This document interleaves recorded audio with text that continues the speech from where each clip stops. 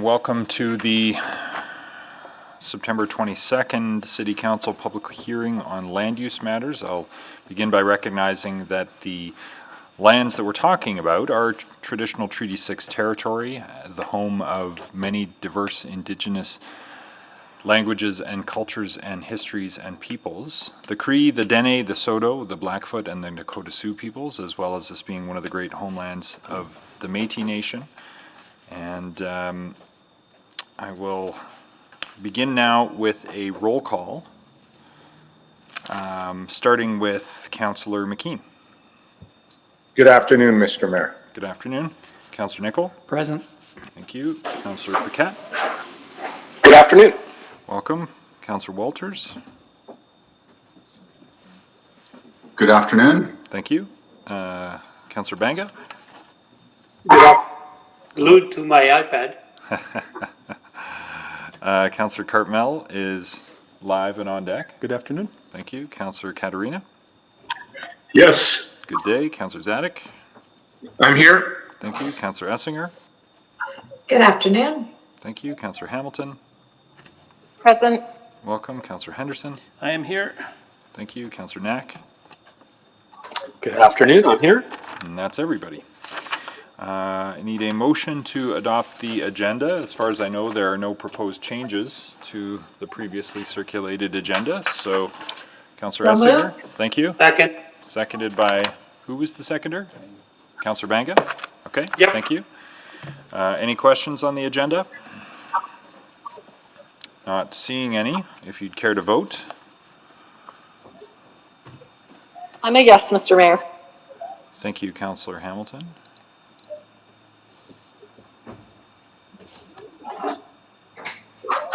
Yes, Mr. Mayor, I'm still voting after. Thank you. Councillor Walters is verbally in the affirmative as well. Do we have all the votes? Okay, display the vote. That's carried unanimously. Protocol items, I don't think we have any today. So let's move into the items for discussion. Now would be when I would read the thing, which I don't have, but from memory, I will try to now briefly outline the procedures for this hearing. First, the clerk will call out the bylaws to be dealt with at this time, and then I will call out the names of the speakers.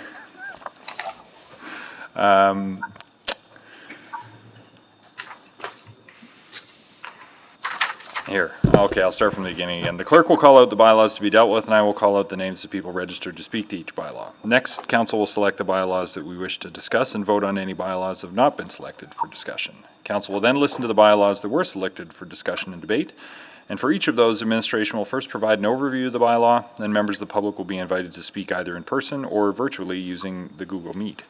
Those in favor will speak first, followed by those opposed. Each will have 5 minutes to make comments. The clerk will run the official timer. However, those attendees participating virtually may wish to use a timer at home too. When the speaker is finished, please stay at the microphone or on the line, as council may wish to ask questions. After we've heard comments from the public, council may ask questions of city administration, and after all the speakers have concluded, I will then ask each speaker if they wish to speak to new information which arose during the public hearing. This process does require a bit of patience to ensure that anyone who does wish to address council has an opportunity. Thereafter, council may close the public hearing and debate the bylaw. And for those participating virtually, please refrain from using the chat function in Google Meet during the meeting, as it can create issues of decorum or provide an unfair advantage, and it may interfere with the live stream. Additionally, remember to mute your microphone when you're not presenting or answering questions. If you're experiencing any questions or any challenges or difficulties, the Office of the City Clerk has resources available to facilitate communication with those participating in the statutory public hearing process. Please reach out using the contact information provided in your registration or city.clerk@edmonton.ca. Finally, for those of us here in person, please remember that the temporary mandatory face covering bylaw 19408 is in effect, and we ask that you keep your mask on at all times, including while making your remarks to City Council. You may notice that members of Council administration may take off their masks while they are behind the plexiglass barriers, but we'll put them back on when moving about the room and/or talking with each other during the meeting. We appreciate your understanding and participation in keeping everyone safe. Okay. Mr. Clerk, up first. Thank you, Mr. Mayor. Items 3.1 and 3.2 will be dealt with together. Is there anyone here to speak to item 3.1, amendment to the Southeast Industrial Area Outline Plan? Yes, I have Alyssa Colmer to answer questions only on behalf of Robert T. Tobner from ALCO. Is Alyssa there? Oh, in person. Wow. This is going to take some getting used to again. We have a number of people here in person. That's wonderful. Okay, thank you, Alyssa. Questions only, and no one in opposition on the Weir industrial items. Next. Is there anyone here to speak to Charter Bylaw 19412 to add additional commercial uses and signs and generally update the existing DC2 on the site, Meili 1? Yes, I have Kartar Sahota to answer questions only.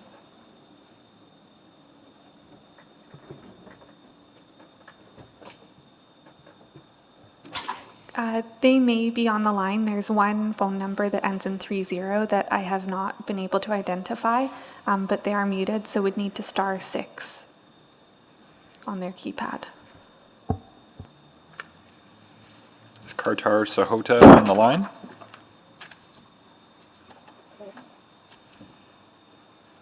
How about Stan Dibka to answer questions only?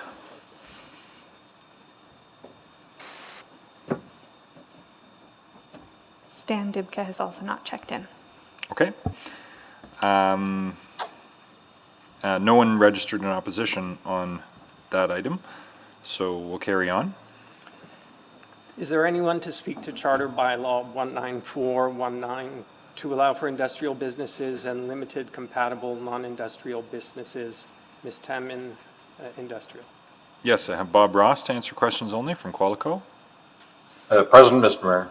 Welcome, thank you. And no one in opposition. Thank you. Is there anyone to speak to Bylaw 19404 to close a portion of laneway south of 40th Avenue Northwest for consolidation with the abutting properties Greenfield? Oh, and Bylaws 19404 and 19405 will be dealt with together. So we would also look at Bylaw 19405 to close a portion of laneway north of 39th Avenue Northwest for consolidation with the abutting property Greenfield. Thank you. And bylaw 19411.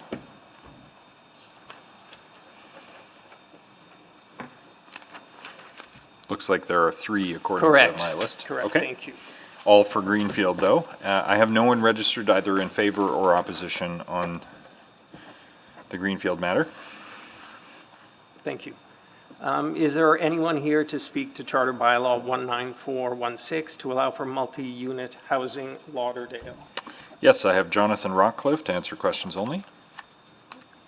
Present. Thank you. And Raymond Swanik from GEF Seniors Housing. Here, Mr. Mayor. Hi, Raymond. Welcome. Hello. And then in opposition, I have John McIlwraith.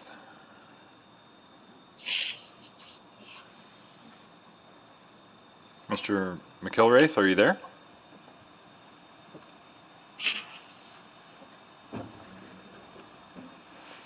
Okay. Is that speaker checked in? He has checked in, and I can see that the call is unmuted. Okay. Well, hopefully we'll be able to hear from Mr. McIlwraith when the time comes. But noted that there is a speaker in opposition on 3.8. Thank you. Is there anyone here to speak to Charter Bylaw 19417 to allow for multi-unit housing in Kensington? I have no one registered either in favor or in opposition for that item. Thank you. Is there anyone here to speak to Charter Bylaw 19415 to allow for mixed-use residential and neighborhood commercial development in Hazeldean? Yes, I have Dr. Karen Lee from Housing for Health.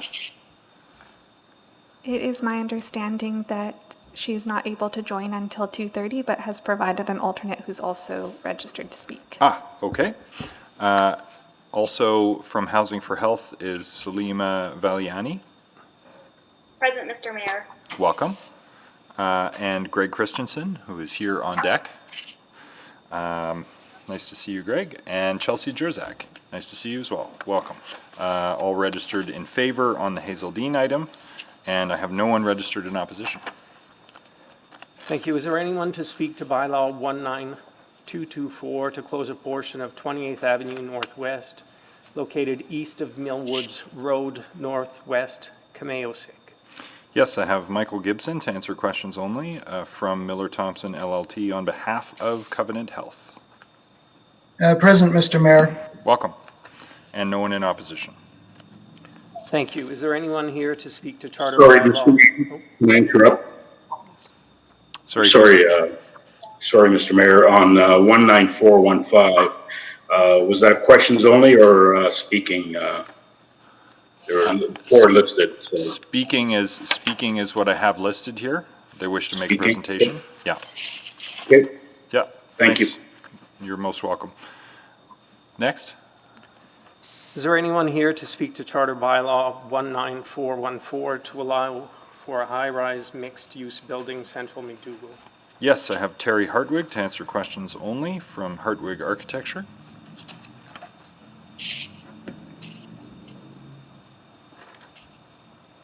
Are you there, Terry? I don't believe that Terry Hartwig has checked in. However, we had confirmation that they would be attending in person, not virtually. Oh, okay. No one has registered in opposition, so that may or may not be an issue. We'll see, because Mr. Hartwig is questions only at this point, so we'll see what happens, but I have no one else for that item. Thank you, Mr. Mayor. Is there anyone here to speak to charter bylaw 19413, text amendment to the zoning bylaw, urban institutional zone? Yes, I have Mark Huberman to answer questions only on behalf of MacEwan University. I am here and present. Hi, Mark. And then I have James McDonald to answer questions only, also on behalf of MacEwan. Yes, I'm present, Mr. Mayor. Welcome. Thank you. And I have no one registered in opposition on that item. Thank you. Is there anyone here to speak to charter bylaw 19387 to allow an additional building to accommodate accessory uses for an existing religious assembly, Mayo Kumin? I have Graham Greenwood to answer questions only from Hope City Church. And are you there, Graham? I am present. Welcome. And I have no one registered in opposition. Is there anyone here to speak to charter bylaw 19420 to allow for a variety of low-intensity commercial uses on a planned neighborhood commercial site, Keswick? Yes, I have Brian Alsop to answer questions only from Brian Alsop Architect Limited. And Brian, are you there? I am here. Welcome. And I have no one in opposition. Thank you. Is there anyone here to speak to bylaw 19426, amendment to the Heritage Valley Town Center Neighborhood Area Structure Plan? Yes, I have Jennifer Smythe to answer questions only from the City of Edmonton.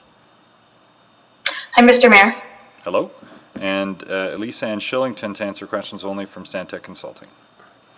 Hi, good afternoon. Good afternoon. And no one in opposition. Just to confirm, bylaw 19426 and charter bylaw 19427 will be dealt with together. Yes, that's my understanding as well. Thank you. Is there anyone, bylaw 19228 and 19229 will be dealt with together? Is there anyone here to speak to bylaw 19228, amendment to the Oliver Area Redevelopment Plan?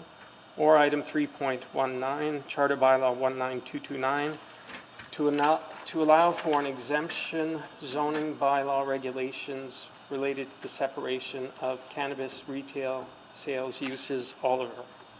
Yes, I have Matthew Anderson from Fire and Flower.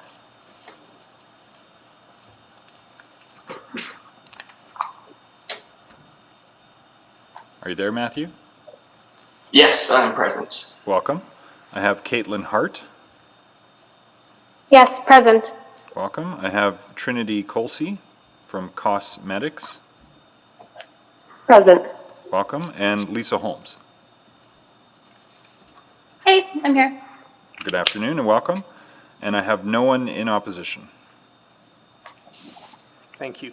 Is there anyone here to speak to Charter Bylaw 19421 to relocate the parkade ramp and reduce the amount of landscape screening required for an already approved high-rise, high-density residential building on a small site, Oliver? Yes, I have Sylvia Summers from Stantec Consulting. Hello, Mr. Mayor. I have a presentation if required by council. If not, I'm available for questions. Okay, thank you for clarifying that. So questions only unless selected. Presentation available, and I have no one registered in opposition on item 320. Thank you. And bylaws, or bylaw 19219 and charter bylaw 19220 will be dealt with together. Is there anyone here to speak to bylaw 19219, amendment to the Summerlee Neighborhood Area Structure Plan, or charter bylaw 19220 to allow for shopping center intended to serve a community or regional trade area, Summerlee? Yes, we have James Murphy on behalf of Ogilvy Law, who is registered in favor and here in person. And then in opposition, we have Roberto Noce on behalf of the Summerlee Community League and residents. Mr. Noce, are you there? Yes, I am here. I'm on the telephone. I'm here, Mr. Mayor. Thank you. Welcome virtually back to Chambers. Thank you, yes. Okay. Mr. Mayor, sorry to interrupt. There are two callers on with phone numbers ending in 10 and 30 that we have not confirmed who they are. And I just want to be mindful if they wish to speak. And Mr. Mayor, before I didn't finish my thought, on the last two matters in Summerlee, I'm seeking on behalf of the Community League a postponement of that. So I just want to put that on the record, Mr. Mayor. Okay, you have a request for postponement of 19219 and 19220. Understood. Thank you. So then to the folks who have phoned in, may I ask for the person whose number ends in 10 to identify yourselves?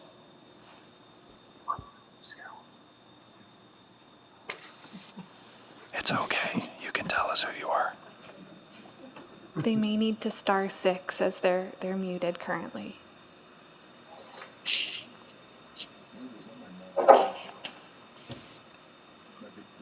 How about the individual with the phone number ending 30?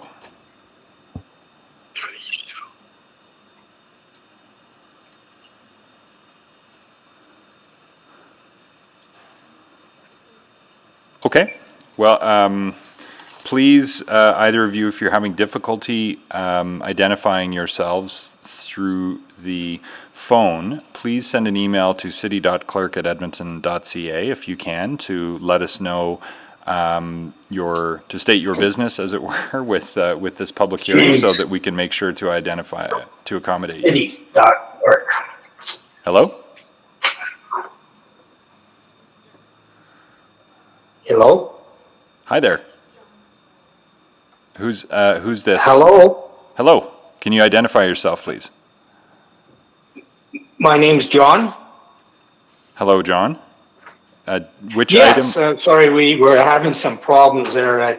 It wouldn't come through at first. Sorry about that. I was the one opposing the Lauderdale development. Item 3.8, John McIlwraith. Yes? That is correct. Excellent. Thank you, Mr. Mayor. Thank you for identifying yourself. We appreciate that, and we've noted your registration on that item, so glad we can hear from you when we get to it. So stand by, please. Thank you, Mr. Mayor. You're most welcome. Okay. Well, unless we've missed anyone who wishes to speak up now, we'll carry on with the selection of items for debate. So please click in to eScribe, members of council, if you would be so kind. if you have selections.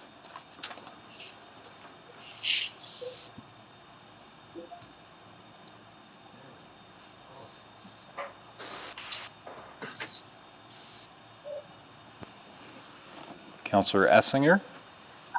Yes, I would like to select the 3.8, the Lauderdale item. Noted. Thank you.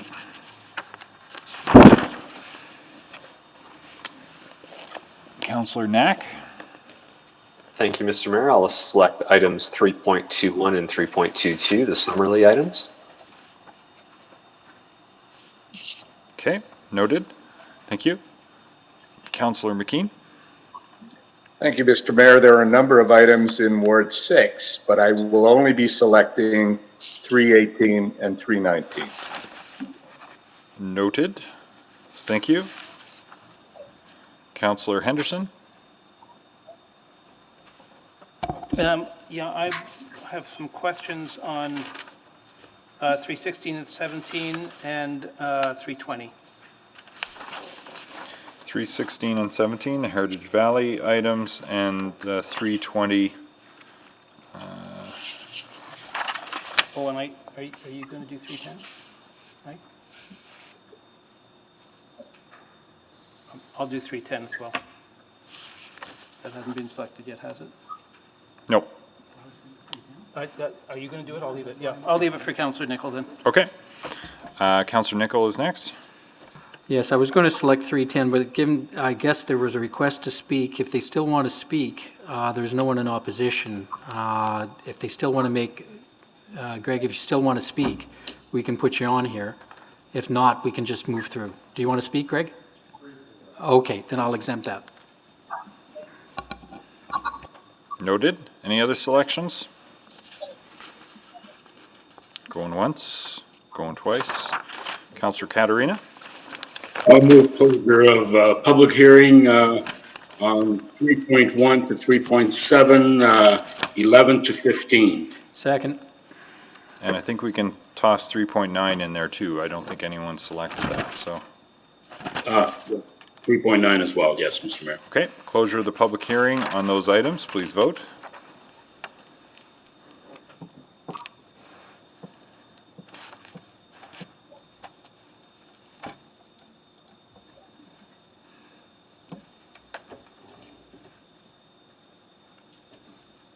Display the vote. Carried. And Unanimously. Mr. Mayor, I'll move the amendment in 3.1 separately first. Second. Thank you. Moved and seconded. Please vote on the amendment 3.1. in 3.1.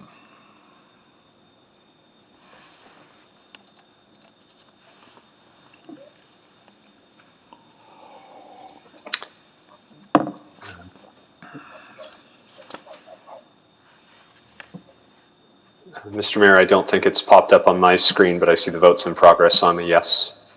And Councillor Carpenter as well? We're good. Thank you. Thank you. Display the vote. Carried unanimously.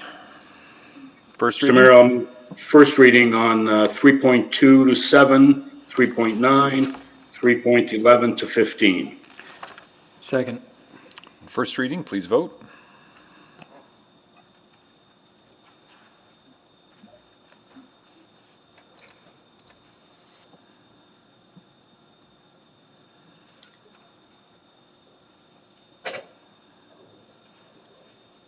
We're good to go, Mr. Mayor. Display the vote. Carried. Mr. Mayor, I'll move second reading 3.2 to 7, 3.9, 3.11 to 15.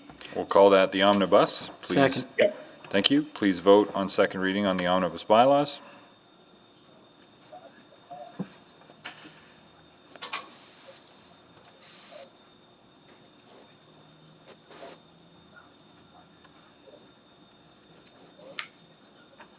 Display the vote, please. Carried unanimously. I'll move consideration for third reading on the omnibus, Mr. Mayor. Second. To allow third reading to proceed on these bylaws, please vote.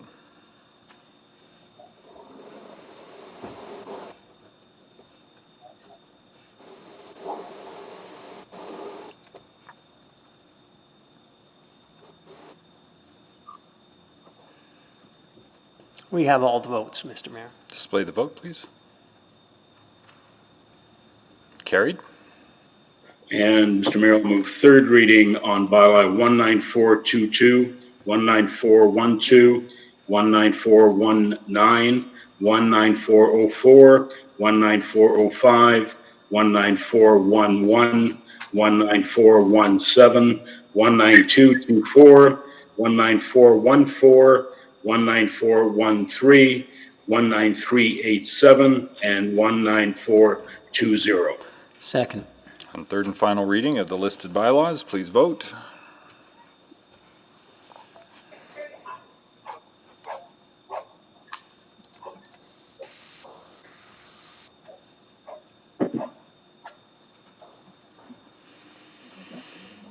Display the vote, please.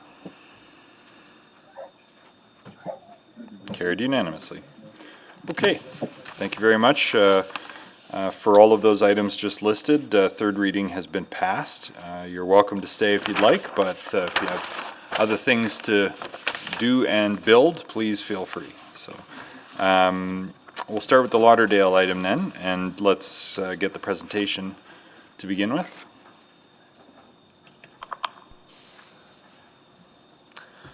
Thank you. Good afternoon, Mr. Mayor and Council. This application is to rezone a site in the Lauderdale neighborhood from RF4 semi-detached residential zone to the RF5 row housing zone. The stated intent of the applicant is to develop bungalow-style row housing at the north and south ends of the site, with multi-unit style housing in the center of the site. The development is intended for seniors. The subject site is located at the intersection of 129th Avenue and 103rd Street and is currently occupied by 12 units of semi-detached housing. The portions of these roads directly to the west and south of the site are collector roads. The site is predominantly bordered by single and semi-detached housing, but backs onto a public utility lot and walkway, which, in combination with 2 lanes, provides a significant buffer from the properties to the east. There is also a 14-meter wide utility lot to the south of the site. The site is 2 blocks from Lauderdale Park to the west and 3 blocks from the commercial services on 97th Street. Bus routes are available in immediate vicinity. Under the current RF4 zone, the subject site could yield up to 19 semi-detached or duplex dwellings. The proposed RF5 zone allows for multi-unit housing on this site and could accommodate up to 34 principal dwellings.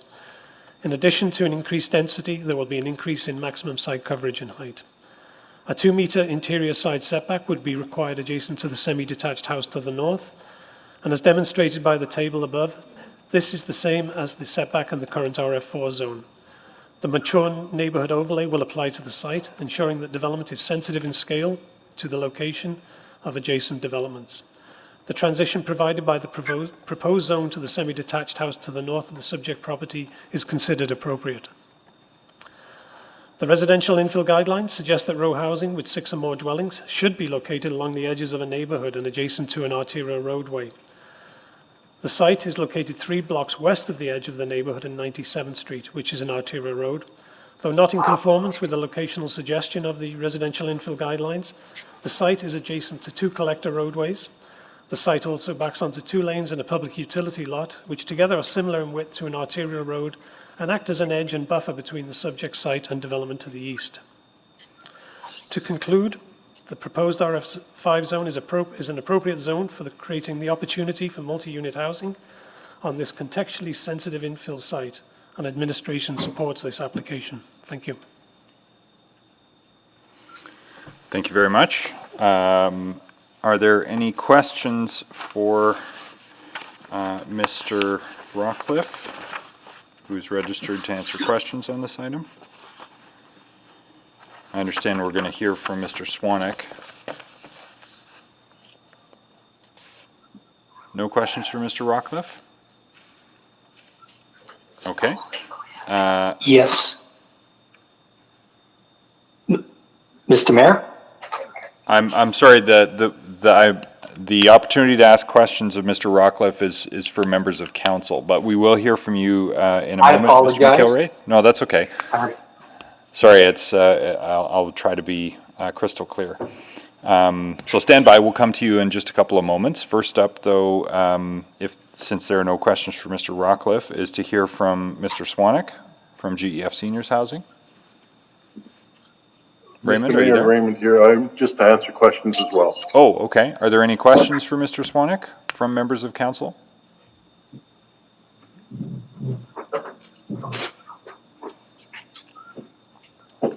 Not seeing any, then we appreciate that Mr. Rockcliffe and Mr. Swanek are available for questions and under new information if anything arises.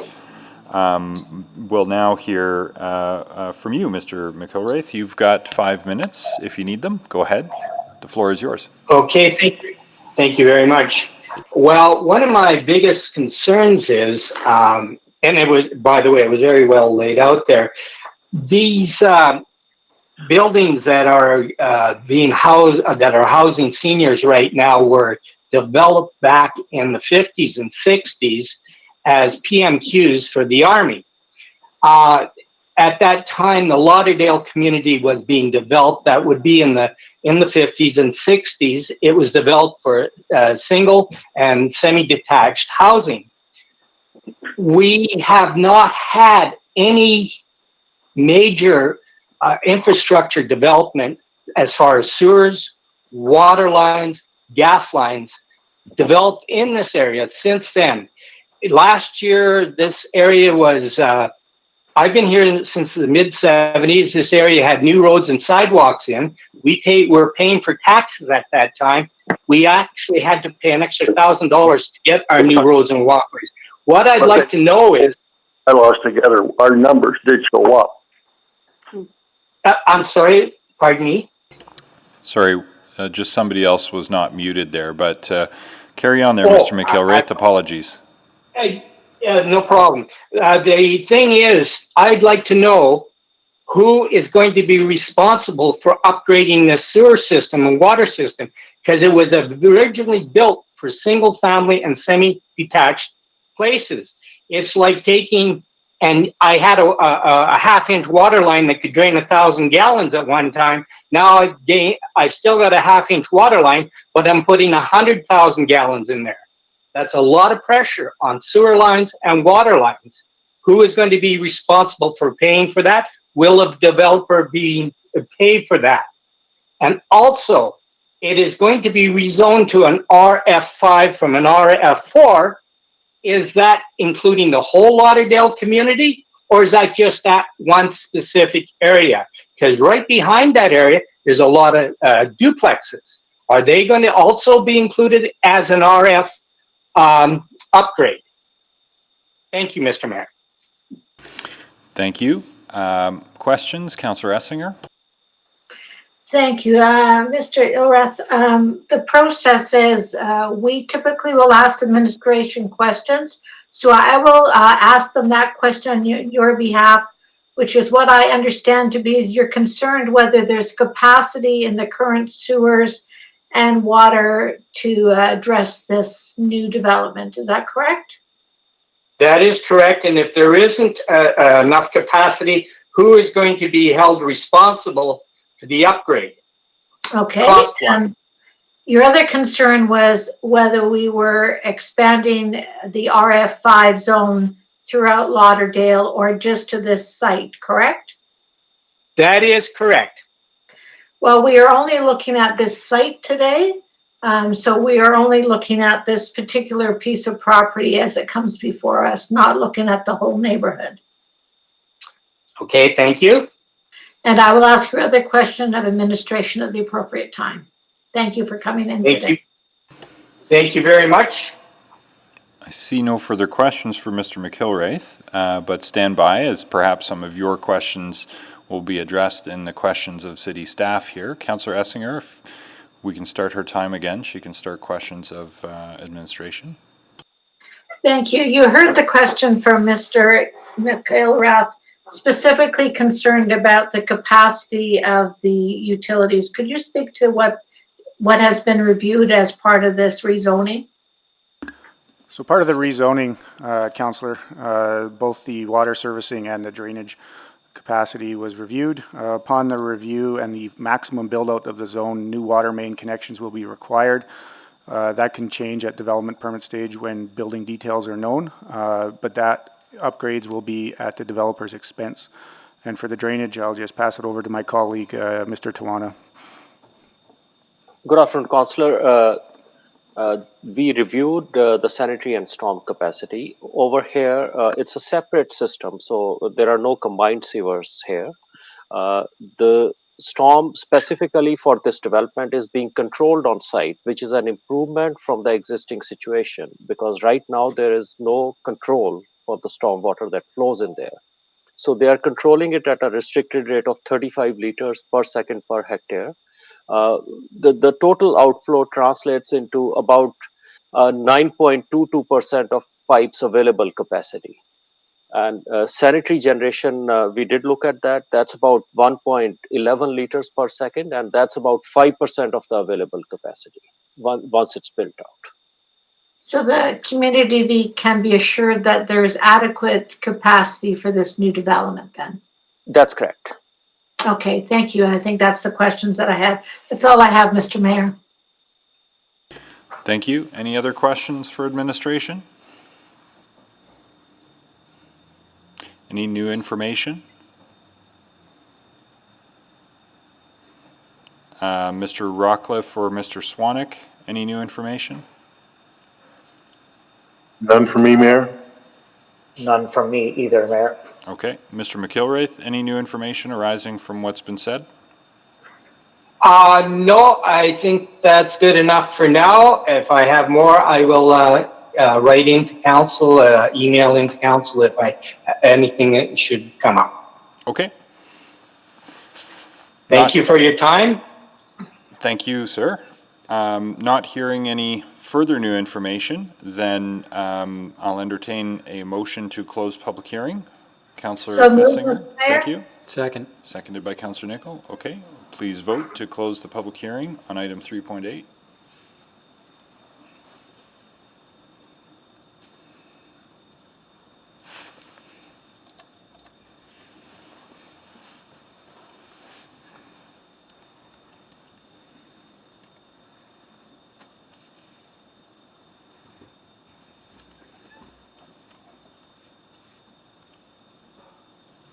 Display the vote, please.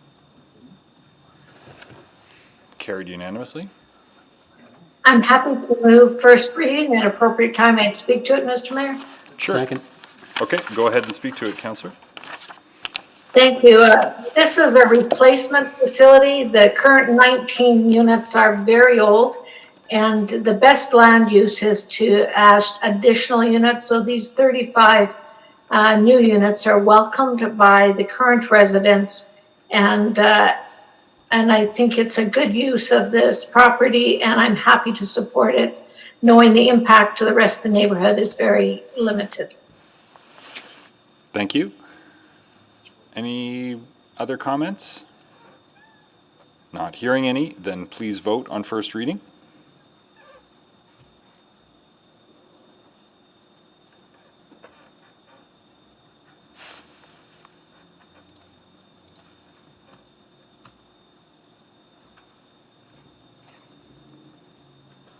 We have all the votes, Mr. Mayor. Display the vote, please. Carried. I'll move second reading. Second. Please vote on second reading.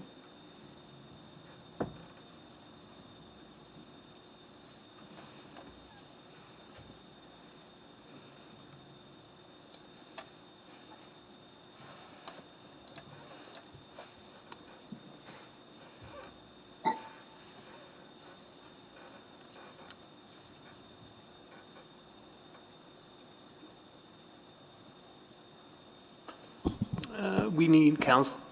We're good to go. Thank you. Display the vote. Carried. I'll move consideration for third. Second. To allow third reading to proceed, please vote.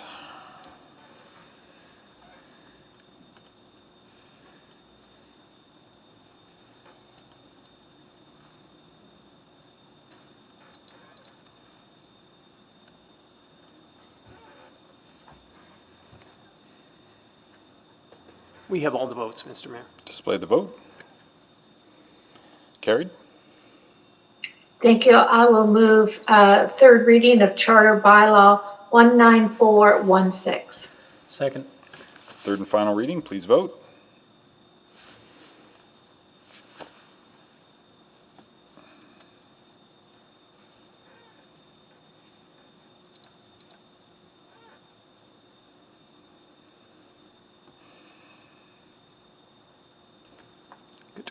Display the vote. That is carried unanimously.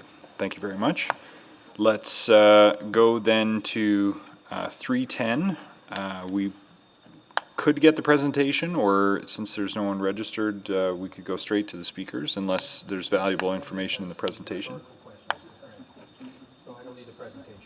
Okay, we'll go straight to the speakers then, unless anyone else wants the presentation. Going once, going twice.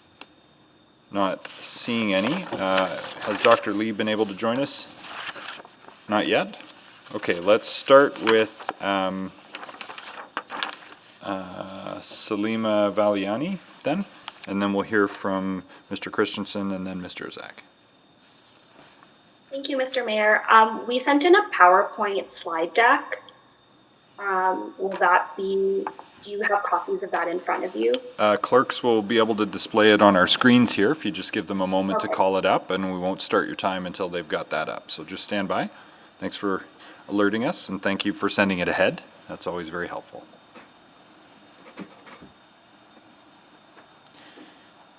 Here it is up on the screen. Okay, great. Go ahead. Thank you, Mr. Mayor and Councillor. I am from the Housing for Health team at the University of Alberta, and I'll be speaking on behalf of our Housing for Health team and Dr. Karen Lee. Our project explores how building and neighborhood design, planning, and construction can impact health and well-being through physical activity, healthy eating, and social connection.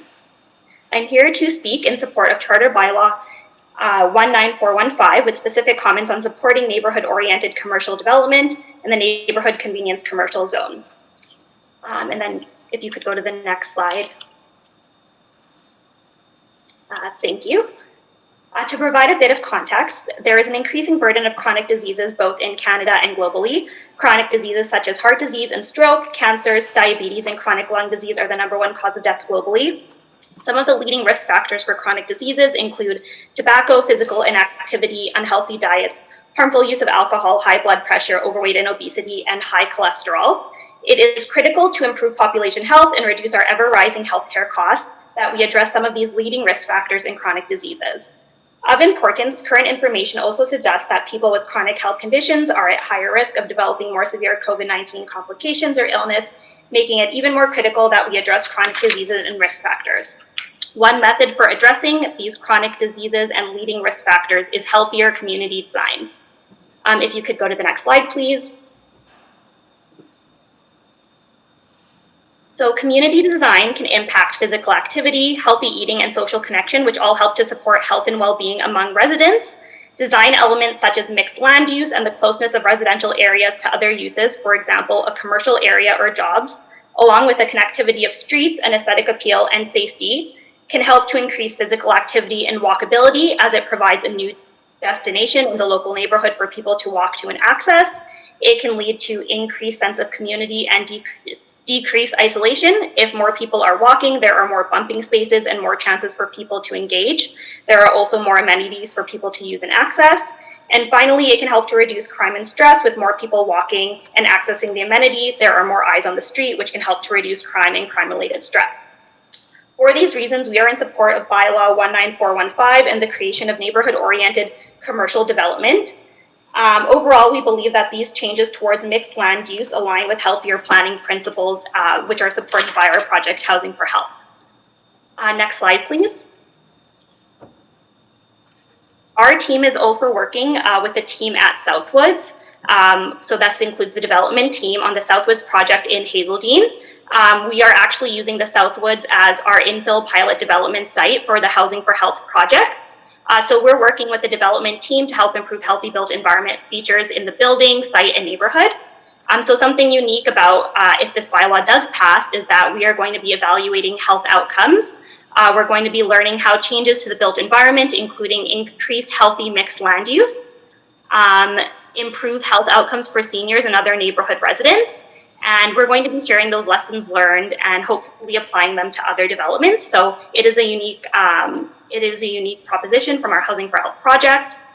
And then the final slide just includes a little bit more about what our project does. So as I mentioned, we have pilot developments.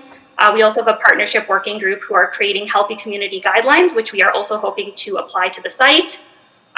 We also have community engagement, research and evaluation, as I mentioned, and knowledge sharing and dissemination. And so in conclusion, we are in support of bylaw 19415, and we do think that moving towards mixed land use can help to increase the health and well-being of the residents in the area. Thank you. Well, thank you very much. Questions on Ms. Valiani's presentation? Not seeing any. Let us know about the conference in 2021 in February. See if we can help with that. Yes, we definitely will. Thank you. Thank you. Mr. Christensen, come on down. Oh, you want to switch? Sure. Ms. Jerzak, come on up.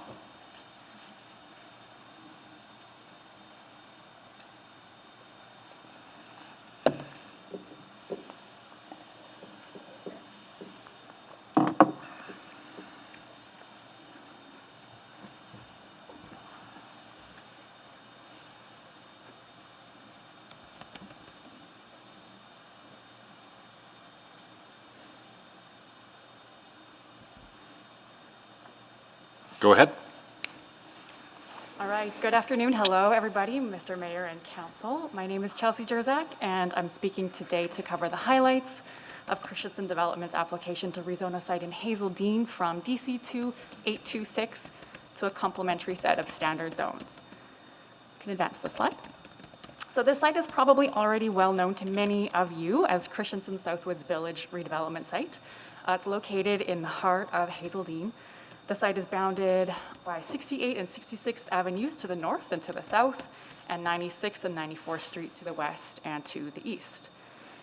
So the Southwoods development is designed to be inclusive and multi-generational with existing and relocated family-friendly townhousing along the edges of the site and apartment housing for mature adults, including seniors needing supportive care in the center. It's also designed to be mixed use, with some small-scale commercial at the corner of 96th Street and 66th Avenue to allow for seniors living on-site to access shops and services without having to cross any streets. The site is also notable because it's powered by geothermal energy, with a geothermal field located under the green space just south of the current seniors building on the site. So the current building is shown in this site plan in blue. So the geothermal field is just south of that. I can advance the slide, please. So the site, of course, is also really interesting because it's the subject of a University of Alberta Housing for Health research study, which we just heard about moments ago. Next slide. So to give you a bit of background about the project and about the site has been rezoned before. It was last rezoned in 2013, and since then there's been the one new building completed, which is currently occupied by seniors. The intention for this rezoning is to allow the project to move forward into phase 2 of the same multi-generational concept as the current DC2, but under standard zones. So the use of standard zones will result in a similar outcome to the existing DC2, while bringing the site up to date with significant recent changes to the zoning bylaw, including changes to the RF5, RA7, and RA8 zones, which were approved in the missing middle set of changes in August of 2019, as well as open option parking, which was approved earlier this summer. So moving forward, standard zones will allow the regulations that apply to the site to evolve with any further changes that council may make to the zoning bylaw under the umbrella of zoning bylaw renewal. So next slide. Under the current DC2, the site is divided into Area A and Area B. Area A is the blue area in the middle, and that was based on the 2013 version of the RA7 zone. It allowed for apartment housing and boarding and lodging housing, which is what is the housing that provides care for seniors. So this area is now proposed to be rezoned to RA7 with a component of RA8 in the center to allow for additional senior supportive services. Area B, which rings the area in red, was based on the 2013 version of the RF5 zone and allowed for row housing. So most of this area is now proposed to be rezoned to RF5, along with a small component rezoned to CNC neighborhood commercial. This commercial component is intended to complement the existing Hazeldean Shopping Center and serve the day-to-day needs of residents living on site without them having to cross 66th Avenue, which is, can be a safety concern for the seniors, especially in winter. So the arrangement of the proposed zones and the overall development pattern provides a transition from apartments in the center of the site to row housing along the edges and then into the surrounding neighborhood. Next slide. So of course, also parking plays a role here. As we know, earlier this year, Edmonton made history by becoming the first major city in Canada to remove mandatory minimum parking requirements. Thank you for that. The current 2013 DC2 on the site requires 533 parking stalls, which is a very high number in the context of our contemporary approach to parking, but it's also a high number relative to the seniors demographic, which drives less and requires fewer parking stalls. So providing greater flexibility for parking will allow the site to rethink some of the surface and underground parking that was required in the previous DC2. Last slide, just to wrap up, the proposed rezoning would continue the development of the Southwood site as a healthy community for all generations. And last thing that I will say is that I just wanted to give a shout out to administration and council for all of the work that's gone into updating the zoning bylaw in recent years to make a rezoning application like this one from a direct control to standard zones possible. So we really think that that goes to show that these changes are working. So with that, I will conclude and say thank you, and I'm happy to answer any questions. Thank you very much. Questions? Councillor Henderson? Yeah, I'm just curious, and I don't remember enough of the detail, and maybe I'll have to ask this question of administration too, or maybe Mr. Christensen, but understanding that I think from my memory of the DC2, the built form doesn't particularly change here. But my memory also was that there was a fair amount of negotiation about other things that were not necessarily a built form, the roadway infrastructure, the park, you know, other things that are in there. That seems to me if we take the DC2 off, will no longer, you know, will not be encapsulated in the, so I understand there's probably no substantive change here, but the reality is a lot of stuff was negotiated in that original DC2. I don't remember all of it, but I do remember it was a long and fraught negotiation. And I'm just wondering what this, you know, understanding your status, that your intentions haven't changed in terms of some of those things, and I certainly understand why going with you know, with the more open zoning makes some sense, and dealing with the parking stuff makes some, bringing that up to date. But I'm concerned that there's other stuff that get lost in the DC2 that were part of the promise that was put in place when this was originally pitched to the community. So I'll answer that maybe with two responses. With regard to infrastructure, it is something that is an ongoing challenge that we're working through. So for this rezoning, we updated the drainage servicing report, so there will be quite a bit of on-site storage required for drainage, for example. There are infrastructure upgrades required as well, which Greg will speak more about from FCOR with regard to water mains and hydrants. So that work continues behind the scenes, and that will be ongoing as the site develops out. With regards to the overall design and build out of the site, now that we're working together with Dr. Karen Lee's team on the Healthy City guidelines, it allows us to incorporate some of the best practices that are more contemporary and integrate them into the site. So we're no longer locked into a 2013 site plan, but we have the ability to update that according to current best practices with regards to healthy living. Yeah, I mean, and unfortunately, I just don't remember enough of the detail. You're showing a lot of roadway infrastructure in here, and park space and open space, and you know, things like that may still happen, and I would presume would still happen, but yes, currently will have been shown in the zoning, and that it won't be in the zoning anymore. That stuff all comes off, right? So, yeah. So there's no guarantee that it plays out the way you're describing. I mean, that's the downside of standard zone, and this is a large site. That was part of the argument that was made at the time. The thinking of it comprehensively as a large site was important. So I understand the intention hasn't changed. I understand it still looks like this. I'm just a little bit nervous that a lot of really good work was done coming up with what you have here roughed in, that we now walk away from in the zoning.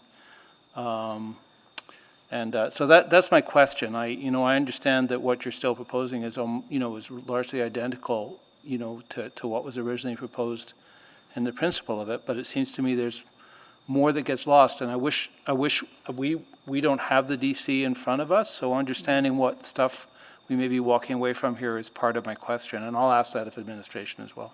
I just wanted to give you a chance to respond, and I'm guessing Mr. Christensen will have thoughts about that also. Great, thanks. Any other questions for Mr. Jurczak? Appreciate that feedback about the work on the zoning bylaw. Thank you for that. Mr. Christensen, come on down.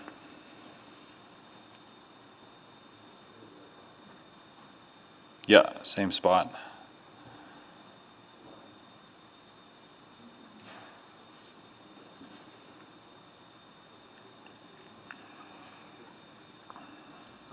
Thank you, Mr. Mayor and councillors, both present and by virtual camera. Just briefly want to supplement the previous comments. This is a mature neighborhood infill, and this is our third appearance at council. The first two was a DC2 and an amendment, which Councillor Henderson referred to, and I'll speak to at the end. And these are relatively minor amendments that allow us to use conventional zoning, which Ms. Jurczak capably spoke to. But I would like to reiterate, if it's not obvious, that the era has changed in Edmonton, I think, in many cases for dealing with neighborhoods. And the Hazeldean-Ritchie community leagues, we have very good relationships. We've been property owners in the area now for almost 20 years, 18 years. And similarly with Avonmore, King Edward Park. And I think you see that by our availability in meetings. There's not a heavy attendance of dissenting speakers at today's public hearing. And similarly with EFCL, the Federation at large, we have an excellent relationship and work with them on other projects and are very proud of that. So I mentioned that I think things are healthy in mature Edmonton. You hear, council hears a lot of problems, particularly in these COVIDian times, but the neighborhood of Hazeldean and Ritchie, where I personally live, to the north, are going through dynamic redevelopment with new housing. And while this development has taken longer, and in some cases we missed the boat on some of the seniors, the reactivation by having more incomes, more families, healthier communities financially means that there's a reactivation of commercial opportunities and live, work, and walkable situations that Housing for Health spoke to, and Ms. Jurczak. The Ritchie neighborhood, of course, is a poster child in Edmonton in some ways for a dead and dying shopping center that now is a vital act of community amenity to the north, and we'd like to see Hazeldean replicate that success. And as alluded to, we'd like for our housing to be more accessible to shopping for our seniors, particularly as we enhance the walkability. So like I say, the atmosphere is completely different than it was 13 years ago, or 2013 and 2007. And of course, since that time, Bonnie Doon Mall, north and east, has been redeveloped into 28 and 40-story buildings. Ritchie West has been rezoned as part of that White Avenue and 99th Street corridor up to 13 stories. So I consider this relatively benign and progressive densification. Since the time we've rezoned to, 6-story buildings have become more popular in the building code. When we were doing this previously in 2013, they were not financially viable because of the building code.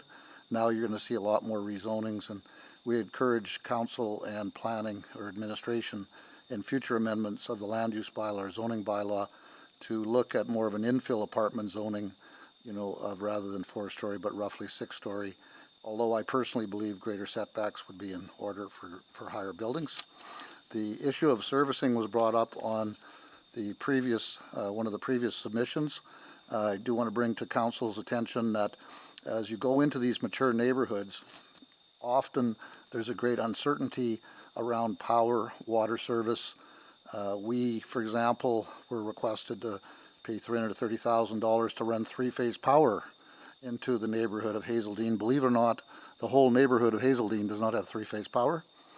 EPCOR was very kind, and this is notwithstanding the fact As you heard, we have a cogen geothermal operation, allows us to be standalone in theory and off the grid.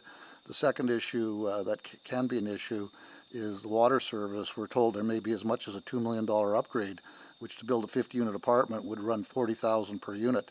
So we believe there needs to be cost-sharing mechanisms. Council's heard that, and the administration's aware of that. But these are real projects that are impacted.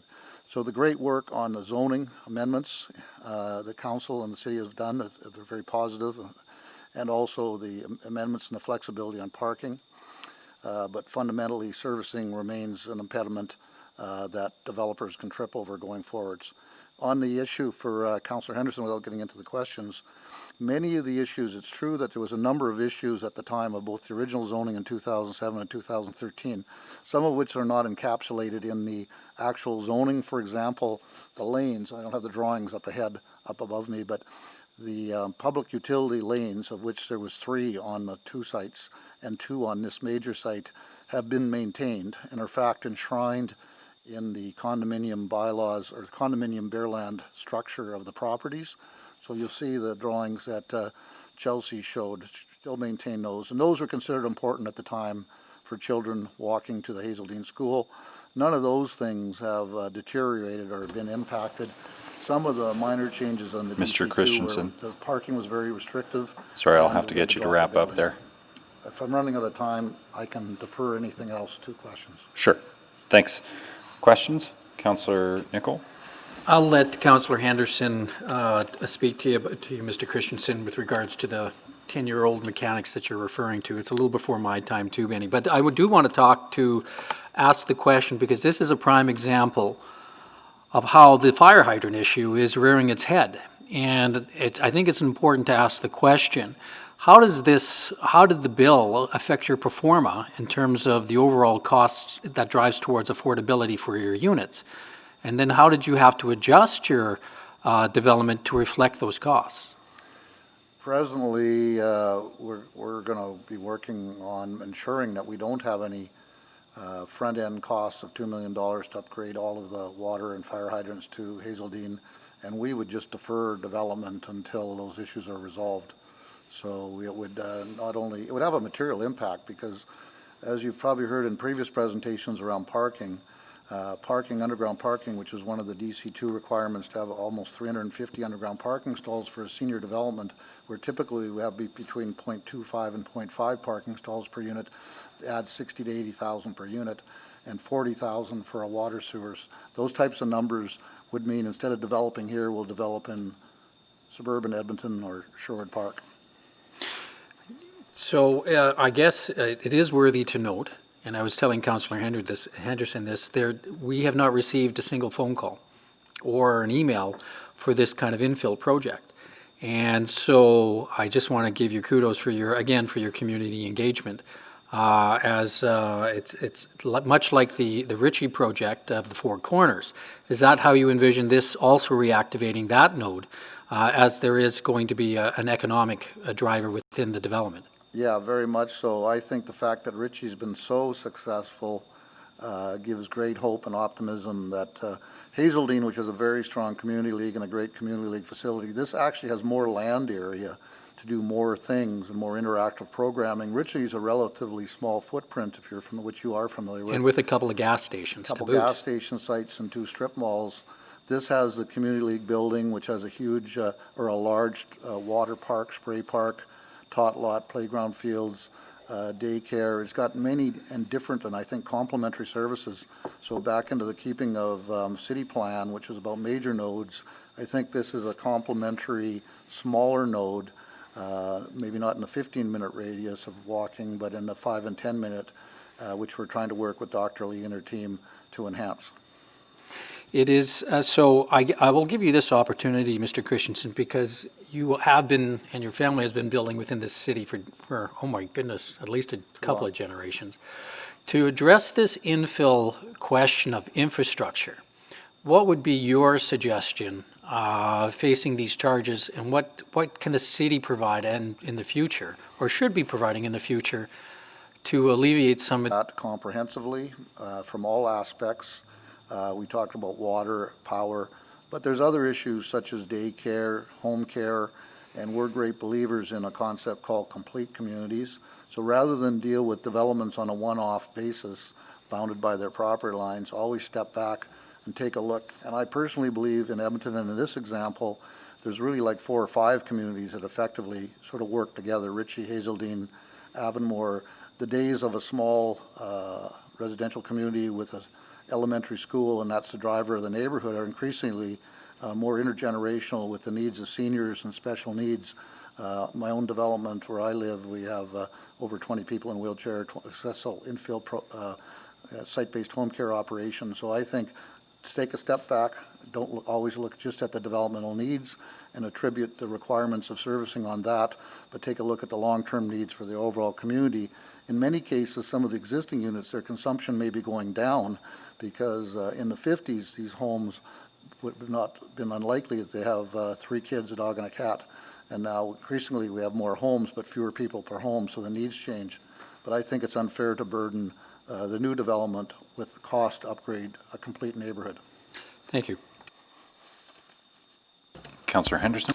Yeah, I guess, Mr. Christensen, it's a kind of generic question I'm asking, and I'll ask this of administration as well, because interestingly enough, we have another DC2 of this era that I suspect we're going to be hearing from shortly that is talking about the same kind of thing. And where I understand that your intentions are exactly what they were in the DC2 and haven't changed. I intend all the things you list, you have every intention of still putting them there. The problem is, what happens if it's not you doing it? And on a large site like this, understanding how the light site goes together, I think was part of the important reason why we had the discussions back in 2007 and then revised it so it made it possible in 2013. So, and I know we'd prefer to use, and you would prefer to use standard zoning, I get that. What worries me a little bit is a number of things that I understand completely why the community's still on board, because it's still the same project. In your mind, but I'm just a little bit nervous that it's not going to be the same project in the zoning once we do this. And that's not questioning your motives. That's what happens if the worst case happens and you're not able to do it and you're forced to sell it. Now we have commitments that aren't in zoning anymore on a large site. So that's my question. I wouldn't mind your thinking on it because I'm struggling with it. The way the plan is conceived, parcels could change hands over time, but the zoning will still protect the developmental concept. The property, for your knowledge, Councillor Anderson, to the south of 66th Avenue, we did not rezone, and its existing 76 townhouses. We recently sold that to Right at Homes, a not-for-profit operator, and one of the reasons we selected them as a purchaser as opposed to some more tear down and mass produce type of developers, is we felt it was in keeping with our general trust relationship with the community. So for example, 6 acres of the 18 acres is not being rezoned and will remain in its current RF5 low profile townhouse. And as you're no doubt aware, we've worked on these issues commonly with council and administration. Protecting the existing affordable housing is in some ways as important as the zoning. On the north site, we relocated 16 units rather than tear them down and relocated them to low-density positions on our site. Yeah. So we're aware that the overall neighborhood needs and would like to see, I believe, family affordable rental housing. And I think that this is relatively No, and I'm not at all questioning your motives. I understand what your intentions are. I just am being careful because, we have 2 pictures here from Ms. Jerzak, one of which shows a great deal of detail, which I know is your intention. Yep. And the other one is what we're actually going to be passing, which is a block of pink and a block of blue. And I think, it's one of the things that I think as council we need to be vigilant about is understanding when we're approving the picture and when we're approving the straight zoning. And I think in this case, we're going to be now approving the straight zoning. In the previous instances, we actually were approving the picture in the current DC. So that's, it's a generic question I have that I'm struggling with. And I think I just wanted to give you a chance to talk about it because I will have the same questions of administration. And my own opinion, and I agree you're wise to bring that forward, that you're going away from a very prescriptive DC2, which is very costly, complicated, and requires costly amendments from time to time, to something that's more permissive, but the fundamental built form and concept remains the same. So there is some loss of control over some architectural detail, but I think in the end, it'll be a high-quality apartment building, whether I build it or somebody else builds it. Great. Thanks. Anyway, I wanted to give you a chance to respond because that's my question. Yeah. Thank you very much. Thank you. Any other questions for Mr. Christensen? Not seeing any. Thank you, sir. Thank you. Questions for administration? Councillor Henderson? Yeah, well, you've heard my questions, and I think it's an interesting challenge for us as we go forward. And I think understanding our desire to use conventional zoning rather than DC, and that makes absolute sense to me.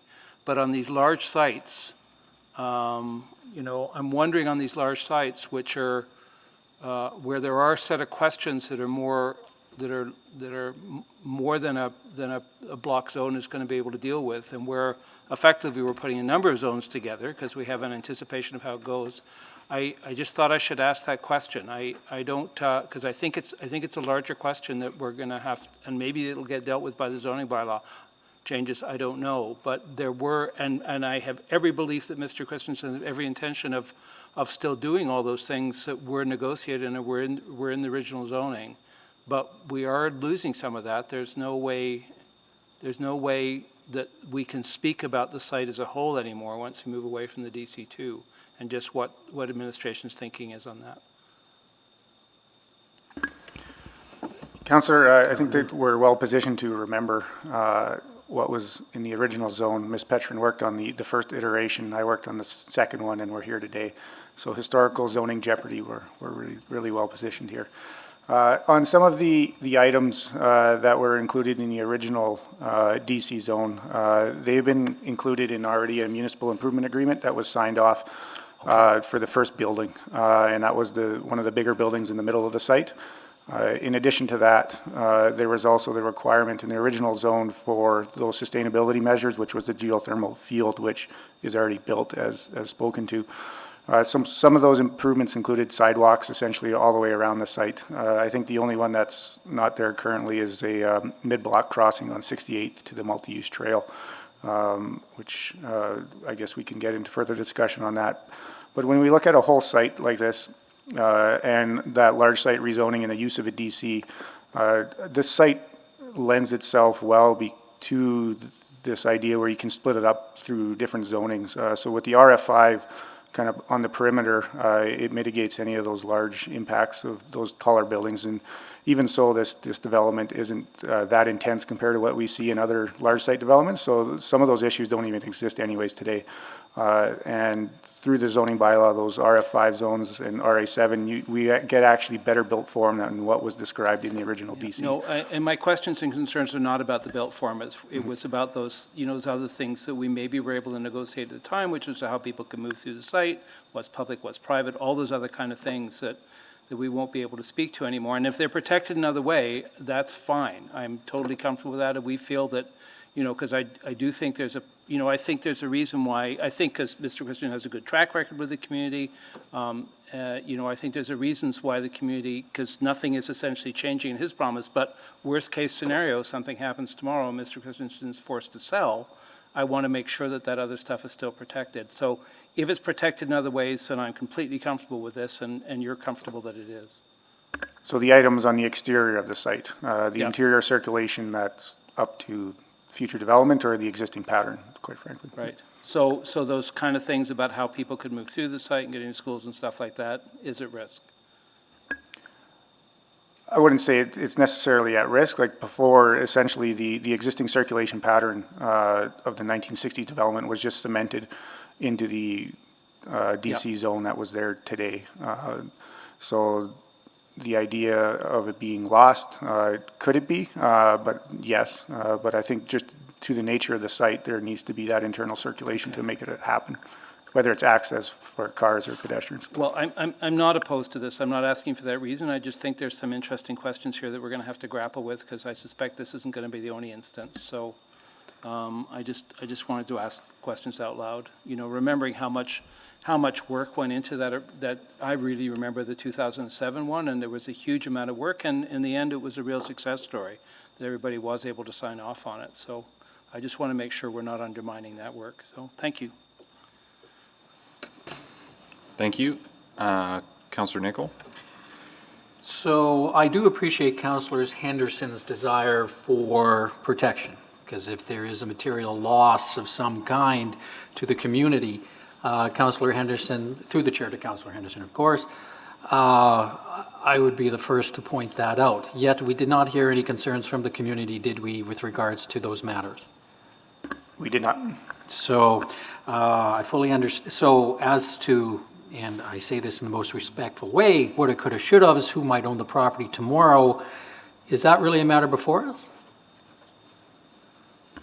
I think overall, the land use consideration of circulation patterns and how people move through in the site is before you, as well as the, I guess, maybe the non-existent public commentary on it. I think Councillor Henderson does raise a good point, though. In our movement from DCs to standardized zoning, there is a risk of haste with a template approach that may rear its head at some point in time. You can see that problem at some certain juncture. For sure, and I think some sites lend itself better to a standard zone approach or a mixed zone approach than a DC approach, which so I understand. Yeah, I understand Councillor Henderson's concern here, and I think those are worthwhile questions that he asked. So that's all I have, and when you're ready, Mr. Mayor, I'll move closure. Thank you. I'll just check to see if there's any new information. Not seeing any. Then Councillor Nicol seconded, it sounds like, by Councillor Banga to move closure of the public hearing. Of item 3.1. So moved. 3.10. 10. Yeah. Yes. Okay. So closure of the public hearing is before us. Please vote.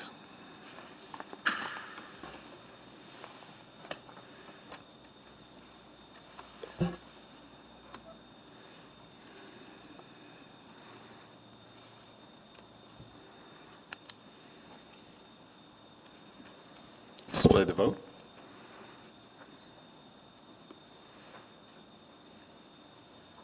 Carried. I'll put first reading on the table and to speak to it, Mr. Mayor. Okay. Second. Moved and seconded. Go ahead. Yes, Mr. Mayor, just to speak to it, there's a couple of things worth of note here. As many of you know, that not only Mr. Christensen's development here, but we also had the Four Corners and Ritchie move forward. And I got to admit, it's not just administration who moved these projects forward, which we thank very much. There were two product champions here. Mr. Greg Zeschuk is one, and Mr. Christensen as another, who took the risk to put these products forward. I have to give them both compliments and to the administration, because as you can see, on the north part of my ward, where there's a lot of infill happening, there isn't a lot of controversy. We do have our problems, we do have our troubles, we do have our issues. But you can see in some of our places in Ward 11, the north part of the ward, it's working. And it's working well, not just because it's anything beyond, it's a combination of things. Let me take a step back. It's administration, it's product champions, and it's actually people in the neighborhoods who get it. And we're starting to see a revitalization of these. I grew up in these neighborhoods way back in the day. I went to church at St. Matthew's. I don't know if any of you folks remember that. And it was a very German-Ukrainian neighborhood, and it's very different now than when I was a kid.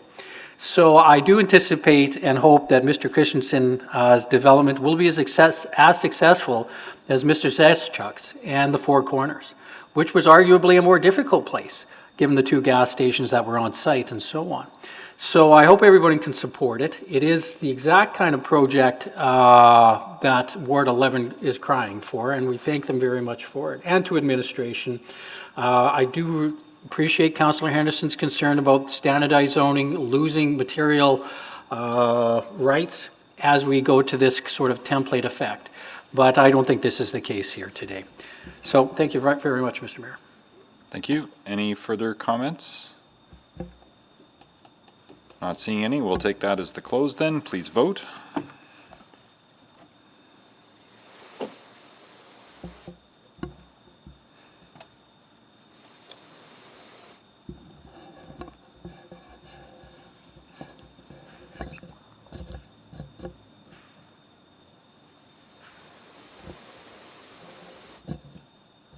on first reading?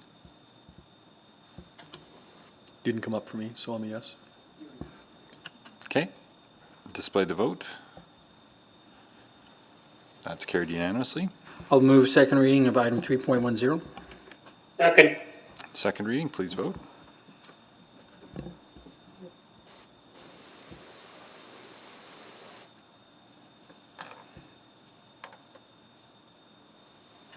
Yes.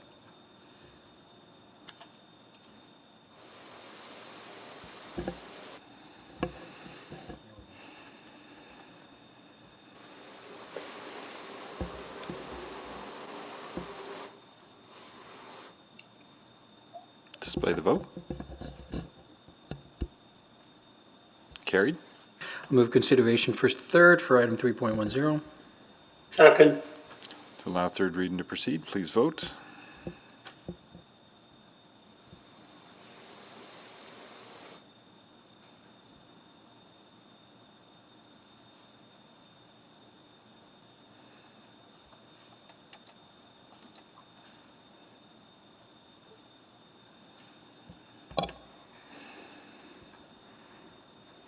We have all the votes, Mr. Mayor. Display the vote.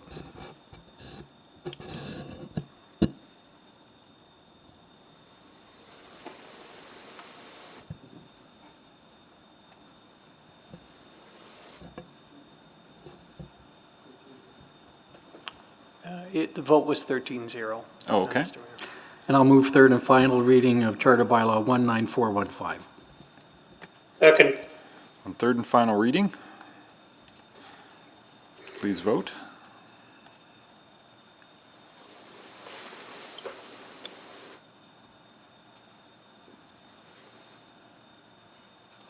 We have all the votes. Display the vote. Carried. Okay.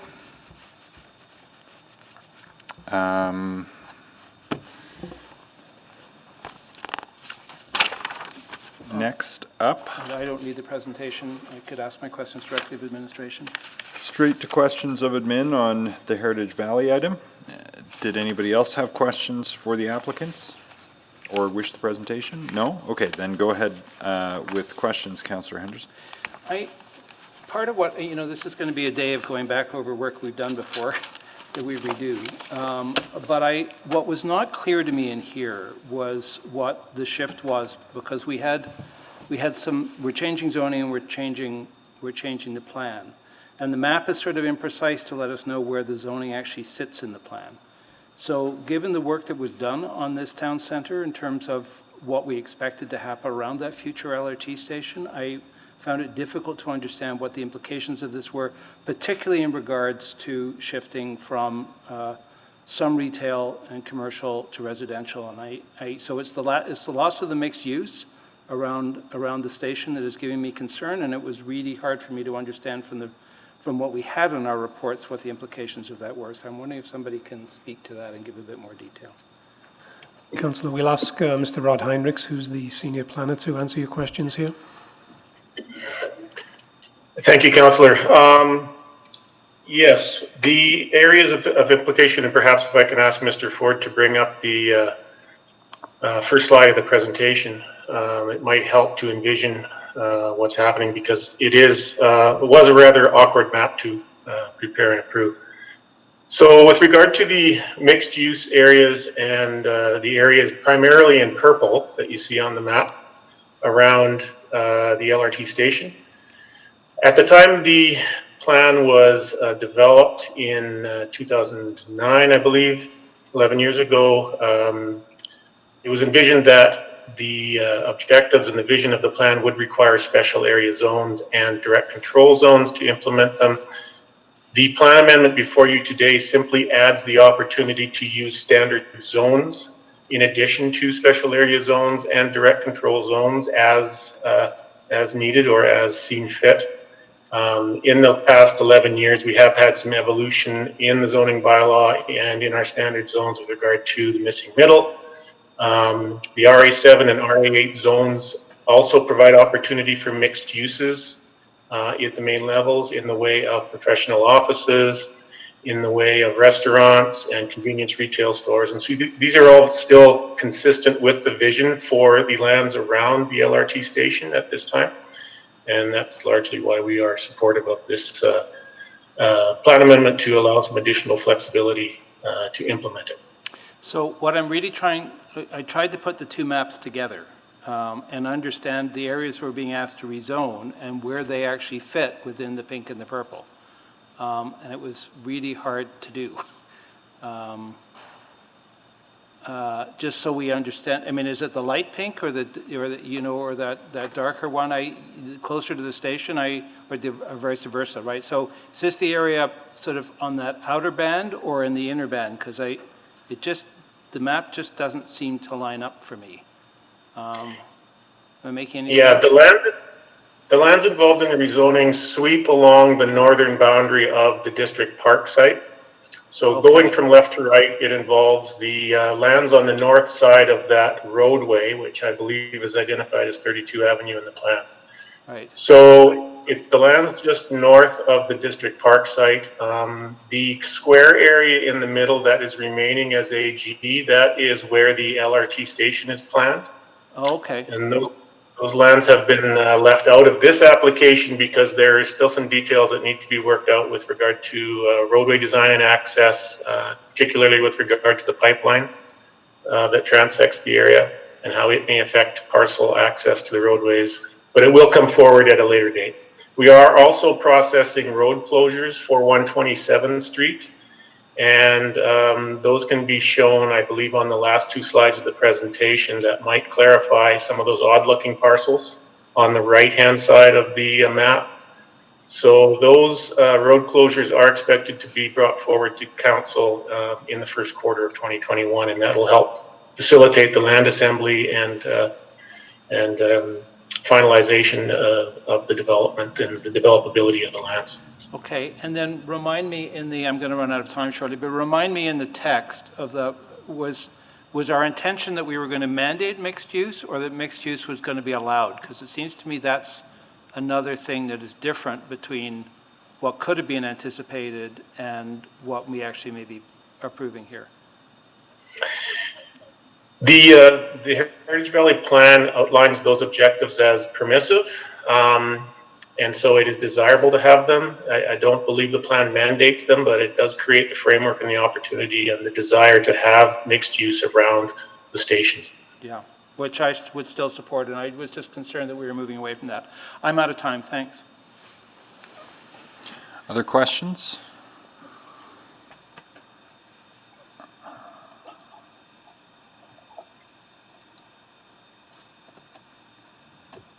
I don't see anybody else.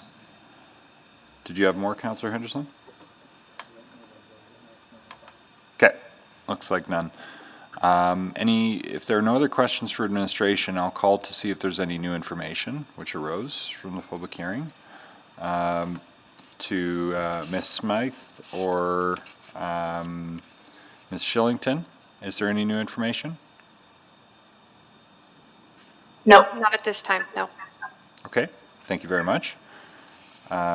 If there isn't any, then I'll entertain a motion to close the public hearing. Councillor Cartmel? So moved, Mr. Mayor. Second.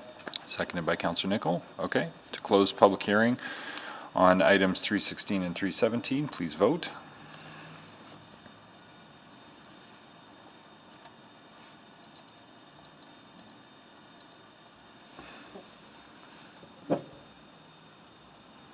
We have all the votes.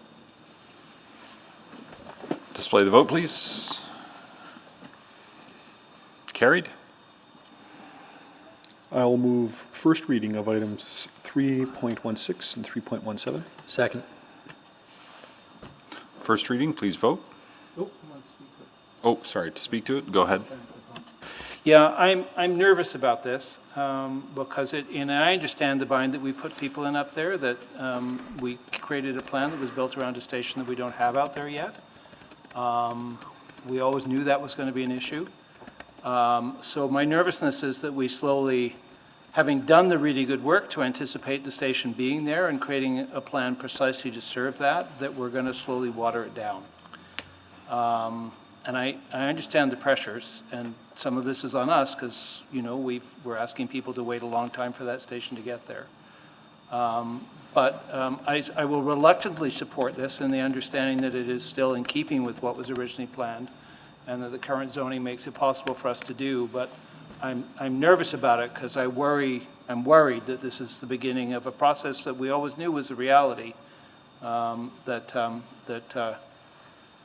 the area would develop without an LRT station in a way that would not necessarily be the best use of the LRT station when it got there. And I think we need to be really, really, really careful about that. I understand from the development's point of view why they may feel they have no choice. I think it is incumbent on us as a city, however, to say we're going to be making a major investment out there and we need to make sure we get it right. So I would hope as we go forward that we keep a really close eye on that. I'm going to believe that we are keeping a close eye on that now and that this is consistent with that vision, but I just wanted to say it out loud and raise that caution because I think we've always known there was a real danger here of, you know, of this getting watered down and the opportunity getting lost before we can get out there with the LRT.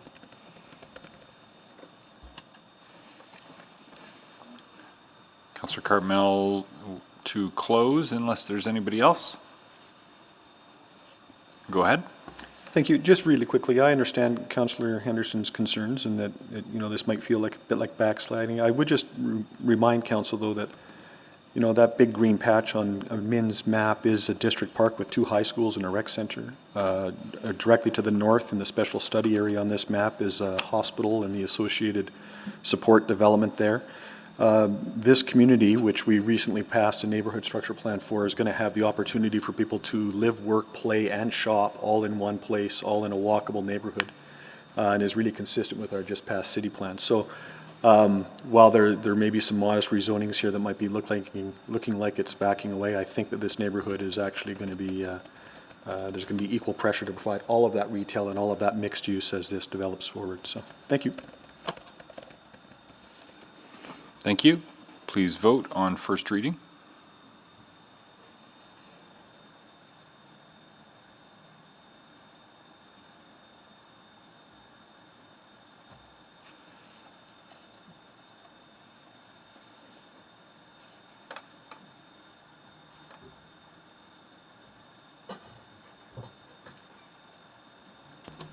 I'm a yes. Thank you. Display the vote. Carried, 12-1.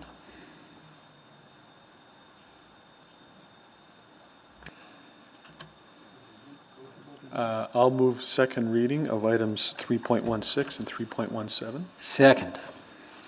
On second reading, please vote.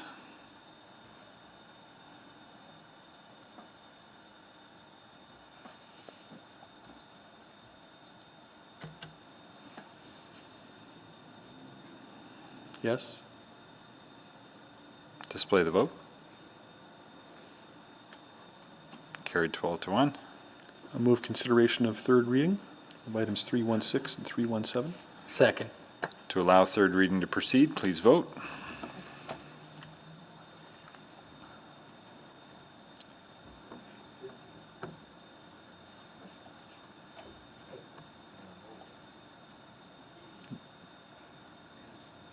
I'm a yes. It's not working on either my PC or my app, so.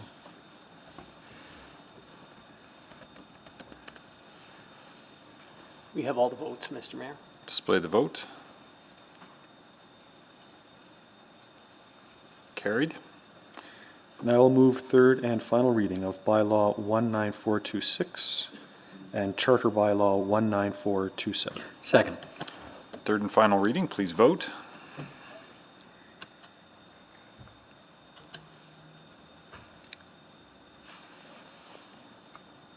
And I'm a yes.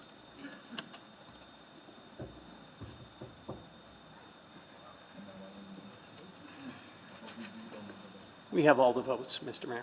Display the vote, please. And that's carried 12-1. Sorry, 11-2.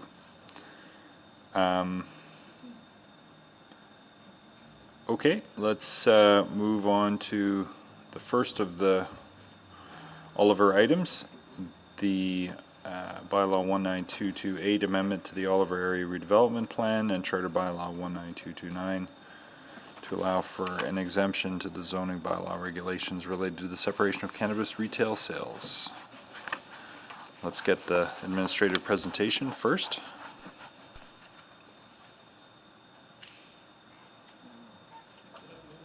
Good afternoon, Mayor and Council. This application proposes to rezone a site on Jasper Avenue in the Oliver neighbourhood from a DC1 direct control provision to DC2 site-specific development control provision to exempt the subject site from the zoning bylaw regulations related to separation of cannabis retail sale uses. A plan amendment to update maps within the Oliver Area Redevelopment Plan is also required to facilitate this zoning. The application proposes to exempt the subject site, shown in red on the slide, from Section 70 of the zoning bylaw, which requires cannabis retail sales to be more than 200 metres from any other cannabis retail sales use. This separation regulation is intended to prevent the proliferation of cannabis stores in commercial areas by limiting stores to one for every 2 blocks. The application is required as there are currently 2 separate sites, shown in blue, within 200 metres that have approved development permits to operate cannabis retail sales uses. The approval of this application would create 3 issues. It would be in direct conflict with Council's direction to manage the proliferation of cannabis retail sales stores. The site would functionally remove the ability for any property owner within 200 metres of it from fairly obtaining a cannabis retail sales permit in the future, as the subject site would always take precedence. And 3, it would make the 2 cannabis retail sales uses within 200 metres of this site legal, non-conforming uses. It should be noted that at the time of writing the Council report, an active development permit was located on the corner of 114th Street and Jasper Avenue. In August of this year, this permit was expired by the City due to a lack of activity, and a new application was submitted and approved for the property directly west of the site. This change does not impact this application, as this new permit is still more than 200 metres from existing cannabis retail's permit to the west, and the subject site for this application is still located within 200 metres of 2 cannabis retail uses. In closing, the outcomes of this application are in direct conflict with the intended outcomes of Section 70.1 of the zoning bylaw, which is to provide evenly distributed opportunities and balanced outcomes for cannabis retail sales uses. As a result, administration does not support the proposed bylaw and charter bylaw and recommends refusal of this application. Thank you. Thank you. We have a number of speakers registered on this item, so we'll start with Matthew Anderson from Fire and Flower. Good afternoon. Thank you, Mr. Mayor. I'm here with my colleague, Lisa Holmes, and we did have a presentation that we'd passed through. When we had divvied up responsibilities, she was going to take the first portion. So if I may ask that she speak first, I think that would allow us to present. We can certainly accommodate that. Okay. Lisa, go ahead. Okay, perfect. Thank you very much, Mayor Iveson. So I'm here today representing Fire and Flower, and the property we're talking about is their retail store located at 11512 Jasper Avenue. The admin report made it sound very simple, but the story of this property is actually very complicated. It started over 2 years ago in early 2018, prior to the passing of the Cannabis Act and prior to cannabis legalization. This store was the very first Fire and Flower store built in Canada, and it was even the Fire and Flower head office for the early days of it. Its store had an approved development permit as a cannabis education center, and then we had applied for a change of use to cannabis retail sales. I guess I can say the next slide. Even though the slides are background, they have a lot more detail, and I'm going to go through each one, but I'll tell you. So let's go to the next slide. So in June 2018, City Council approved the charter bylaw that amended the zoning bylaw to add cannabis retail as a permitted use. Following that, a citywide expression of interest lottery was held to determine the application order for development permits for cannabis retail. We want to note that this site specifically, this area, was excluded from that citywide lottery. So due to that, we were unable to apply for that change of use development permit for this site. So we waited. A public hearing was held in October 2018, and that was for you to consider rezoning the cannabis to allow cannabis retail on that site. We were told by administration at that time that council would consider first reading, and then after that, the matter would have to be referred to the EMRB. But during the hearing, council did hear that the referral was not needed, so the bylaw passed all of the readings that day. That meant that later that evening, a first come, first serve application process lottery took place for that specific area in Oliver. We participated in that process and we had significant challenges with it.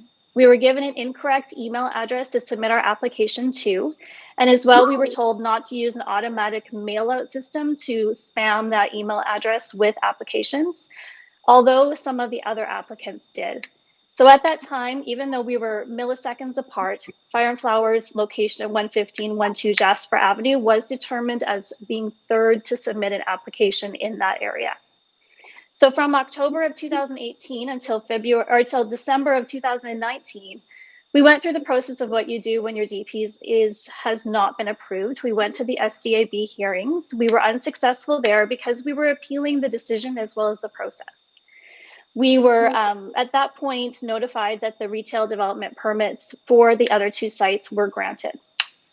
Then in February 2019, you again amended the zoning bylaw to change the expiration date of cannabis retail development permits. That went from 9 months to the standard amount of 2 years. And at that time, we came forward and spoke to you and presented our concerns that this would create a secondary market for the sale of development permits for cannabis retail sales. And unfortunately, we've seen that happen. You can hold on to a cannabis retail DP and you can block out anyone else that is in the 200-meter bubble around you. So they're very valuable. I think I'm probably a couple of slides ahead now. So the situation in Oliver with these 3 potential cannabis retail stores has changed significantly since the permits were approved in January 2019. One of the permits at 11408 was owned by a cannabis company that was involved in an acquisition. They have terminated their lease. They're not building out, as we've heard. The permit at 11639 is valid, but it has been bought and sold at least once, and it has been offered for sale to Fire and Flower representatives at least once as well. So that owner may or may not want to build in the future, but they are blocking out our store from being able to open. Unfortunately, that's exactly what you're trying to not have happen. It is happening. So in December of 2019, after a full year and a bit, Fire and Flower consulted again with administration on how to move forward.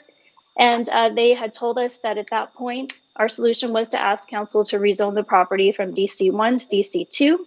And that's why we're here today.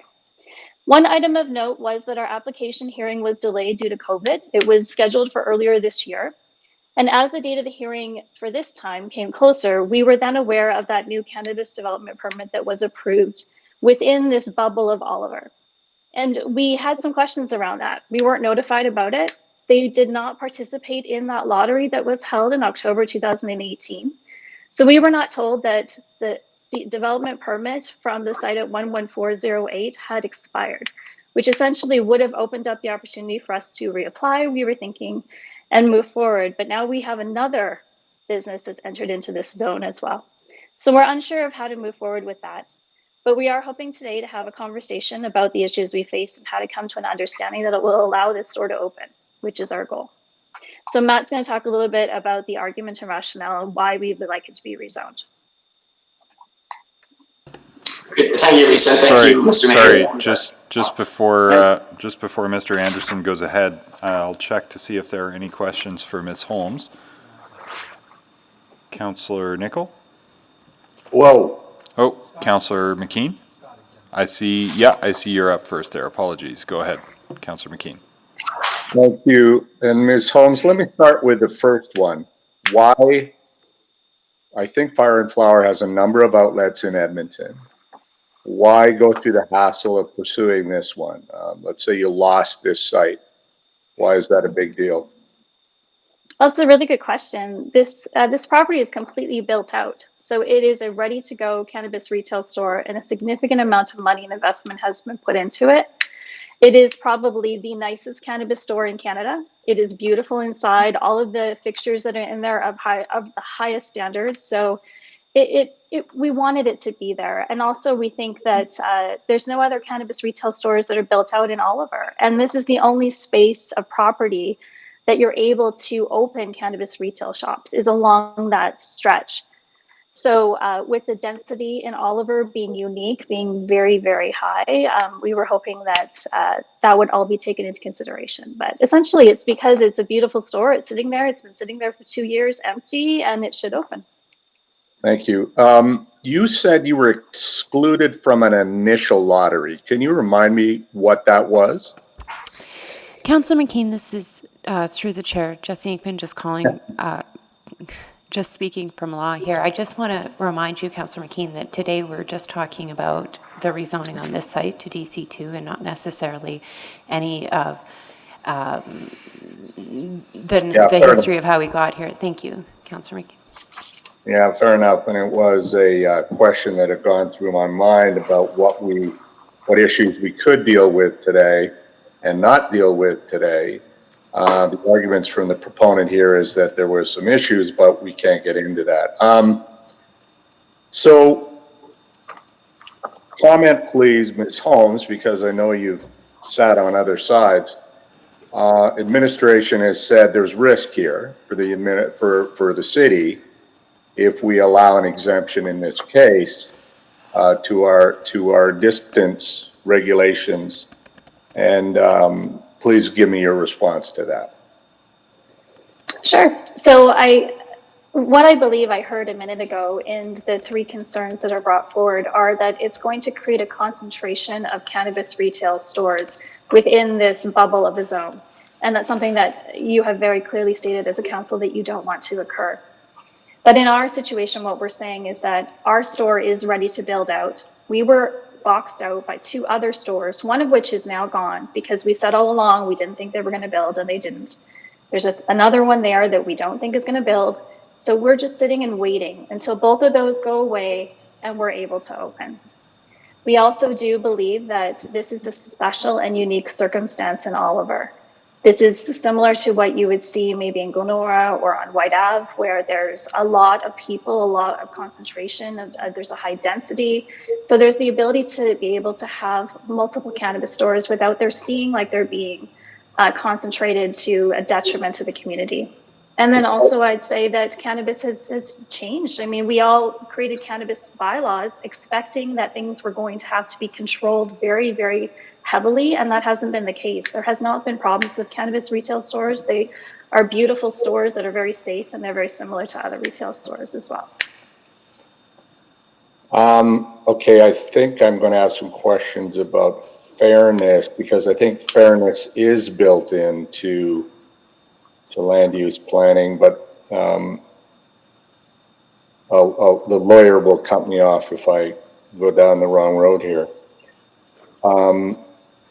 We tried to build in some fairness to the entire system, fairness to the public, that there wouldn't be a proliferation, fairness to other retailers, and fairness, I suppose, to the cannabis market. There's a risk here if we make an exemption that could start to proliferate and demands for exemptions in other places. So your response to that, please. I think that could have been the case if you were hearing this argument in October of 2018.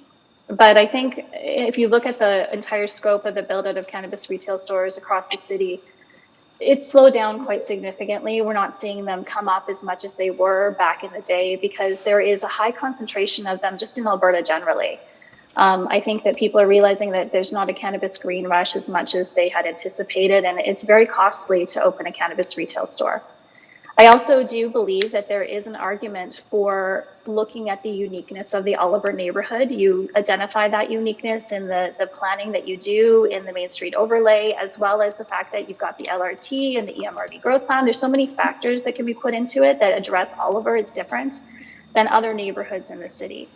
So I think knowing that that's the only area that you're able to open cannabis retail, that the density of the situation or the area is very high, I think you're able to offer this as a special and unique circumstance. Thank you. Thank you. Councillor Nicol. So, Ms. Holmes, I'm going to ask a similar question to Councillor McKean, but perhaps a little more direct from the business side. Since the zoning is before us, please explain to me how this zoning de-risks our issue around distance and concentration. Well, it's my personal opinion that DC1s are meant for this specific purpose. They're meant to bring to council to say that this property in this area is special and unique, and that you're able as council to make determinations based on the uniqueness of it. So I would say that is something to be taken into consideration. From a planning perspective, I do understand that this is not something that is in line with the wording of the bylaw, but I believe the spirit of the bylaw does fit it, where you're saying that you don't want to have a concentration. You will not. There will not be cannabis stores opening up everywhere here. There will be ours, and there perhaps may be one like a block and a bit away, but as far as we can tell, it's not going to open. Honestly, I think that the issue there is that the DP was allowed to not expire after 9 months and was extended for the 2 years. So I don't think that you're at risk for this happening in other places, and I think there's a good argument to be said on the planning side that there's enough uniqueness that this can move forward without impacting other areas. Thank you. Thank you. Councillor Banga? Thank you. Ms. Holmes, a couple of questions. You said those other two locations around your store might not materialize. How can we make sure that it is what it is? Well, the one won't for sure because it's expired. It's out of the picture and gone. And if we were having this conversation a month ago, that one would have been gone. We would have just been dealing with the second at 11639 Jasper Avenue. And that one we've always had concerns about, and we vocalized those. It's in the basement of a building. We don't believe it fits the standards the AGLC will come in and look for in a cannabis retail store. There's concerns that we have with it, knowing cannabis retail build-outs as we do. So I think following up with that would be important, but also looking that if you were just considering that and us together and excluding the rest, would we be able to come to you or to SDAB and present and say that we would like our development permit approved? Yes, most likely. I think that we had a really good argument because there is a distance there and they're separated by by more of a distance than we were from the one that's expired. Having 3, yes, I think there was a concern, but having 2, which one I'm fairly certain will go away, means that we're just left with the Fire and Flower store that is ready and willing to open within the timeline that AGLC would set, which could be up to maybe a month. Okay, and then you expressed concern about the application process, the way it was, I guess, done or handled or finally panned out. Which Miss Inkpen has indicated is not before us today. Okay, fair enough. Fair enough. So maybe I can ask this. I know there is no application before us, but what if somebody with a better building comes for another, I guess, exemption that's next door to you? Next door to the location at 11512 Jasper Avenue? You're applying for. Okay, so you're asking me if someone came to the building next door and tried to apply for a cannabis retail development permit, would we say that you should allow that? Exactly. Well, I think the process would have to be followed, just like we went through. We went through multiple hoops through this entire thing and smashed through barriers that were set in front of us. So I do think that there's an opportunity for them to be treated the same way that we were. And at the end of the day, if you come forward and say that you think that they're a special, unique circumstance and that they would fit the bill, then they would be approved. I honestly, I mean, the premise of the question is difficult because it's not a situation that's happening. Our location is there, it's valid, and we think it should be approved. Okay, and I know you stated exceptional circumstances. Could you not enlighten me once more about the circumstances why I should vote in favor of your argument? Well, I'm saying the special circumstance relate to the uniqueness of the Oliver area. And my information could be a little bit outdated because it's been a while since I've looked at it. But as far as I remember, the Oliver neighborhood is the second most dense neighborhood in the entire province of Alberta. But I could be wrong. I know it's up there. There's a lot of people that live there. And the fact is, right now, they don't have a cannabis retail store. And for them to be able to access something, you want your Main Street overlay mentions, you want walkable communities, you want retail stores available in neighborhoods, you want people to be able to access products when and where they choose to. And with cannabis, one thing that we say is that if you don't allow people to be able to purchase cannabis where they want to in a comfortable and safe place that's legal, they're going to go to somewhere that's not. And we're still finding that a good 80% of cannabis sales across the country are still illegal. So I think in this circumstance, your intention is to have a safe community, is to put the public health and safety first, but also to be business friendly. And I think all of those things add up to the fact that you should have the access to be able to purchase legal cannabis in Oliver. And those people should be asking for that. And cannabis is available to them if Fire and Flower is allowed to open their store, which is a beautiful, very safe store. It's probably safer open than it is right now. We're just sitting there empty with a sign on it where people think it has cannabis, but it doesn't. Thank you. My time's up.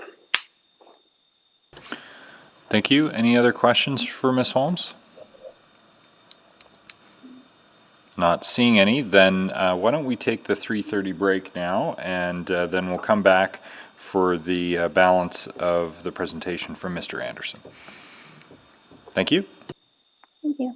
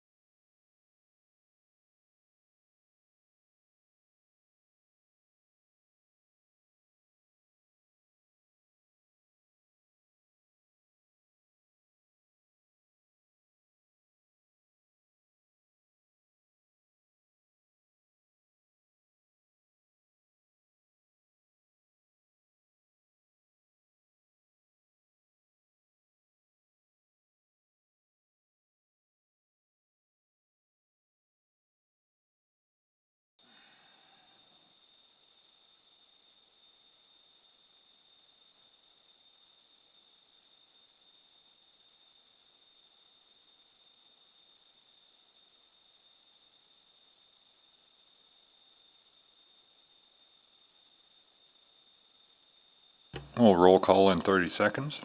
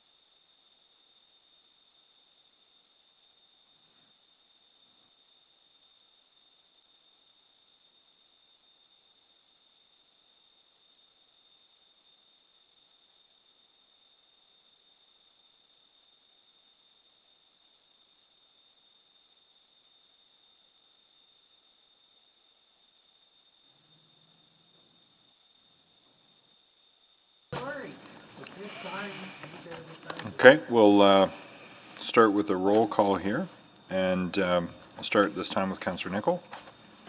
Present. Thank you. Councillor Paquette. I am here. Welcome back. Councillor Walters. Present. Hello. Councillor Banga. Councillor Banga. Present. There you are. Councillor Carmel. Present. Thank you. Councillor Katerina. Yes. Thank you. Councillor Zadig. Good afternoon. Good afternoon. Councillor Essinger. Present. Hello. Councillor Hamilton. Present. Thank you. Councillor Henderson. Present-ish. Thank you. You and me both. Councillor Knack. Good afternoon. I'm here. Thank you. Councillor McKean. You bet. Thank you. That's everyone. So let's dive back into it with Matthew Anderson's part 2 to the presentation. Go ahead, Mr. Anderson. Thank you, Mr. Mayor. And I'll note that I think I'll abridge my my notes a little bit in light of some of the questions that Ms. Holmes was able to address. But yes, if we could go to this slide, I'll pick up from here. I first wanted to highlight the reason why we believe some of the history is relevant, because it has been a long history and frankly a bit of a frustrating process for Fire and Flower for this particular location. The reason it's relevant is because what's before council today is really an opportunity to right the wrongs that have, for whatever reasons, compiled in this particular situation. And what I really mean by that is we feel that the triage process, the way in which applicants were first given opportunities to apply in this location was challenged, and we think that raised some issues of unfairness which have left us in this current situation. And then those were really compounded by the February 25th decision that council made to remove the 9-month expiry. And I wanted to touch on that for just a moment because that 9-month expiry was really, I think, wisely by this council originally adopted in the cannabis retail bylaws to prevent precisely this type of problem from occurring. And that's that if there was a lottery or there was a distribution of development permits, that they would be put to good use and they would not simply be sat on by developers, traded in a secondary market and used as an ability to block development. So that was first put in place. We thought that was wise, that as much as we had issues with the triage process at the time, there was still opportunity for those development permits to expire when the recipients did not intend to build out or were not able to get approvals by the AGLC. Unfortunately, that 9-month expiry was removed in February 25th, and that decision has led us directly to here, whereby we continued 2 years after having commenced this process to be faced by development permits that have been extended. Now we're told one has expired, but then another application was allowed to be submitted next to it. But if if that February 25th decision had not been made, then all of these neighboring development permits would have been allowed to expire, and we believe we would have at least had a fair opportunity to apply. So I wanted to just touch for a moment on why I think it was important for Lisa to run through the history. And for this, I think it's hopefully apparent in this image of what that really entails. And that's that the red dot is the Fire and Flower subject site. To the east are the two dots, one that was in the October 26th application process that was extended, and then we're told by administration expired in August, although there's some questions around that. And then there's a dot just to the west of that. And then to the west and on the south side of Jasper Ave is the other development permit that creates a 200-meter radius that's nearby.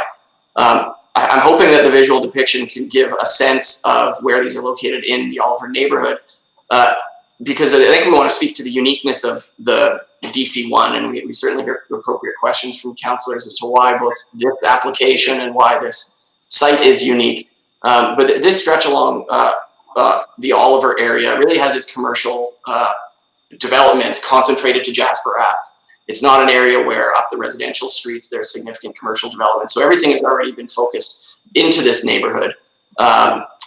The one site to the west, the 11639, is not only to the west near 2 blocks, but it's also south and on the other side of Jasper Ave. Now that's, I think, I would suspect most would know, Jasper Ave is a very busy street that can be difficult to cross in a pedestrian manner. Effectively acts as a form of arterial roadway that does create an additional barrier between the Fire and Flower location and that location, if it ever does get developed to the south. And I think that would be a relevant factor in considering whether in this case, in this site, it would be appropriate to grant an exemption or a variance. And that's that really the 200 meters when measured as the crow flies, it may not reflect the same level of distance in different environments. This is a very dense community that has much higher than average population density than the remainder of Edmonton. The stats that I have most recently are that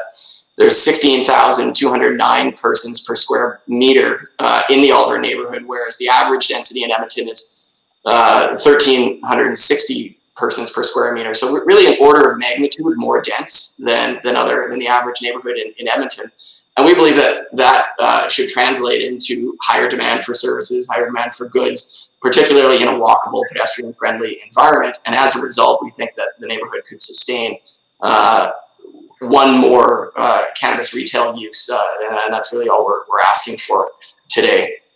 Some of the other materials that we'd submitted with our application, as far as statistics that I found relevant, is another unique factor of Oliver. I'm afraid, Mr. Anderson, I'm sorry, we're at the 5 minutes there, but if it's an Oliver specific point, you might well get a question from Councillor McKean. Yeah. Go ahead. You might go finish that last point because it was Oliver specific, and I was curious to hear what you were going to say. Sure, very quickly, is that not only is it a dense environment, it's an adult-oriented environment. And over the last several years, we've seen an increase in the average age and a reduction in the number of families with children in the neighborhood. I think that speaks to the appropriateness of adult uses in this particular neighborhood. How many stores does Fire and Flower have in the Edmonton region, we'll say? Across Alberta, we operate 41 stores currently, and I believe in Edmonton, it's in the greater Edmonton area, approximately 12 or 13. Have they been as anticipated a license to print money? Councillor McKean, through the chair, this is just Jessie Inkpen from Law. I'm just wanting to remind you that we do have a land use matter before you today, and that's the DC zoning that Fire and Flower is requesting. And we're not necessarily talking about the overall statistics with respect to their business. Ms. Inkpen, can I ask any questions then about the nature of the activity around stores, whether there's been any crime or social disorder around stores, or is that an irrelevant land use issue? If you're talking about the land use impacts of having a store on the site, then yes, I think you can speak to those types of items. And can I ask if there would be, from our expert witnesses here, whether there not will be a proliferation of stores if we make an exemption here? Yes, that's a relevant question, Councillor. That's what I was getting to, Ms. Ingpen. Thank you very much. Mr. Anderson, in your experience and expertise around this area, are we likely to see a proliferation of cannabis retail outlets if we start to loosen our rules? Highly unlikely, and in particular, I wanted to highlight the uniqueness of our application as we worked with administration to tailor this application as much as possible. We're not seeking an exemption for the whole Oliver area, whereby another applicant could come in and set up next door to us or further erode the separation distances. We're tailored it just to our site. If there is another applicant that would like to add yet another, say call it a fourth to the neighborhood, it would be entirely up to council to determine the merits of that form of application in the same process that we have done. The question would be whether we're opening the door, but I'm not asking you that. Do you have any data that would suggest cannabis retail outlets have been problems for the communities they're in? Social disorder, calls to police, anything like that? That's not been our experience. It's certainly proportionate to the amount of concern that we saw when cannabis legalization was first occurring. We've seen very little in terms of social issues around our store, even around issues of loitering or consumption nearby. We've had very little in our operating stores. Thank you very much. That's it for me, Mr. Mayor. Thank you. Councillor Henderson? Yeah, I'm not entirely convinced. I'm going to ask some questions later about whether this is relevant or not, but I wanted just to explore a little bit with you this idea of the 9 months versus the 2 years. Because my memory is, and it may not have been your group, but other groups like you were arguing very strongly for the 2 years because at the time there was a concern that we'd given up permits that were going to expire before the province that was in a freeze could respond. So I'll ask later, Ms. Ingpen, whether or not we should even be talking about it, but in off chance that it is relevant, I wouldn't mind getting the answer right now. So just go to the weight that you provide the answer in your overall decision, Councillor? Yeah.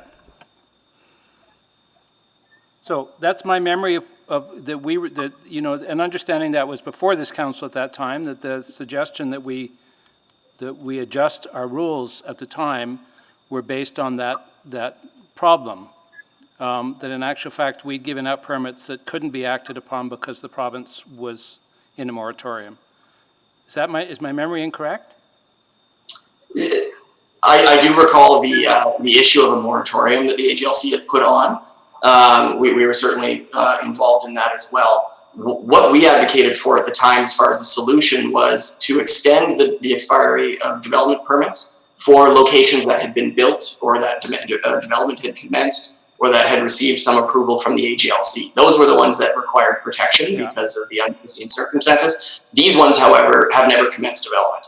And the way in which the 9 months understood, and recognizing that we have to come up with a set of rules here that are complex, that there was no perfect solution to this and no perfect answer, that we always knew that how we brought these in was going to be fraud and was going to create these kind of perceived, fairness issues. I just wanted to explore that with you because I think we need to understand. When I say that, saying that ultimately we're looking at today and we're looking at the land use issues today going forward. And that's got to be our decision-making piece. But I just wanted to clarify that, and because I'll ask some questions later about this issue of fairness in relation to a land use issue, which I'm not convinced there's a connection with. Great, thank you. Thank you. Councillor Nicol? So it is a simple question that I'm going to ask. And given that I have spoken to the chair of SDAB, concentration of use is a legitimate land use concern. You would agree, would you not? Yes. So to you, the question is, for cannabis stores or cannabis operations that you run, would you consider a line and what that line might be in terms of its definition of concentration? Or is this a relevant concern given the nature of your operations and its land use? It's something that we see different municipalities and provinces deal with differently across the country. Ontario has no separation distances whatsoever, really no municipal involvement whatsoever. That's one way of doing it. We see here in Alberta a municipal involvement to determine where to give development permits, and in Edmonton a choice to have separation distances from both sensitive uses like schools, parks, people where children congregate, and separation distances from other cannabis retail uses. And I think there's a tension there. You can either keep stores away from your sensitive uses, in which case you drive them towards the few areas that you could develop, and ergo you would encourage some further concentration, or you can prevent concentration and have them all dispersed throughout the city, but that could result in them being closer to parks. So there's a tension there. To the question of how much concentration is too much concentration, we deal with economic environments in places like Ontario where there could be 3 or 4 stores at a street corner, and that's where the free market is allowed to determine who the winners are. And that's, we're fully prepared to compete on that level basis. We're not here asking for a barrier to entry or some protection from competition. Thank you. Thank you. Any other questions for Mr. Anderson? Not seeing any. Then we'll now hear next from Caitlin Hart. Great, thank you so much. All right. So I've lived in Oliver for just over 2 years now, and I really love the community here. It's a beautiful, walkable neighborhood. Many of my friends have moved here over the last couple of years, and people come here for the parks and shops and restaurants. But the block with the proposed Fire and Flower storefront is really quiet. That particular stretch of Jasper Avenue often feels really empty and lifeless, and it has for a couple of years as more stores and businesses leave the area.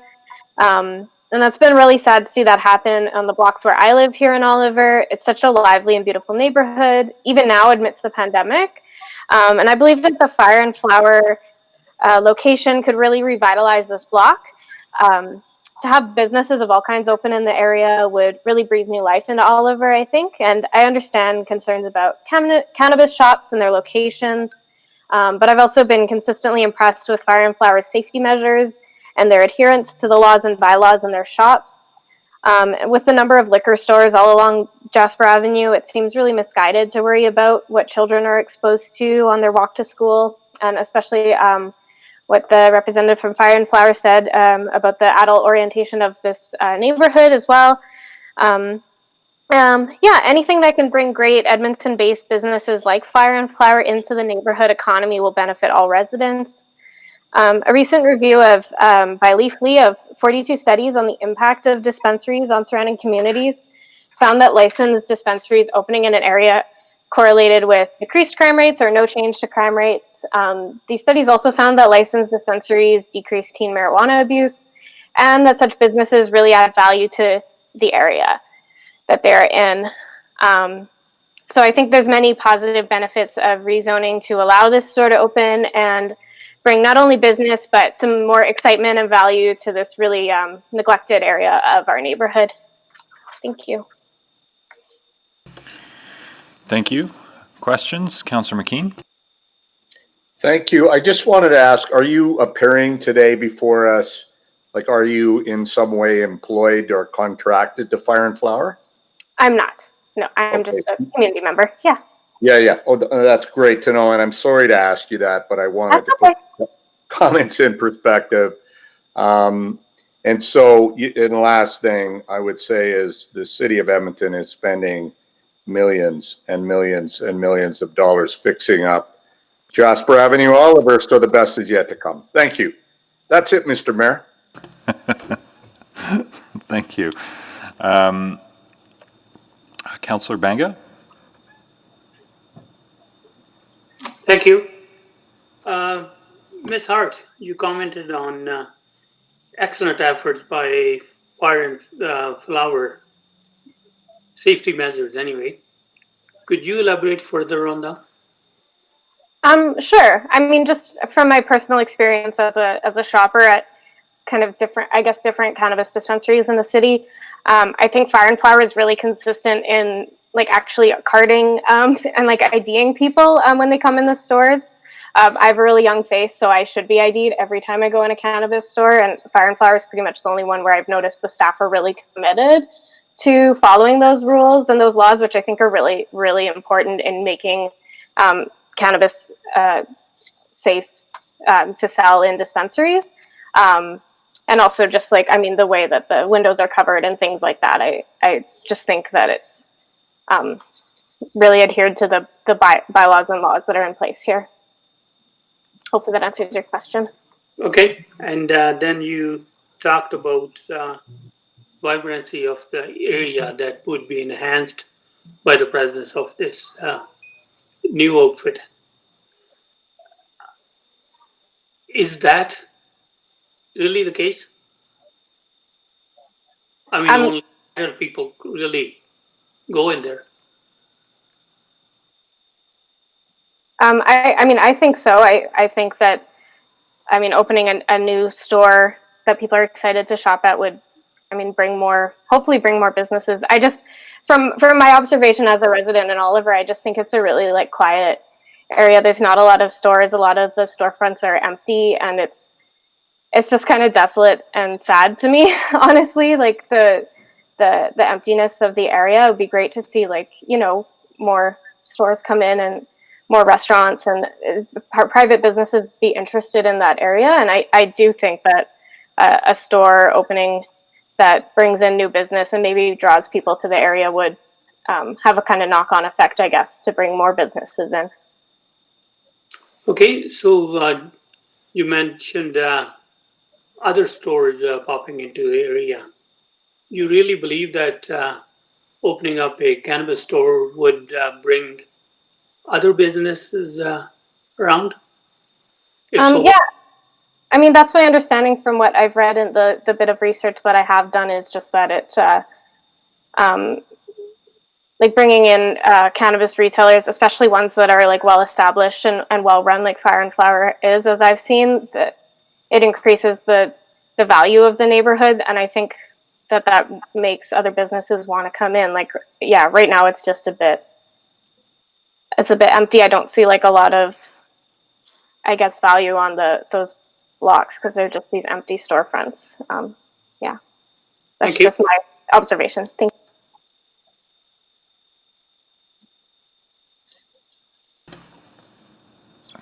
Thank you. I see no further questions for you, Ms. Hart. Thanks so much. And last but not least is Trinity Colsey. Please correct me if I've mispronounced your last name. Trinity, are you there?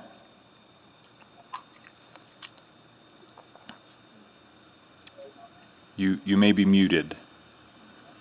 *6 to unmute yourself, Trinity. Hi, I think there we go. There we go. Go ahead.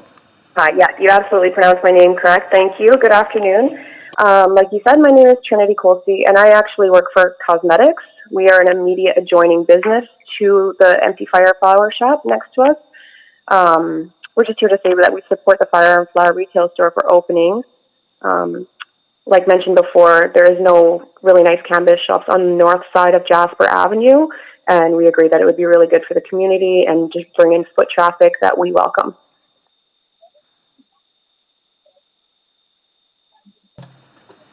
Thank you very much. Any questions for Ms. Colsey?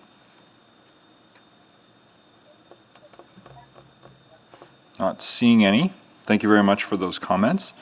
We'll now turn to questions of administration. Councillor McKean. Thank you. And I can't see, is it Mr. Ford I'm asking questions of? At any rate, I wonder if administration could comment on whether or not their hands were tied, that there were no exemptions that they could really allow anyways, and so that this really had to be brought to council, and you opposed it because of the existing rules. Can you comment on that? Council, I believe we've been consistent with a number of these applications, and we're being consistent here. So whether or not you could not consider the experience to date of cannabis retail in the community, broad community, and their impacts. It was, you've been consistent around the bylaw regulations as established by council. Correct, and those bylaw regulations have been fairly recent, and we've followed council's direction from those bylaw regulations. And Mr. Ford, again, you listed, I think, 3 reasons or concerns in allowing an exemption here. And could you just cite those again? I can, yes. We said it would create 3 issues. The first, it would be in direct conflict with the council's direction, which is to manage the proliferation of cannabis stores. The site would as well functionally remove the ability for any other property within 200 meters of it from obtaining a cannabis retail sales permit. And it would also make the 2 cannabis retail sales uses within 200 meters of this legal non-conforming uses. All right. Okay. So that is the gist of your opposition. Correct. And really,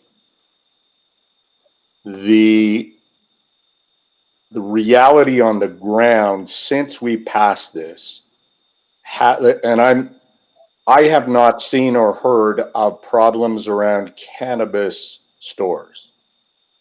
But that is for you really could not consider what has happened after our approval of those regulations in bringing forward a different ruling from administration today. That's an awkward way of asking the question, but I think you're a little bit hamstrung by the regulations as Council, we are following the bylaw to the strict record of the bylaw itself, and we've been consistent with doing that, and we've taken our direction from council. Now, I don't know if this is for you, Mr. Ford, or you, Ms. Inkpen. Is it in the interest of the state, of us, of government, to restrict competition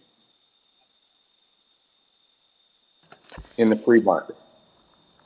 Councillor McKean, I think that that question is irrelevant to this particular land use planning matter before you. I think what you're looking at today is the DC zoning with a particular suite of uses, and whether or not the overarching rules of the zoning bylaw may or may not restrict competition is not necessarily a relevant consideration today. But we restricted the number of stores, and we did that for a reason. What is your understanding as to why we restricted the number of, or we created these distances? Councillor McKean, it's Travis Pollock here. When the cannabis uses came into play in the Edmonton City bylaw, there were a number of reasons of why we looked at restricting them. Through public consultation, there was a worry that there would be an over-concentration. They did not, the public in general didn't want to see more than 1 per block, which where the 200-meter separation came about, because that's roughly the length of a normal block. There was also the uncertainty as to how these cannabis uses would operate, and having that general concentration was viewed through the literature, not only in Edmonton but North America, as a best practice in order to separate them out.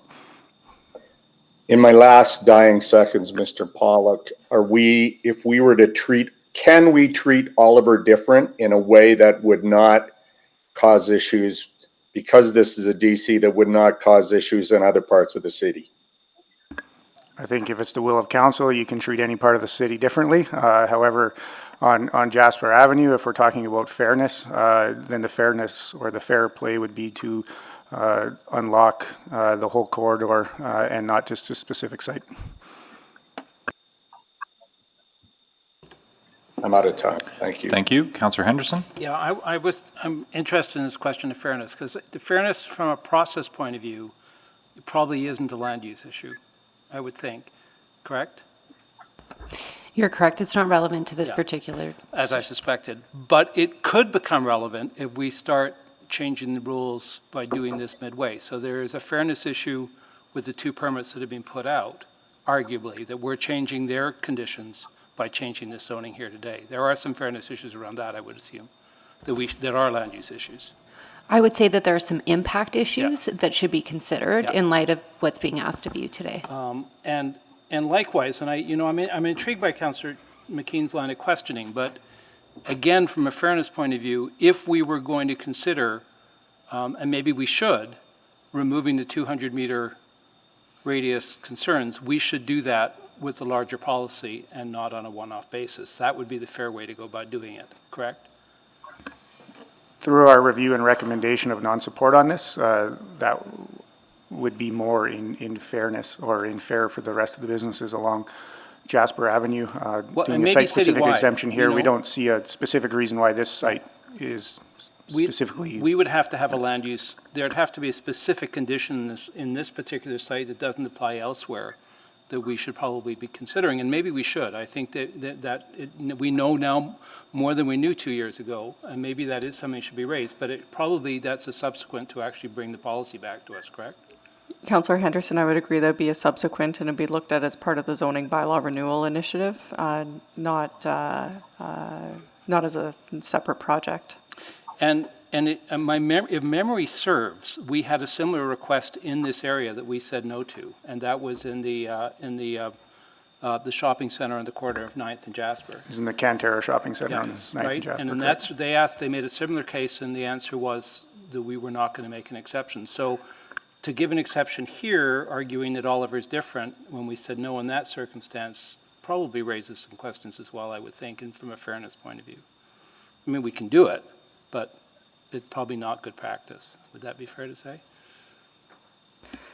I think ultimately that's up to council. It's a different time and place, and time has passed. And point taken. I think that is up to council to make that decision here today. We have the power. Whether we should or not is a whole other question.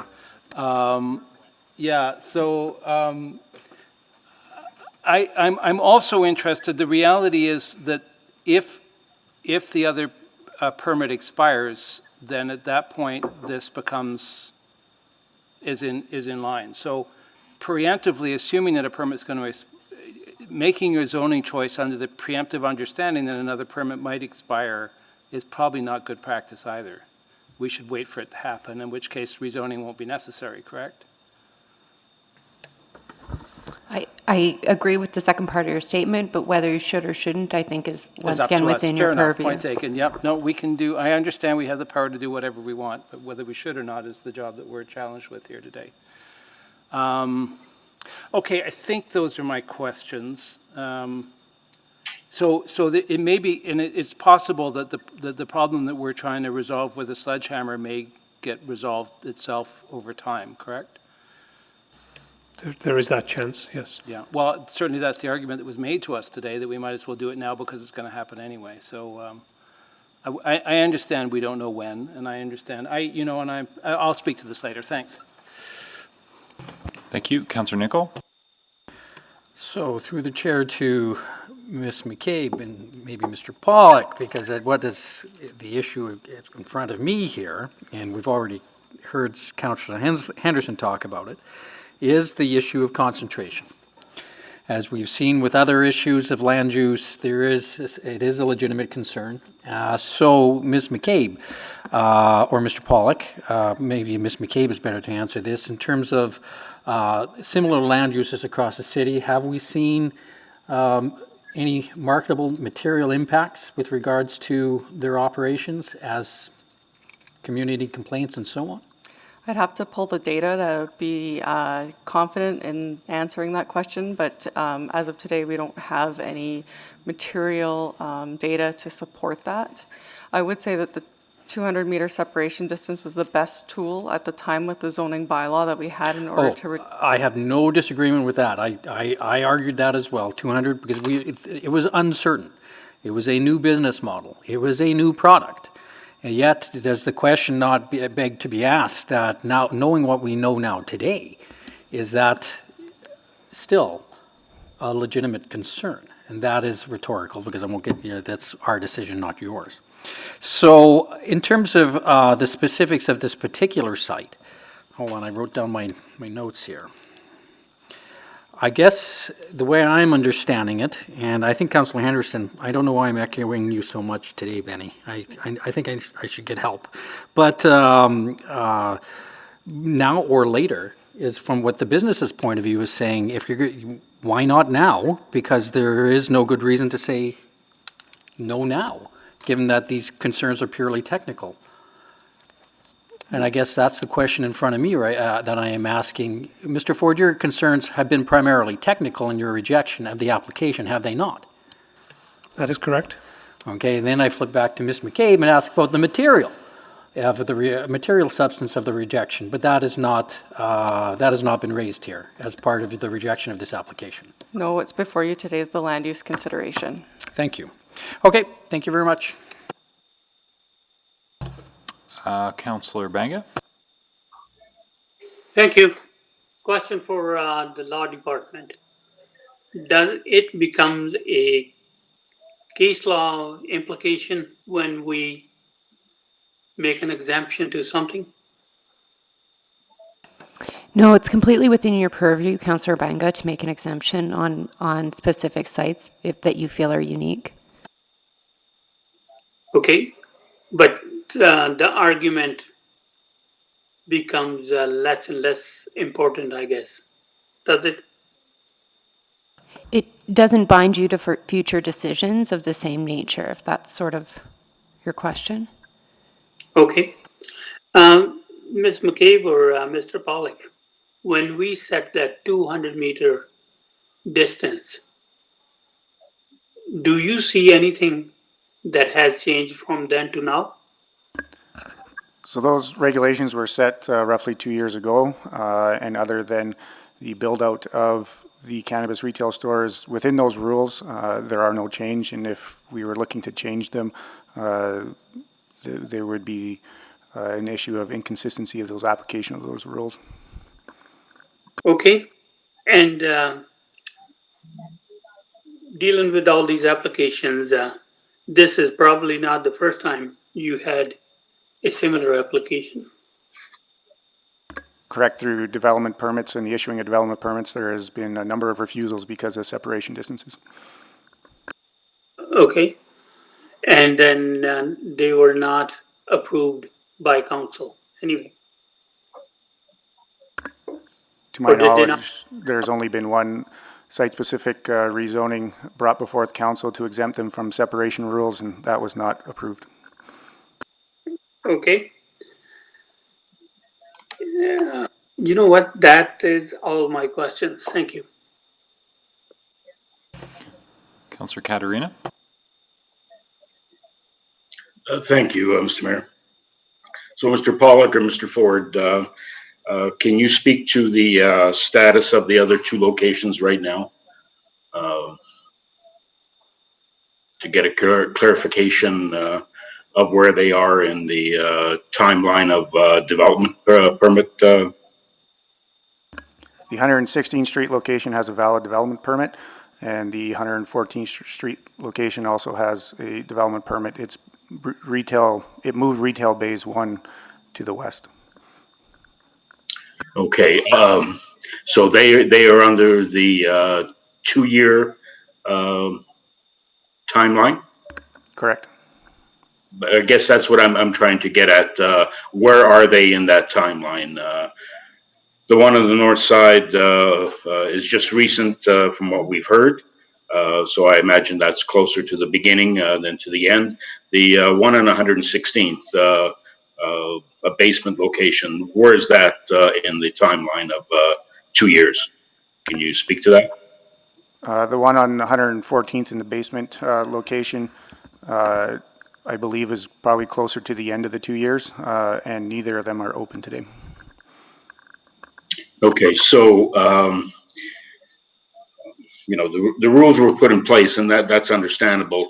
the fears don't look like they've come to be reality 2 years later from the fears the general public had. Can you speak to that sort of in general, of all the things that were anticipated that could go wrong or really haven't happened? And in this particular area, the other two are not actually open. So where's the next closest to these locations? I believe the nearest cannabis store is on 122nd Street in Oliver in the original Earl's building.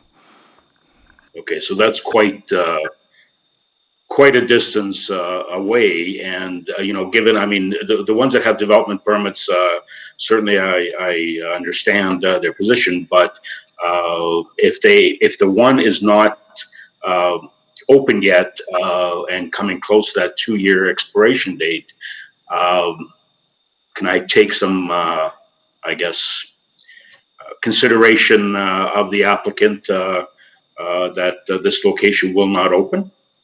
I know that might not actually be a relevant question, Ms. Hinkpan. Yeah, I would agree with that, Councillor Katarina. I think that's an irrelevant consideration at this point. We don't know what's going to happen. So you need to make the decision based on the information that we have before us today. The important part is that there's 2 valid permits that could be cannabis stores that could open at any time. Okay, yeah, no, I understand, and that's why I needed the status. Mr. Pollock, Mr. Ford again, this does not set a precedent. This is one of them, and council has the authority to do that. Can you speak to the exemption on liquor store distances that was just approved a little while ago by council on 104th? Councillor Katarina, this is Jessie from Law once again. I don't think liquor store is an approved use in this zone unless I'm incorrect. No, it's not. So I don't think that that's relevant information with respect to the application before you today. I guess I didn't phrase that quite right. We have provided exemptions for distance-based zoning per se in just a little while ago. And from what I recall, it was on sort of the same argument that the proponent is bringing today, that given the population, given the downtown in general, that maybe the 500-meter separation rule for liquor stores was not applicable, and that application was approved. So where's the difference? I guess I want to see the difference in one type of exemption for one type of business does not apply to another. Councillor Katarina, Ms. McCabe here. Council, you are correct, has provided exemptions to separation distances in the past, and it is ultimately up to council if you'd like to provide an exemption to the separation distance here before you today.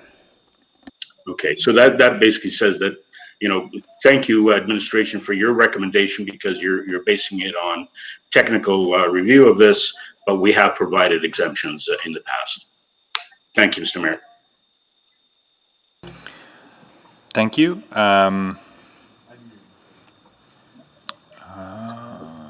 Councillor McKean, did you have more questions? I think I have one more. Okay, I'll need a motion for a second round. I'll move a second round for Councillor McKean. Thank you, Councillor Henderson, seconded by Councillor Carmel. Any objection to a second round? Then by unanimous consent, second round is approved. Councillor McKean, go ahead. Thank you very much. Mr. Pollock, in the case of the Cantera Square, I think it's called, the Save on Development at 109th Street in Jasper, I think they pulled their request for a cannabis store before it ever got to us, but I could be wrong on that. But wasn't their issue that they were within the zone with the linear park is right by there? Wasn't that the issue? Correct, they were encroaching onto that, the park buffer of 100 meters. Yeah, I don't remember it being proximity to another store. I thought it was just proximity to the linear park. That was correct, Councillor McKean. Yeah, 'cause I just didn't want, because I know Councillor Henderson had brought that up, and I think it was a different issue. And other than 122nd Street, second question, I promised I'd do one, but other than the one on 122nd Street, are there any other cannabis stores along Jasper and Oliver?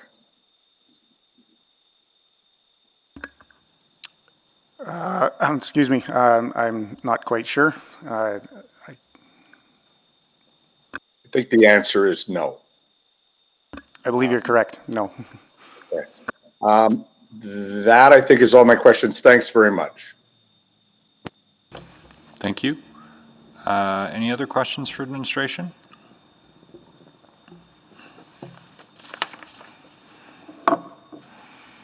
Not seeing any, then I'll check to see if there's any new information. Ms. Holmes, did you have any new information? I do not. I know Mr. Anderson does, though. Okay, Mr. Anderson, go ahead. Thank you, Mr. Mayor. Just very quickly, did want to add that our research has shown that I think that the SDAB has approved 34 instances of variances from the separation distances throughout Edmonton. The reason I find that relevant is that that's a route that's available for any other applicant in any other type of zone. The reason that we aren't able to go that route and that it's up to council to decide on a separation distance requirement is that's the way that the bylaw was drafted. So in any other zone, we could go to the SDAB, and it has been the case that the SDAB has considered on the ground circumstances of whether there'd be material impairment to the neighborhood, and a variance could be granted there. That's not available to us in this case, so we have to come before council for council to consider the variance granted. I also wanted to clarify one piece that I believe the administration had commented regarding the expiration of the other permit. It's not the case that we would be able to simply wait for the 116th Street permit to expire, and that's because of the switching of the bays, whatever it was that occurred on the 114th Street. We would have to wait for both to expire, and because they both have separate expiry dates, it's open to some other applicant to step in for the sole purpose of trying to block us from obtaining it. So that I think speaks to why we're in front of council today, and why we would appreciate a resolution today as opposed to awaiting the expiration of the development permits. Thank you. Questions on the new information from Mr. Anderson? Not seeing any. Any new information from Ms. Hart or Ms. Colsey?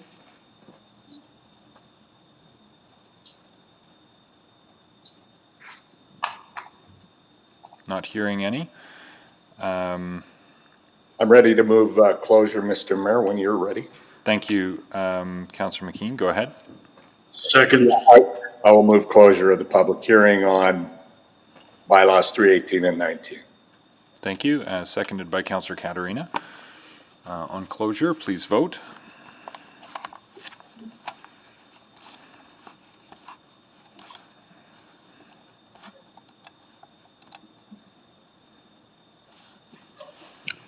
Yes.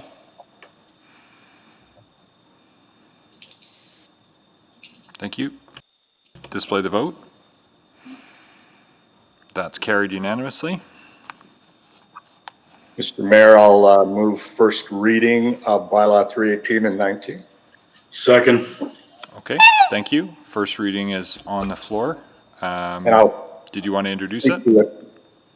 Yeah, thank you very much. And I want to thank all the speakers today, and I want to thank administration for not just the work on these reports, but all the work they did in a rapidly emerging new way of looking at a drug that had been steeped in stigma and criminality, and was the subject of a famous documentary, Reefer Madness, that helped create the stigma.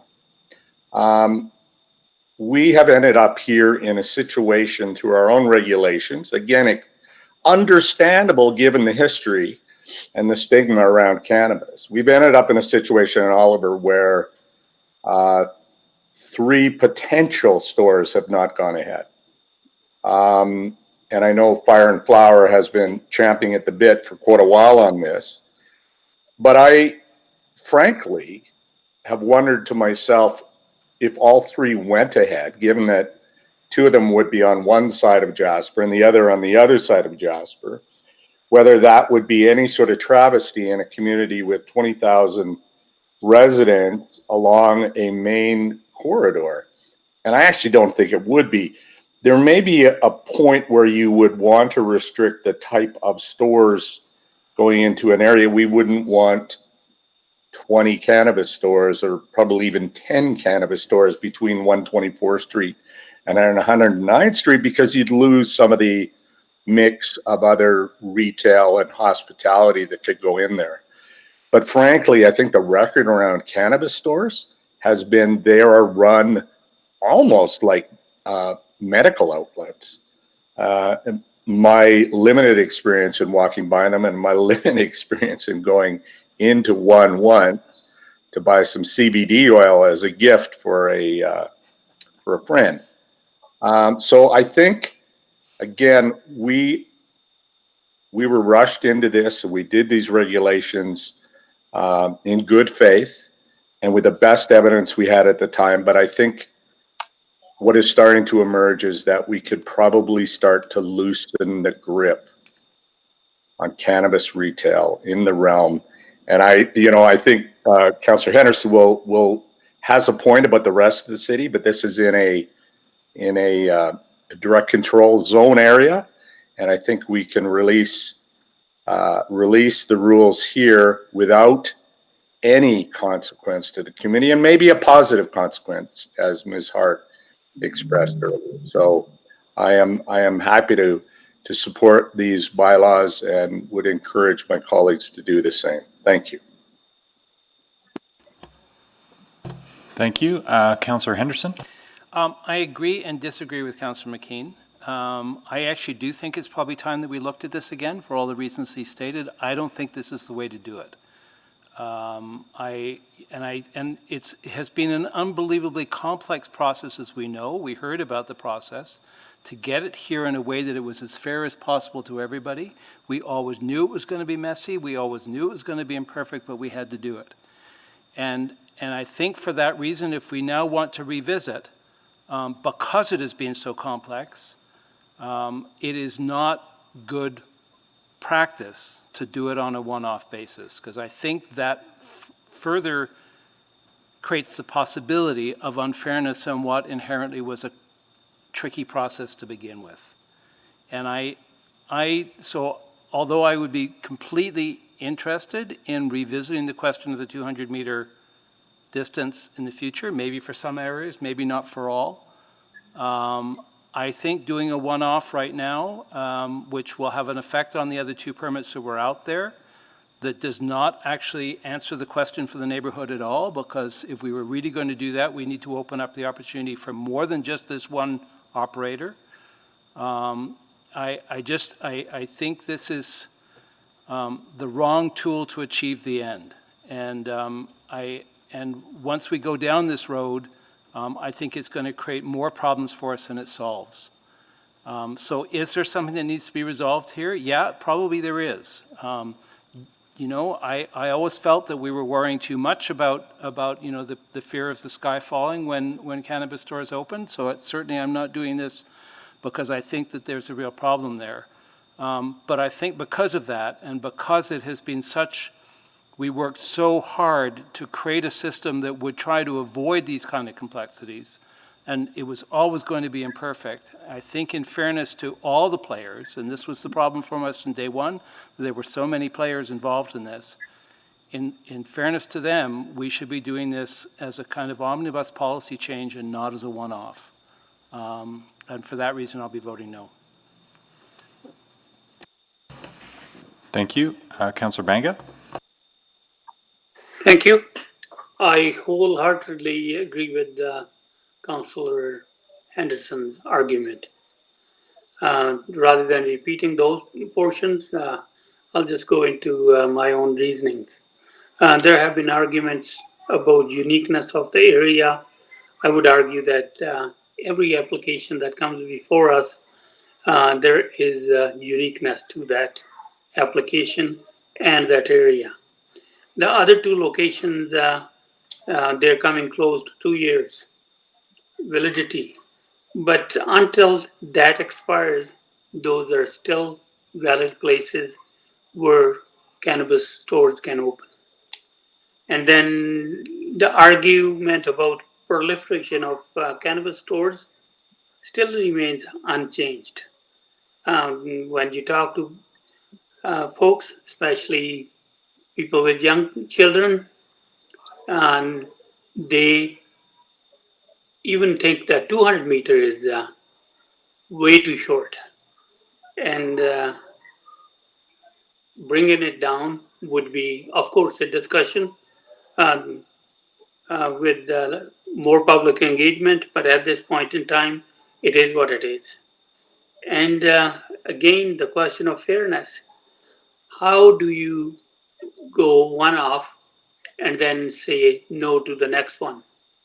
It will be, I know it's not binding, but we can't start going different on each application that comes before us, whether it's Fire and Flower or somebody else. And then I also heard argument about vibrance in the area. I know some couple cannabis stores in my area where I live in. All I see is their windows are covered with paper.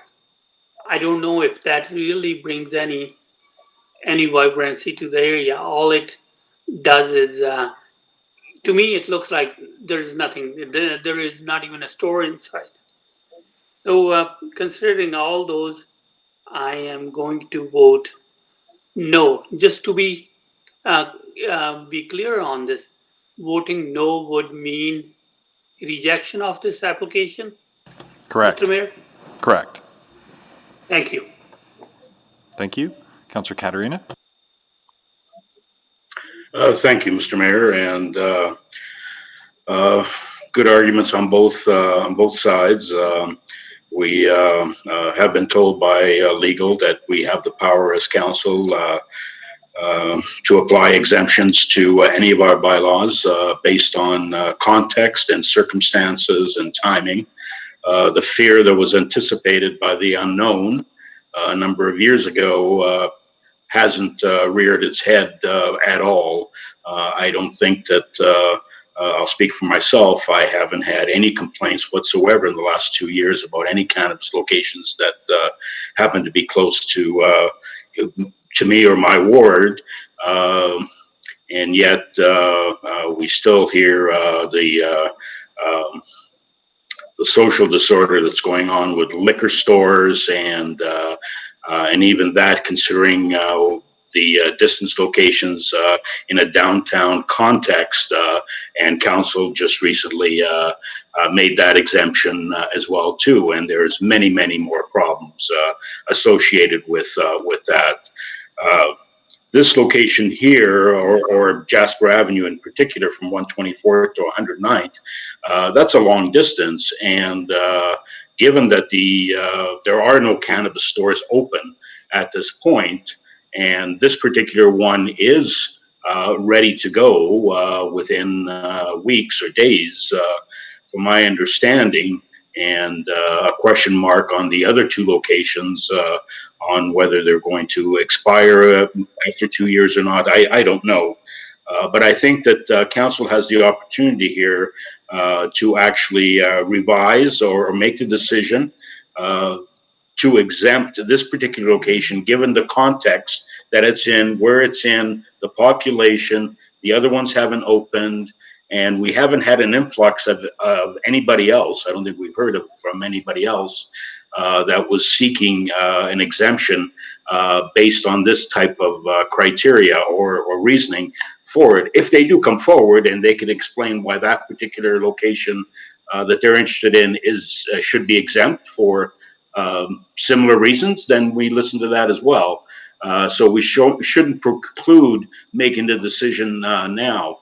a subsequent to take a look at the distance in the bylaw now, to take a look at coverings for the windows. Is that made a difference or not?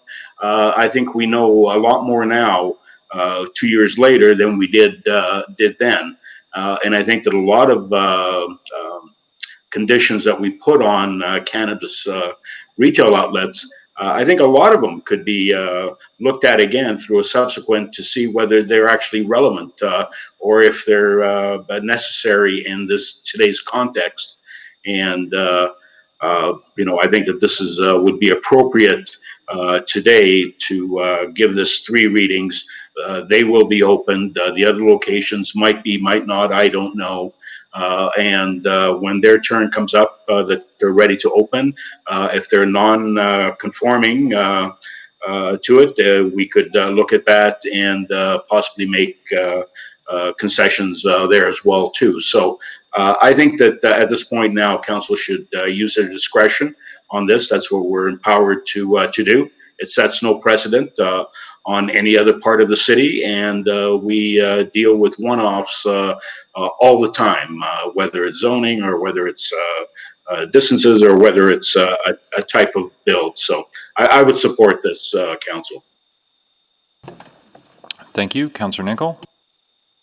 Well, I'm going to add my voice to Councillor McKean and Councillor Caterina with regards to support of this exemption. 2 things have to be met in terms of my opinion, in terms of to allow an exemption. Obviously, one's a technical exemption and one is a material exemption. Obviously, Mr. Ford and Ms. McCabe and administration has made the technical argument, but I can see no material reason to deny this store opening. Let's be frank about this. What we knew about cannabis at the start was uncertain. It's been 2 years later, and the materiality of our concerns, I don't think, have been realized. So now is as good a time as any, as far as I'm concerned, as to loosening the regulations and to permit and what is a legitimate economic usage of the land. And so to hold back and to suggest that we should not be allowing the store to open, for me at least, is holding back the economic progress of a region. And so I'm going to support the exemption, and as if we want to move down the road to grant more exemptions and or a total revision, I would be open to that as well. So at this point, now is as good a time as any to start. Thank you. Councillor Walters.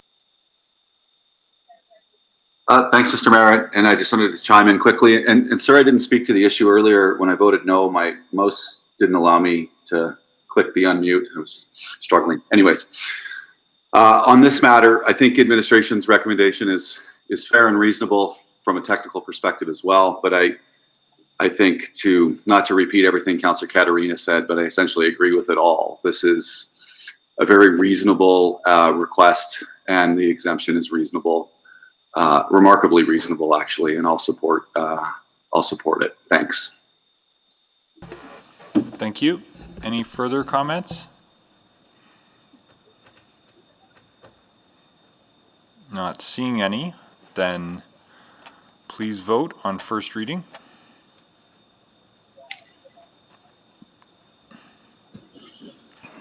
Yes. Councillor Zadok is verbally in the affirmative.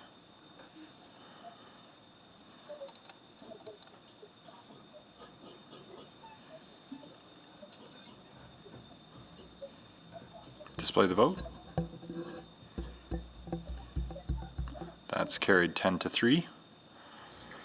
Mr. Mayor, I will move second reading of the aforementioned bylaws. Second. Thank you. Please vote on second reading. Yes.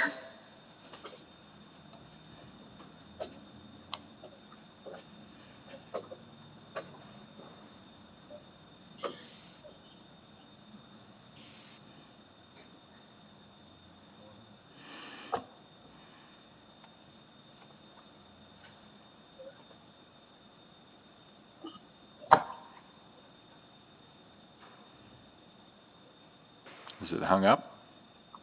Here it comes.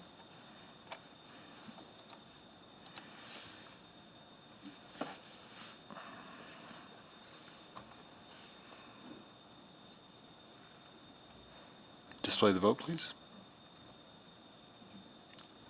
Carried 10-3. Mr. Mayor, I'll move consideration of third reading on the bylaws. Second. Thank you. To allow third reading to proceed, requiring a unanimous consent, please vote. Yes.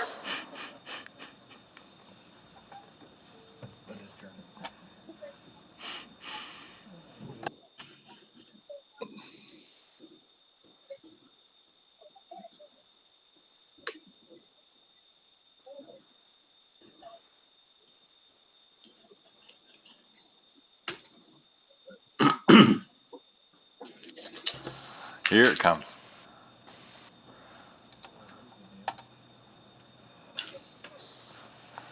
Does it take a couple of minutes to reset after each one, or?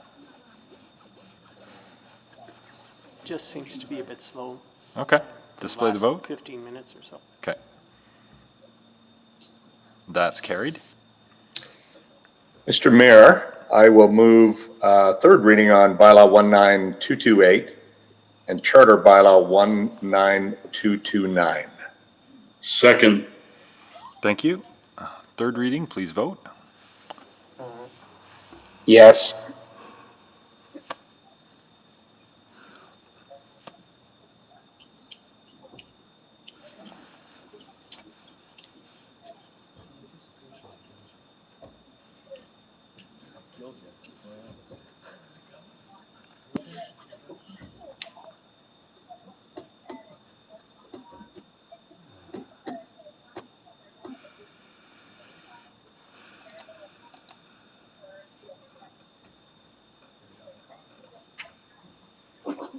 Display the vote, please.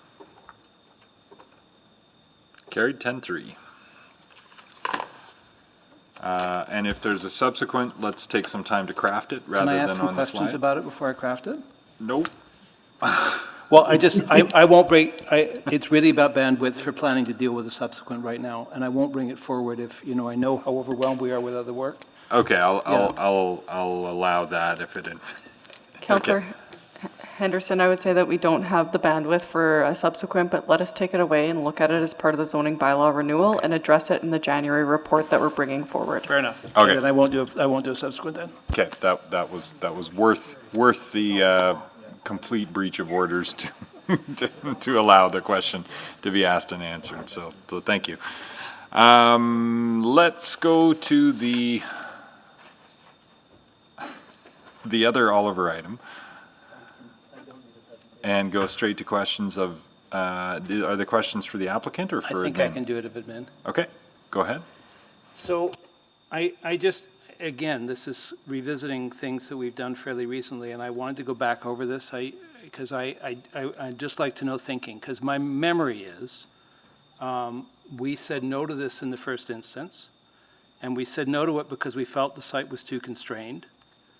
And one of the mitigating factors that was put on the table as an argument at the time for council was that there was going to be a separation distance between them and the building next door, that was the building next door that was the major concern.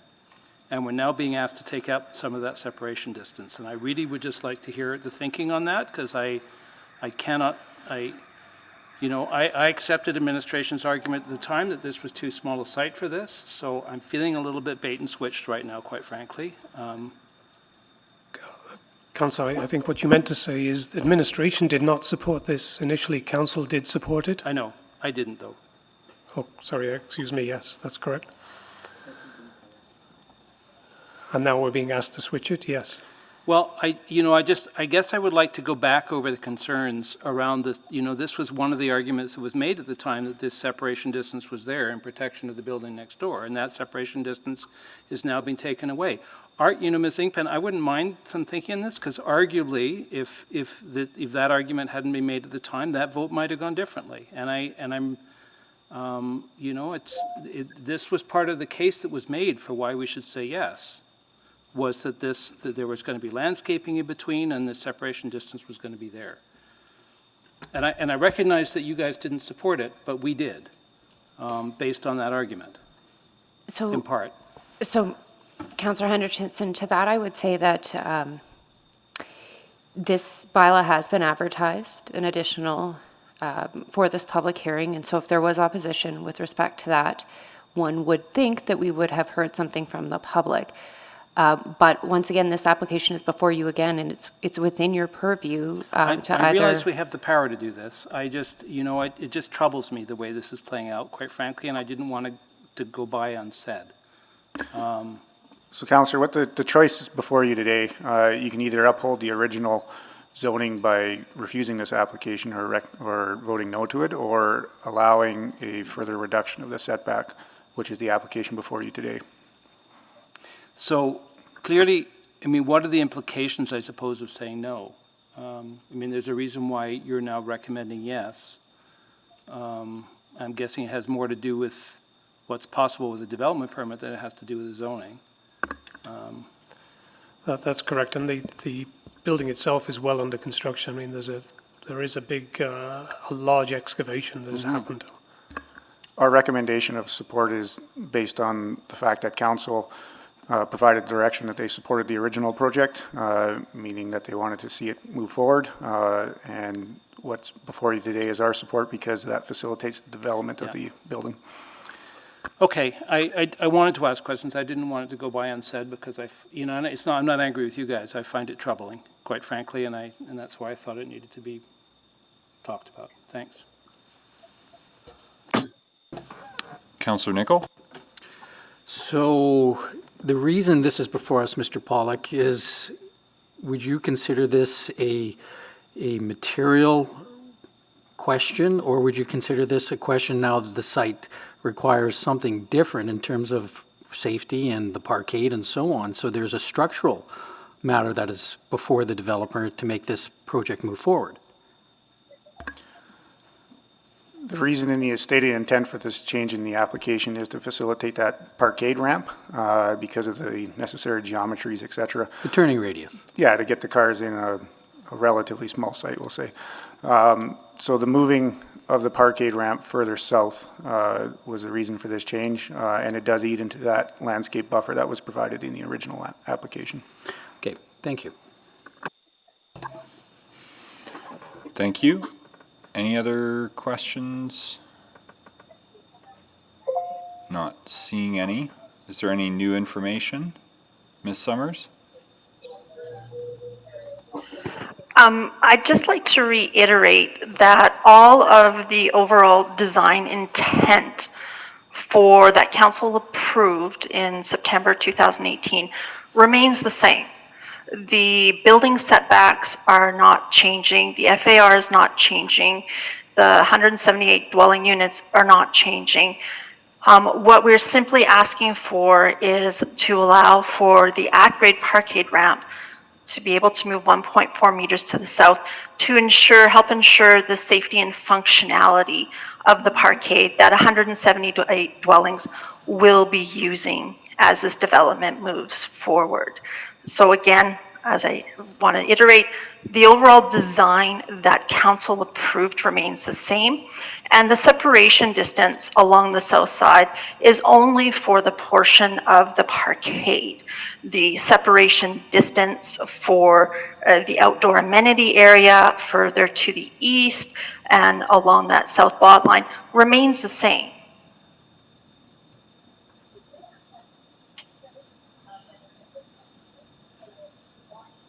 Thank you. Thank you very much. Any questions for Ms. Summers? Councillor Knack, go ahead. Thank you, Mr. Mayor. Thank you, Ms. Summers. So I just wanted to ask the question because it's come up, there were questions of administration about this, but so if this were to be refused, how does that change? So is it that people could no longer access the building, or is it just become a bit more complicated to access the building?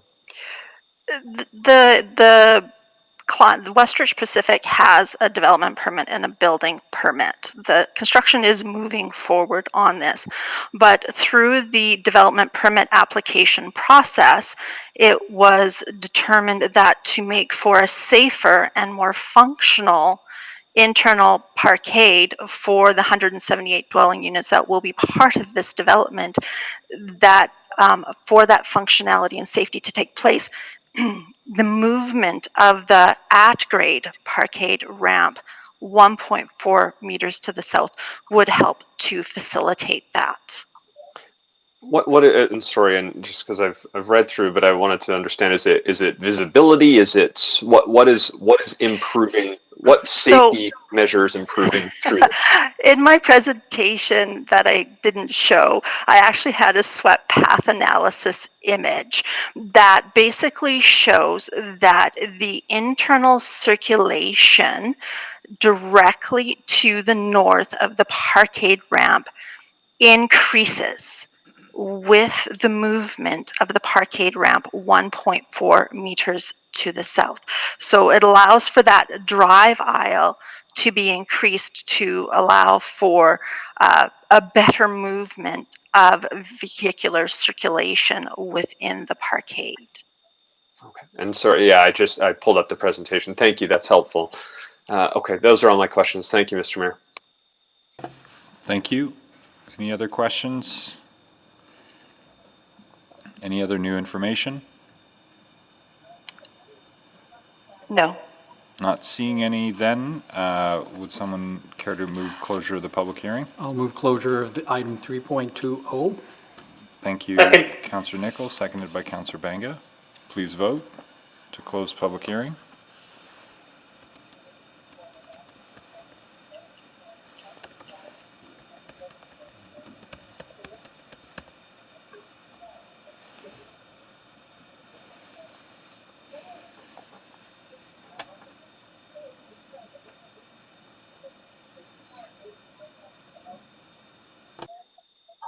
We have all votes except for yours, Mr. Mayor.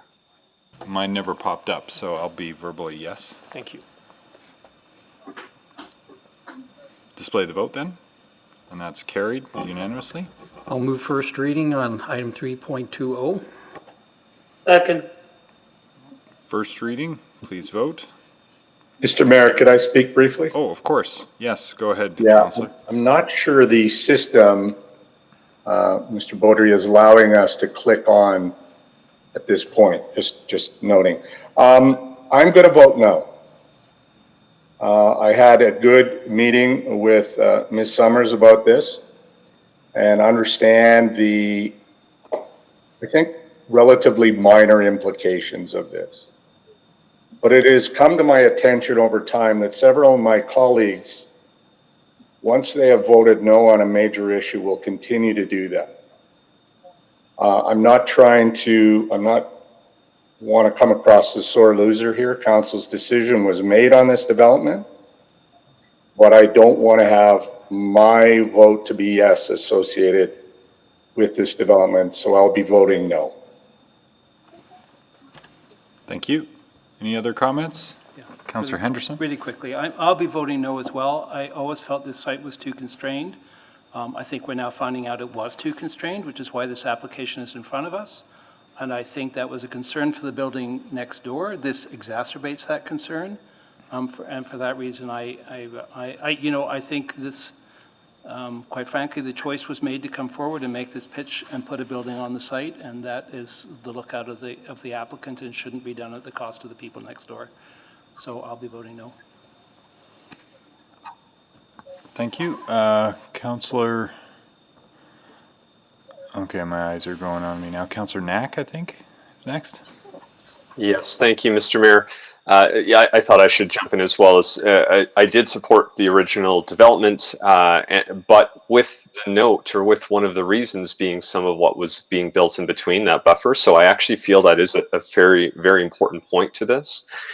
And recognizing that there is an improvement in how that parkade would operate with this change, I also understand that that is not critical to the final product moving forward.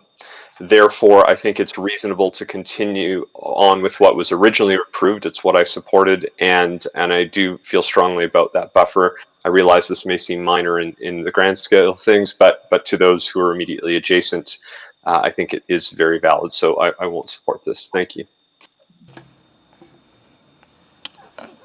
Thank you. And Councillor Paquette? Yeah, thank you. I'll just add my voice to those already offered. And I also want to add the fact that this type of small creep is exactly what the community was worried about. We did end up supporting the zoning here, but I think that if this is what had come before us, then it probably wouldn't have had my support. So I am also voting no on this. Thank you. Thank you. Any further comments? Not seeing any. Please vote. On first reading.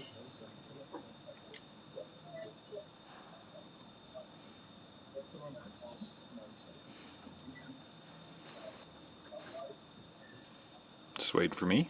Yeah, mine hasn't come up yet. I'll vote no.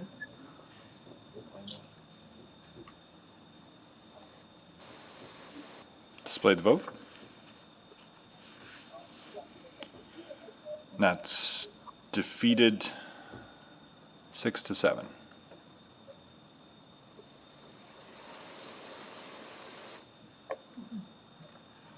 Okay.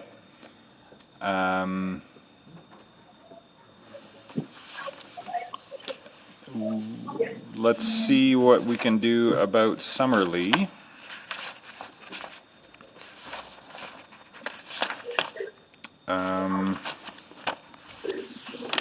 In the time remaining, starting with the presentation.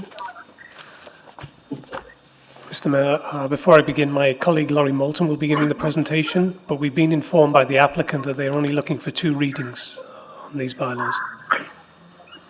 Okay. Noted. Mr. Mayor, I'm sorry, is this the Summerlee one? Yes. I'm sorry, if I recall, before the presentation, I've made a request for a postponement, Mr. Mayor. It's Robert Noche here. Do you want to deal with that issue first? Because if the postponement is granted, then there won't be a need for a presentation.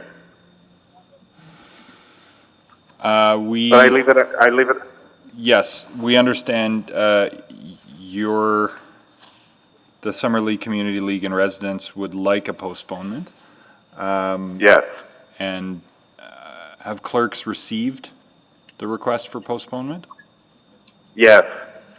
We did receive the request, Mr. Mayor. Okay. It is on the selection sheet as well. Oh, okay. I don't have that, but I'm. The reason indicated is that the lawyer was hired or assigned to the case yesterday. Okay.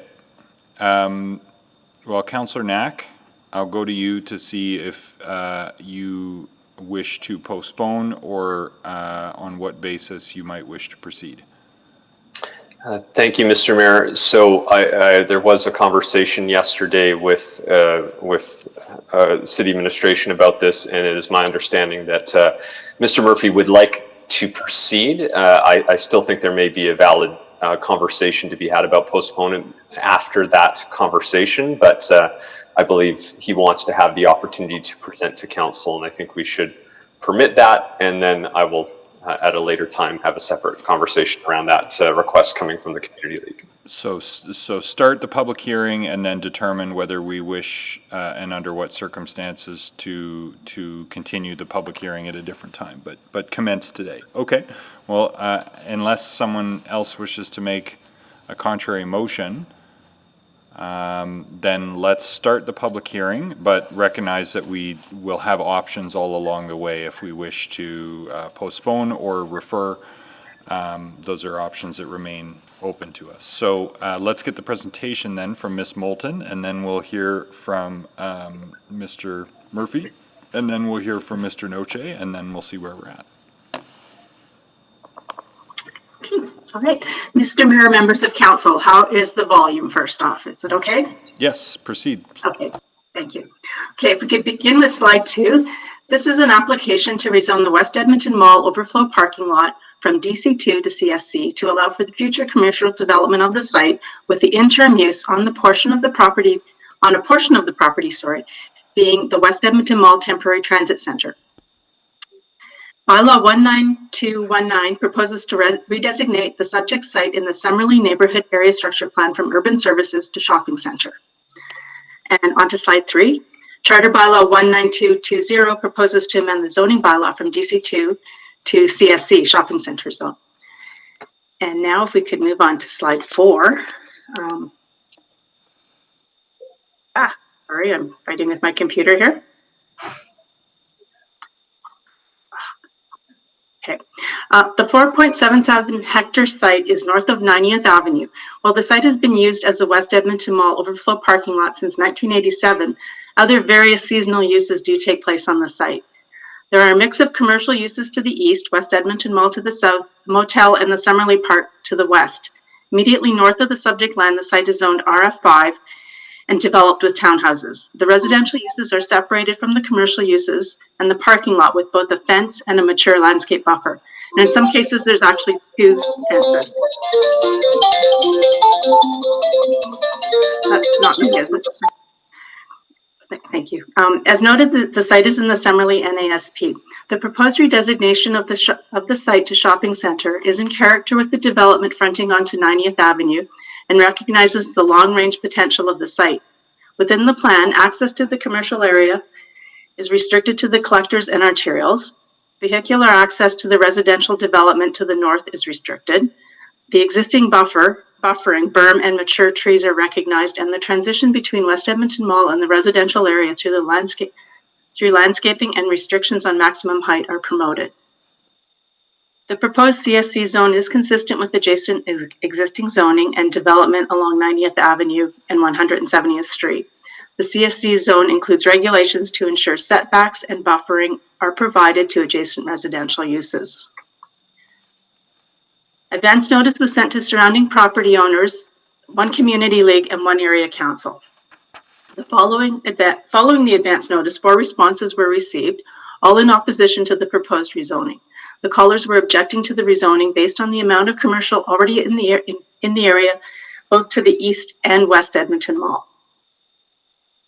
Administration was invited to discuss the applications with the Summerlee Community League on December 1st, 2019. On February 24th, 2020, the Summerlee Community League held an open meeting with the community that members of administration attended. Concerns raised at the meeting related to this application include questioning the need for more commercial space in this area, the impact of a transit center and potential future commercial development on the adjacent neighborhood park, security currently and in the future, damage to property and garbage issues are currently issues in the neighborhood, potential use of neighborhood streets for parking for the transit center, actual time frame for the temporary transit center, appropriateness of the uses in the CSC zone at this location, and 90th Avenue being able to handle additional vehicle and pedestrian traffic. Administration is in support of this application because it allows for the temporary relocation of the transit center use while the LRT line is being built on the south side of West Edmonton Mall, and the zone and the permitted uses are compatible and complementary to the commercial nature of the immediate area fronting on 90th Avenue. And that's my presentation. Thank you very much. We'll now hear from Mr. Murphy. Thank you, Your Worship. I think, subject to what Ms. Inkpen might tell us, since Mr. Noche is requesting the adjournment, he really ought to be able to speak to the adjournment before I respond to it.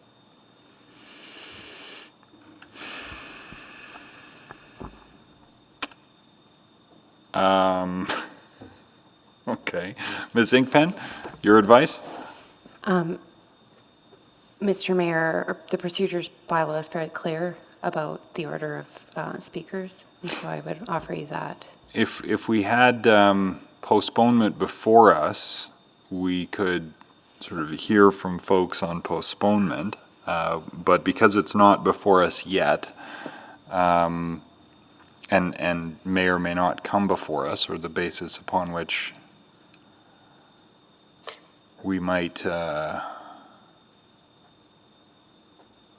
choose to take a different approach. I think what I'm going to ask Mr. Murphy is let's proceed for the time being as if we're considering the item unless or until there's postponement. If we get to postponement, I'll certainly provide an opportunity, and the order in which we do that can be a little more flexible. So really the question is the application that's before us here today, and whether you have comments on that, or whether you're available for new information or comment on the question of postponement if it comes to it. Well, and again, just to be absolutely clear on what's happening, your suggestion is that notwithstanding that Mr. Noche indicates that he's just been retained on the file and isn't prepared to participate in the hearing, you want the hearing to go ahead nonetheless, and anticipate that somebody might look to adjourn it at his request?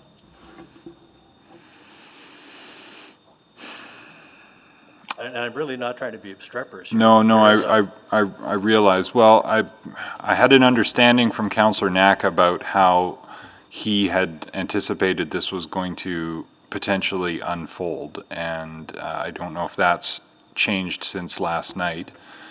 I'm now way out of order to do this, but I'm going to hazard going to Councillor Knack for, now that we've received the presentation, whether you know, Councillor Knack, if you can move whatever you think we should be doing next, that would be really helpful. Sure, and my apologies. I was at the appropriate time. I felt was going to move postponement, but I felt that wouldn't have given an opportunity for our two members who have registered to speak. But if that is okay, now I understand the miscue. Okay, move postponement then.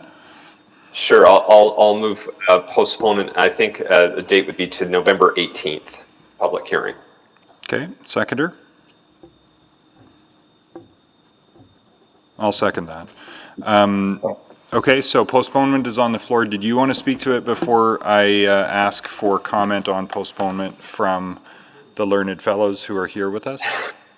I guess I realize this is a bit of an awkward order here. And again, the rationale behind wanting to let the other two members of the public to speak first is that I wanted to make sure, I had an expressed position from, I think, Mr. Murphy, that he wanted to at least go through those first two readings. The Community League has expressed a desire to resolve a couple of outstanding questions, namely related to the safety of the temporary transit center that's going to be placed there, as well as some consideration around that loss of parking beside a very large shopping mall and how that may or may not impact their community as a whole. So my understanding is the community is not necessarily opposed, but felt there would be value in taking the next 8 weeks or so to engage primarily with the city. This is more about the city because of the use that we would be using it for than it is the mall, who has very graciously been sitting down with the Community League, and I want to acknowledge that. So my hope was that we were going to hear that in reverse, and then I would make a motion to allow that conversation to occur. And since only 2 readings could happen anyways, I felt we might as well allow the community to resolve those outstanding concerns first, and then have the appropriate public hearing once those questions have ideally been resolved. So that's why I'll put forward postponements. We would not be doing 3 readings today anyway. Councillor, we just lost your audio for some reason.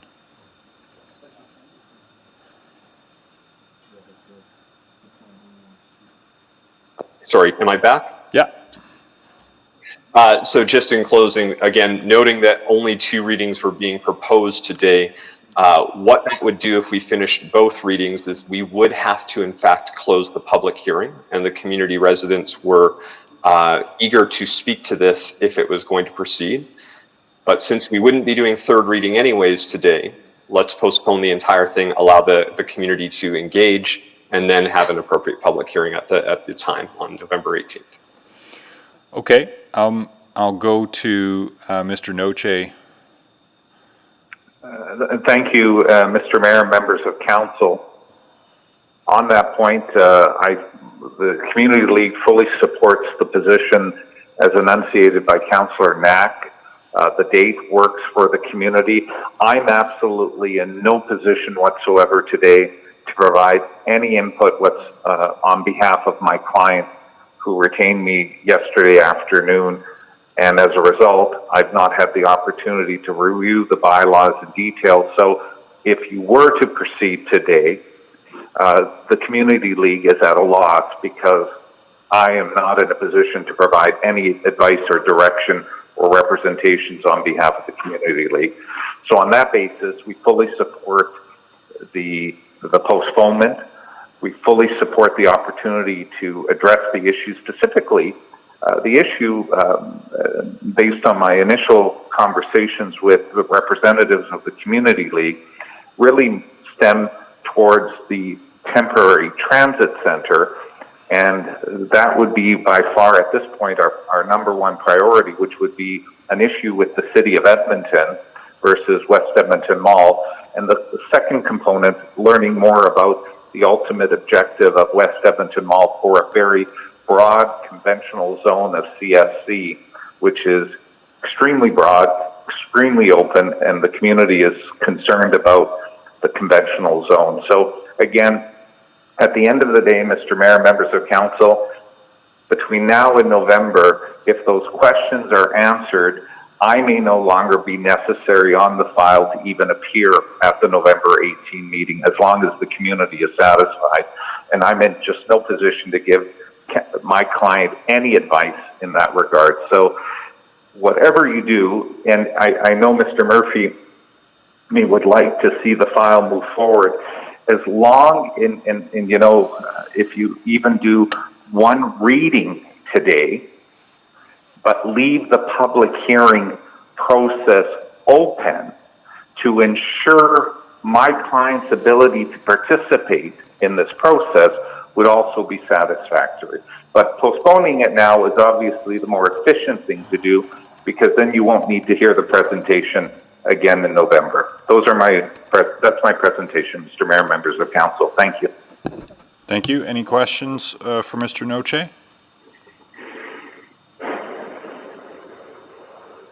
I see three. Councillor Knack, did you have questions for Mr. Noche? No, sorry, it wouldn't let me delete myself off the list, so I don't have any further questions based off of. Speak up if you do have questions for Mr. Noche. If not, then Mr. Murphy, appreciate your perspective now. Thank you so much, Your Worship. Unlike some other people in this room, I wasn't aware of this request coming forward until this afternoon, so it comes as a great surprise to me.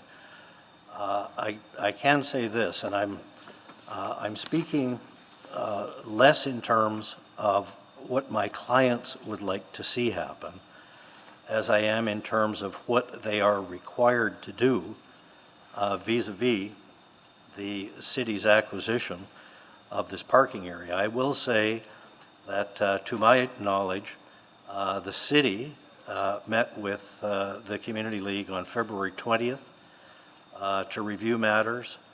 I was told I ought not be at that meeting, and I followed up with the Community League in March.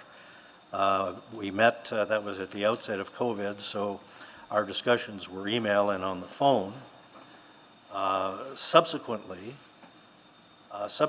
we were advised that the matter had been put on the June 9th public hearing agenda. And I asked for it to be taken off because I thought it was moving too far ahead, and I hadn't had a chance to have a proper meeting with all of the community leagues involved. I also thought it was appropriate on a matter like this that it be delayed as long as possible so that we could actually come down and look eyeball to eyeball with the councillors. So in July, we did manage to put together what I thought was, quite frankly, a hell of a good meeting. We had representatives from all of the community leagues there. We had the neighborhood resource coordinator there, and I'll speak when I speak to the merits of this matter further on the issue of what we accomplished there and what the result was. But my point in going through all of this in such detail, and I know that there's been ongoing correspondence and communications back and forth between the city and the folks from transit about how this is to operate. To have this after all of these months, to have Mr. Noche show up at the hearing and say, oh my goodness, we need more time, is not a satisfactory position. Now, it's not, as I say, I'm not so concerned from my client's point of view. In and of itself, my clients are in no rush to get this rezoning done. My clients instead are responding to the city's needs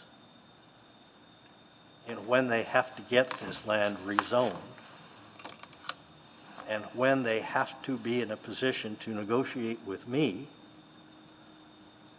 hard agreements about how they are to take this facility. And so today's date was not pushed by me. It was told to me that this is when the hearing was going to come. And I think you need to hear from administration. My understanding is that they need to have this matter tied up by the end of September in order to give them enough time to finalize the agreements that are necessary to allow them to take possession of the site. That means, in my respectful submission, that we have to get the public hearing done. To delay the public hearing or to split it in two into November, I think, and as I understand it, does not work from administration's point of view. But I'll let them speak to that. As I say, my response to this request for the adjournment is, one, I'm surprised, and number two, I believe the city, and I know they've been putting heat on me to get this meeting going, is looking at it from a timing point of view. And that's all I have to say, sir. Mr. Mayor, I'm going to move extension of orders to deal with the matter of postponement. So if that doesn't pass, then I would suggest we take our break. Sure. Seconder for extension of orders to deal with postponement. Thank you, Councillor Nicol. Is there any objection? Not hearing any, then we'll extend long enough to deal with this. So I guess question back to administration on postponement, and we've heard a perspective from Mr. Murphy on administration's timelines in this respect. Is there someone who can speak to that? I'll try, Mr. Mayor. There are a lot of moving parts with the LRT group here. I think some of the concerns that Mr. Noche has been brought up will still be dealt with through the LRT group. They're willing to go out and meet and engage further with the safety around the traffic centre. The mall has gone through a number of rezonings recently to actually increase parking on the site. And overall planning is still of the opinion that the plan amendment and rezonings that are going forward today are quite suitable and should be dealt with at this time. We have put them off, and the clock is ticking on a number of issues that we cannot get into here, but must be dealt with in a timely manner. Okay. The speakers list is somehow getting even smaller, or... So I really can't see who's on there. Councillor... You asked my question. My question was amend to find out what the implications were for us, so I can come off. Okay. Who's next? Councillor Knack. Councillor Knack, go ahead with questions. Thank you, Mr. Mayor. So just again on the matter of postponement, my understanding through previous conversations and I think even identified in the report is that the construction of the temporary transit center would not be starting until the spring. Therefore, I'm just wanting to double check. I'm not sure what this would do because from previous conversations yesterday, it didn't sound like that would actually prevent us from doing any of that preparation work Or is there a better date? Because if we were only going to do 2 readings today anyways, what would be the next date on that? So, Councillor Knack, it's Jason Malifta speaking. There are a number of different events that lead up to construction, which is planned for next spring to start and finish by the end of next year. It's part of our contemplated project agreement that's in procurement right now. We have a commitment to be able to deliver a fully commissioned and operating transit center at this site by the end of next year to allow accessibility and access to the existing site at 87th Avenue for the successful proponent. So leading back and kind of working back through the timelines, we expect to be able to tender that work very early in the new year and award it very quickly to allow for construction to start as early as March or April of next year. Working backwards from the tender, we have the development application that also needs to be done. The development application or development permit will then inform the final scope of work, which would then inform the tender, which then would inform the construction. We can't apply for the development application until the rezoning is complete. So you can start to see how there's a number of different events, starting with the rezoning, leading to the development application, finalizing the design, allowing the tender to proceed, which will allow construction to start in the spring. So our intent was to have the rezoning in front of council in March, but as Mr. Murphy did point out, due to COVID, we had to delay it.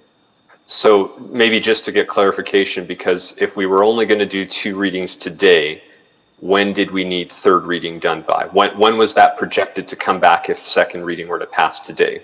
I'm essentially trying to find out if November 18th is the right date or if there's an earlier date that we can postpone this to align with when you would have had 3rd reading before us.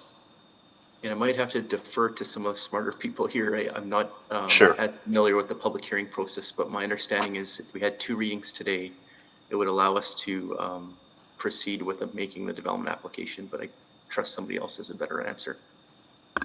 Councillor Knack, so by achieving 2 readings here today, this item can come back to either regular council at any point in time, which can then help facilitate that process that Mr. Malista has outlined. Okay, I'm still, so all I'm just curious is when was that going to happen? What were we planning for? Because if there's an urgent timeline and November 18th is too long, is October 20th too long, or is it October? I just feel like I need help with setting a date because it doesn't sound like it's incredibly urgent, or else we'd have all 3 readings today. So is it 2 weeks or is it 4 weeks from now that we'd want to come back? My understanding is early October. Okay. So, I mean, while not ideal, 2 weeks would still be enough time for us to sit down with the community and engage. So if we change the date to October 6th, is there that, and you could still do 3 readings, which is what I think we're looking for. Does that fit? So you're suggesting do the public hearing on the 6th? Sure. Based off what I'm hearing in terms of a need to have this resolved in 2 weeks would allow the community to have some further questions answered by the city and responded to appropriately. And that would give Mr. Noche time to be prepared. So I'm going to test whether there's any objection to adjusting this to October 6th from November 18th. Okay, there's an objection to that then, so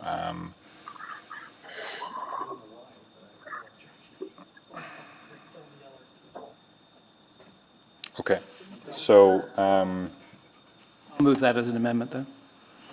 Second. Okay, so Councillor Henderson has moved changing the date to be October 6th, seconded by Councillor Knack.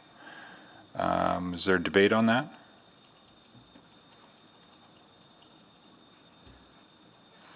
Councillor Carmel?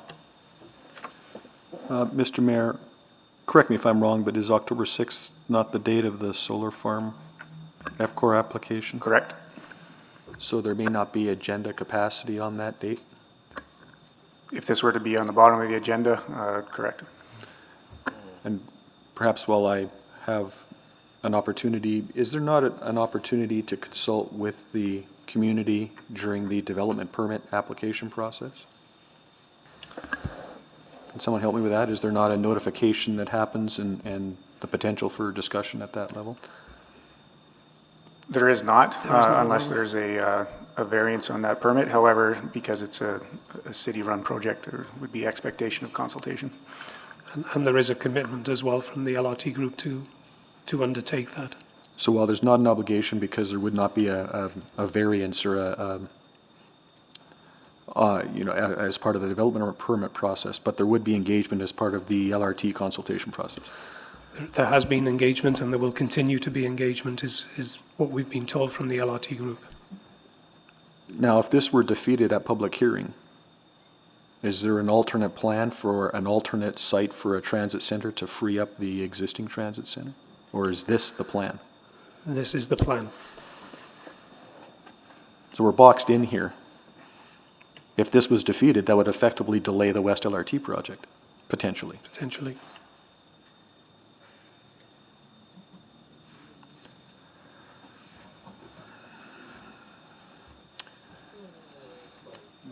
So I'm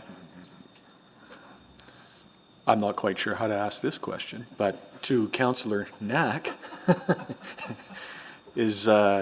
would consultation as part of that process be adequate to address the concerns of the community? Thank you for the, sorry. I don't know if sorry, Andrew, but you're the closest one to the community.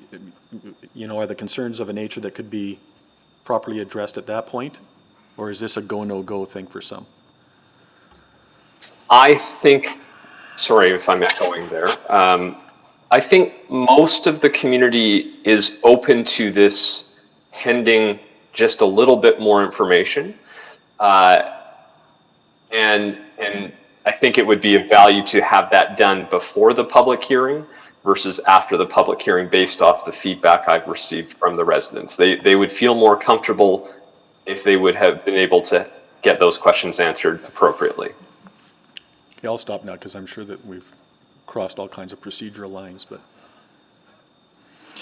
Yeah, I'm going to intervene as chair and suggest that this is starting to get messy. I think we should stop this public hearing. I think we should not do it on the 6th because that is, if there's competing other activity, the next one is October 20th. I've had just about enough, so. October 20th is the date I meant to say when I made the amendment. Any objection to that, or do we need an amendment to the amendment? Okay, so October 20th is the friendly amendment to Councillor Henderson's amendment to the postponement. I can't tell if there's anyone else on the speakers list who wishes to speak to the amendment to the amendment. If there is, please speak up. Very quickly, Mr. Go Mayor. ahead. Thank you. And again, just want to remind members of council that since we'd only be doing 2 readings today, and we could still have, and this would come back, I guess, essentially at that time, which is the next open available agenda, it would be of greater value to have let the community engage with the necessary staff from the City of Edmonton and then discuss this on October 20th. So I would ask for your indulgence to postpone for something that wouldn't be finished today anyways. So I'll encourage you to support this amendment. Thank you. Thank you. Please vote on the amendment to make the postponement date October 20th. And then we'll vote separately on whether to postpone to that, to whatever the time is in the motion.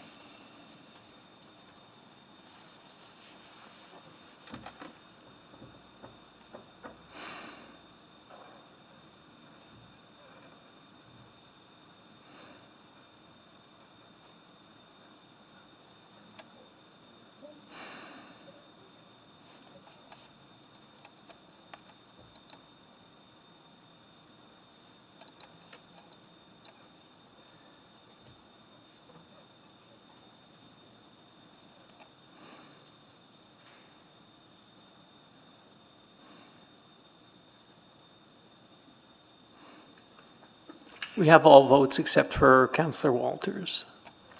He informed me that he had to step out because of a family obligation. And we have all the votes. Thank you. Display the vote.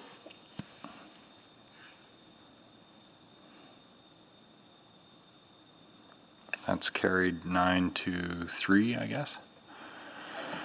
Okay, so with that substitute date, is there anyone else wishing to speak to the amended motion?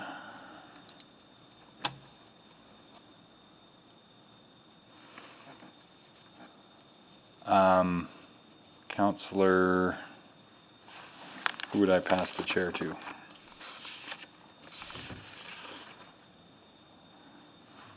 Councillor Knack would be the next, although he's He's not got in the motion room. on the floor and he's not, who's here? Is next in line.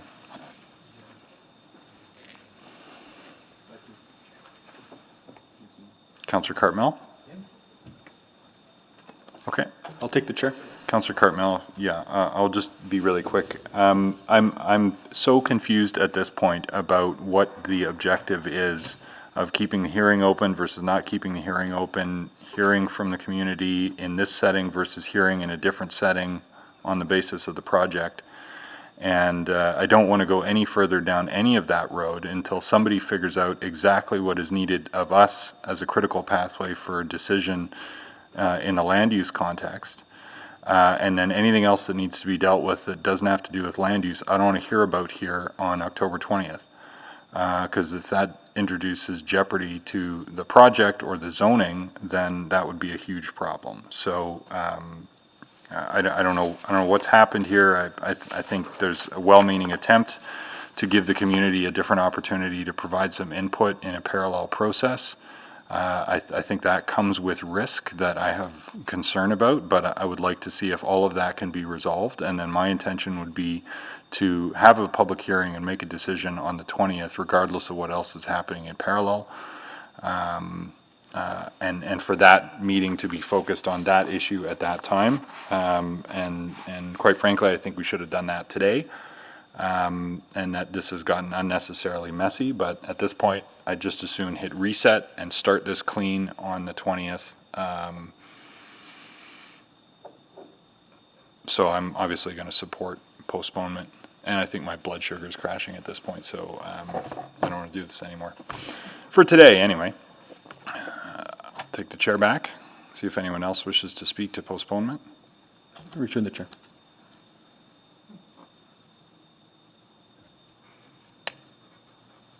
If there's nobody else. If I may, sorry, not to prolong the matter, but I'm not going to support this today. I think we should finish this today. I think this is the plan in front of us. Quite frankly, I don't think there's an alternative plan in front of us. I don't think waiting a month is going to change the plan in front of us. We should move on, get this done, and do our best to address any of the concerns that the community might have, going forward with the various engagement processes that we already plan to do anyway. But to delay this and reading the tea leaves to know that the implications of defeating this application would have on the West LRT project. It's going to pass. Let's pass it now and move on. I know that's presumptuous, and I'm getting a squint eye from the lawyer, but time's money. We got a lot to do this year. Let's get on with getting on. Okay. Who's next? Councillor Paquette? Go ahead. Yeah, just some clarification, please. I am a little bit perplexed by this, I have to say. I've been trying to keep track, but if this could be simply unpacked, I would definitely appreciate that.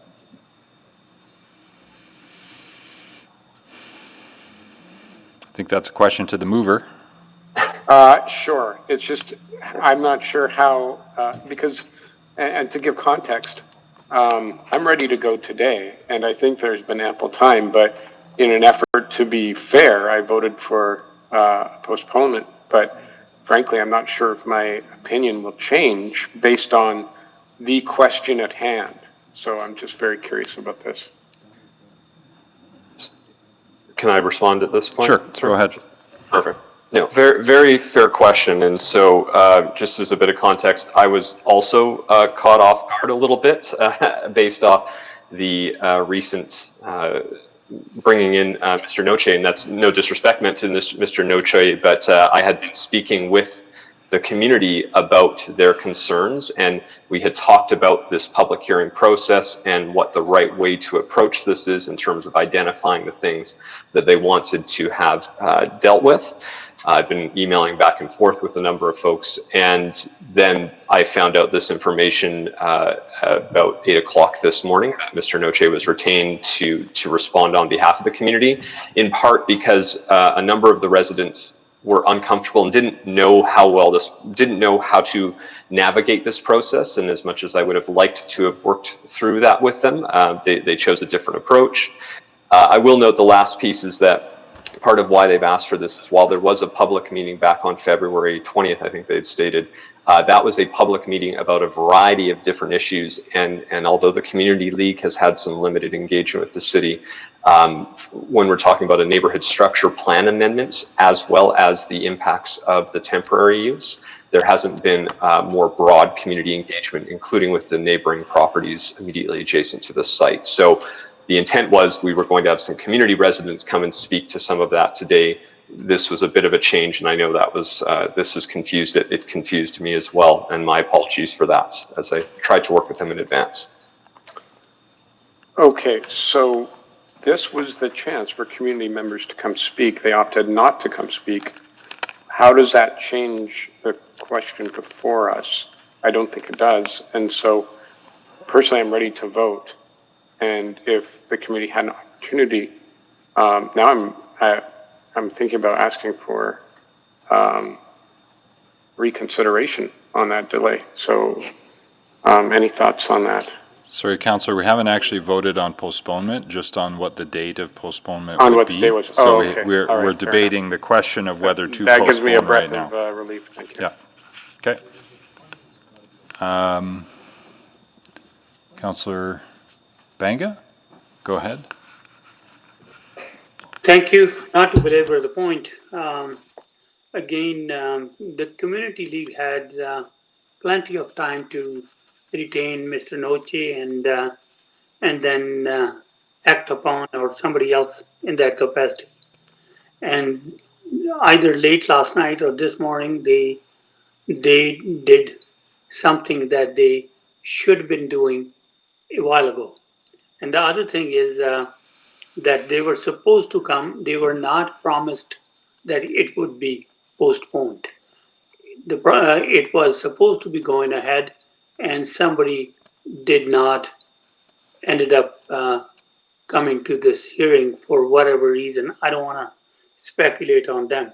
The matter is before us today, and it would be adding unnecessary delay.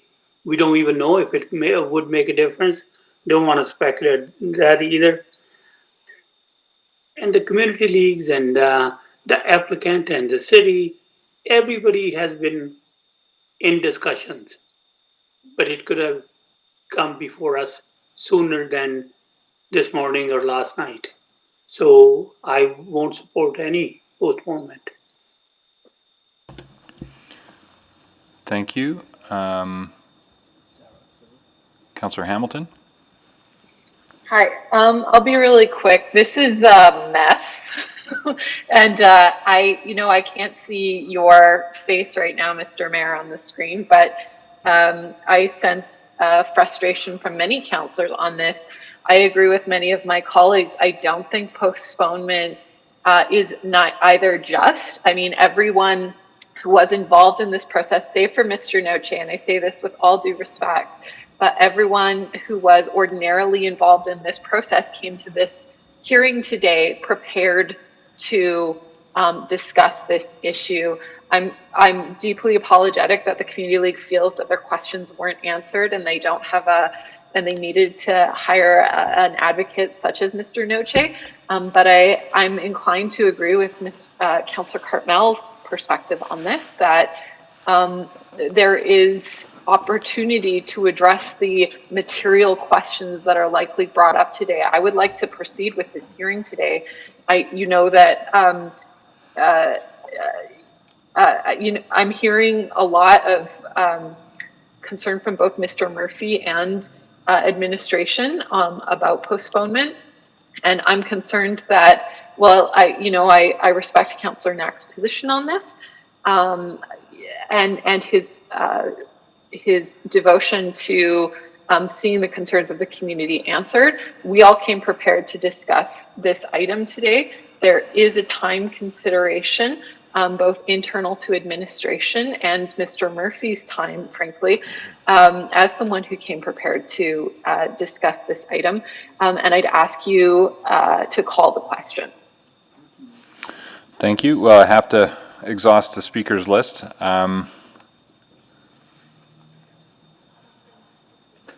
Councillor Knack is next. So that would be to close. Yes, he's the last name on the list. Okay, just on a point of privilege, I'll note my position has been adjusted by the debate, so I won't be voting for postponement. Councillor Knack to close. Thank you, Mr. Mayor, and very much appreciate the points that have been raised. Again, appreciating and apologizing for the messiness. While I did try to engage and work with the community to walk through this, obviously I did not do a good enough job in my role to help guide them through this conversation. So anyways, I think recognizing that we were only going to, and again, the request is still that 2 readings happen today. I still personally would like the opportunity to spend the next 4 weeks to answer those questions in advance. Recognizing if council refuses that opportunity or chooses not to, that's within their right. We'll have a dinner break, and I expect that we would have members of the community registered to come speak after the dinner break to be able to provide their position. And they were starting that, but they were hoping that they would have this opportunity or a few extra weeks to do it. So if this is unsuccessful postponement, I expect we'll have that. So make sure we're, and I think we've got the time, thankfully, set aside in our agenda as we're scheduled till 9:30 to hear from the community residents who will likely want to register to speak between now and then. Thank you. Okay. Please vote on postponement.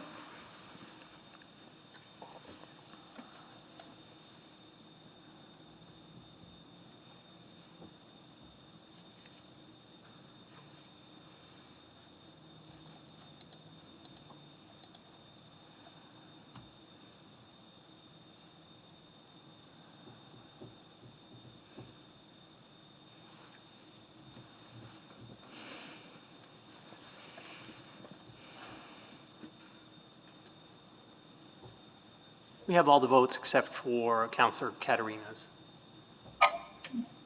Yeah, no, mine didn't pop up waiting for it, but my answer is no. Thank you. Thank you.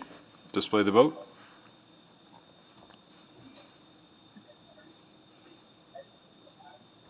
Postponement is defeated 4-8. So I suggest we take the break now, which at this point is now 66 minutes instead of 90. And unless someone wishes to push that back, let's do it quickly and come back at 7 sharp to hear this item. Okay, we're in recess until 7 o'clock.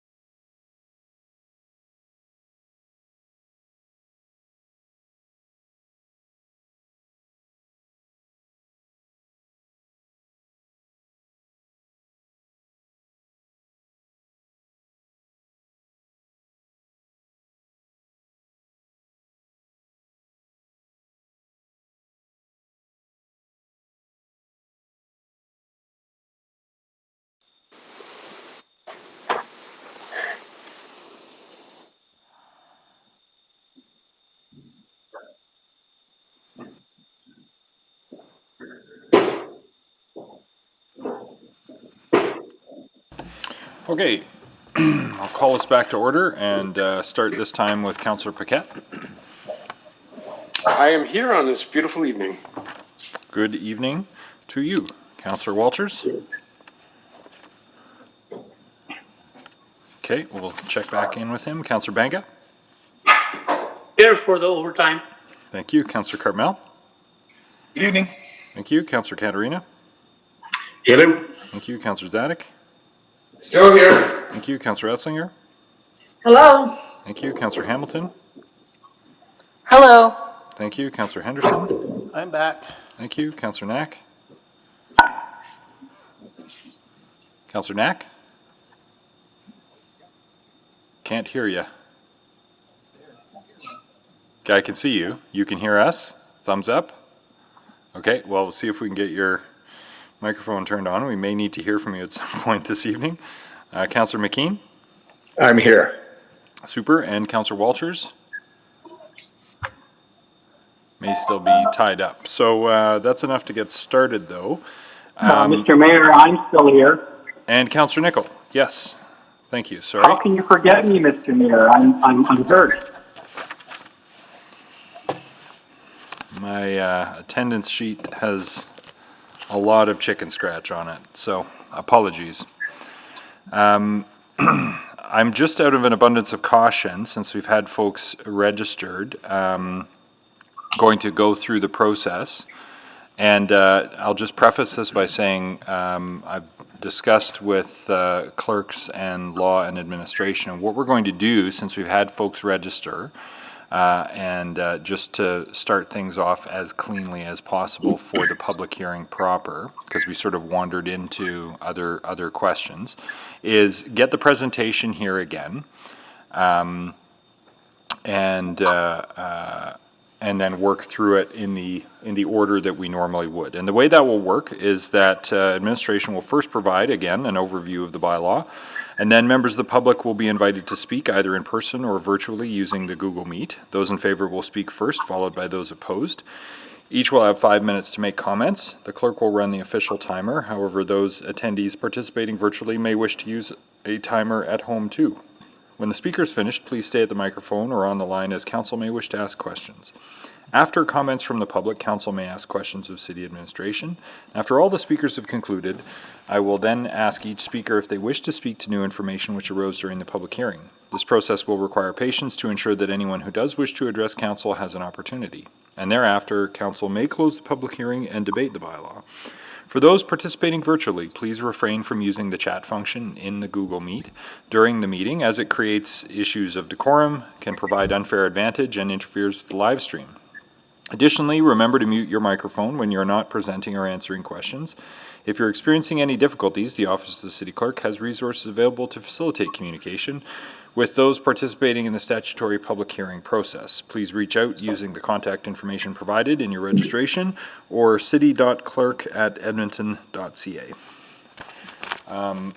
So we'll now hear again the presentation, and then we'll move into the hearing in earnest. Mr. Mayor, just wondering if there's a new speaker, should we call? Oh, yes. And I would add that Terry Howlett has been added to the speakers list in opposition.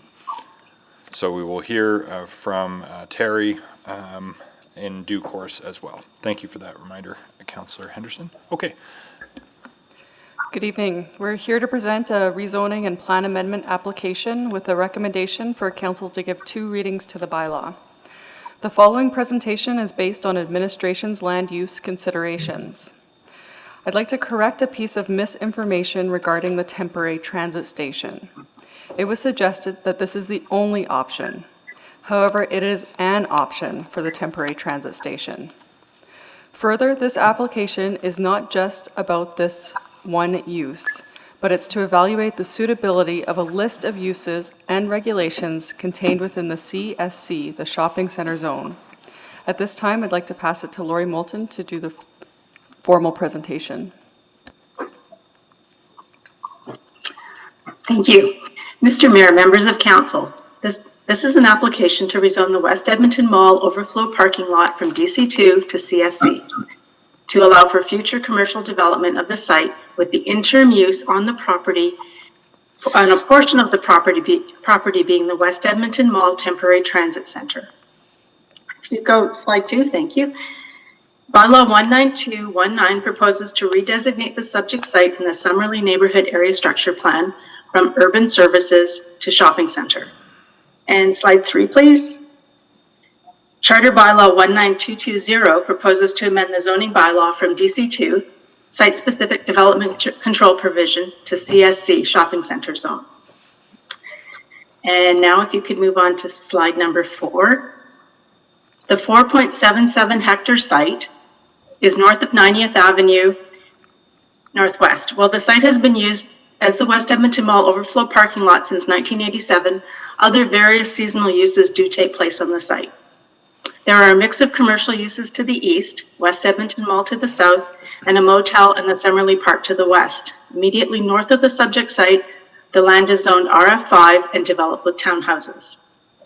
The residential uses are separated from the commercial uses and parking lot with both a fence and a mature landscape buffer.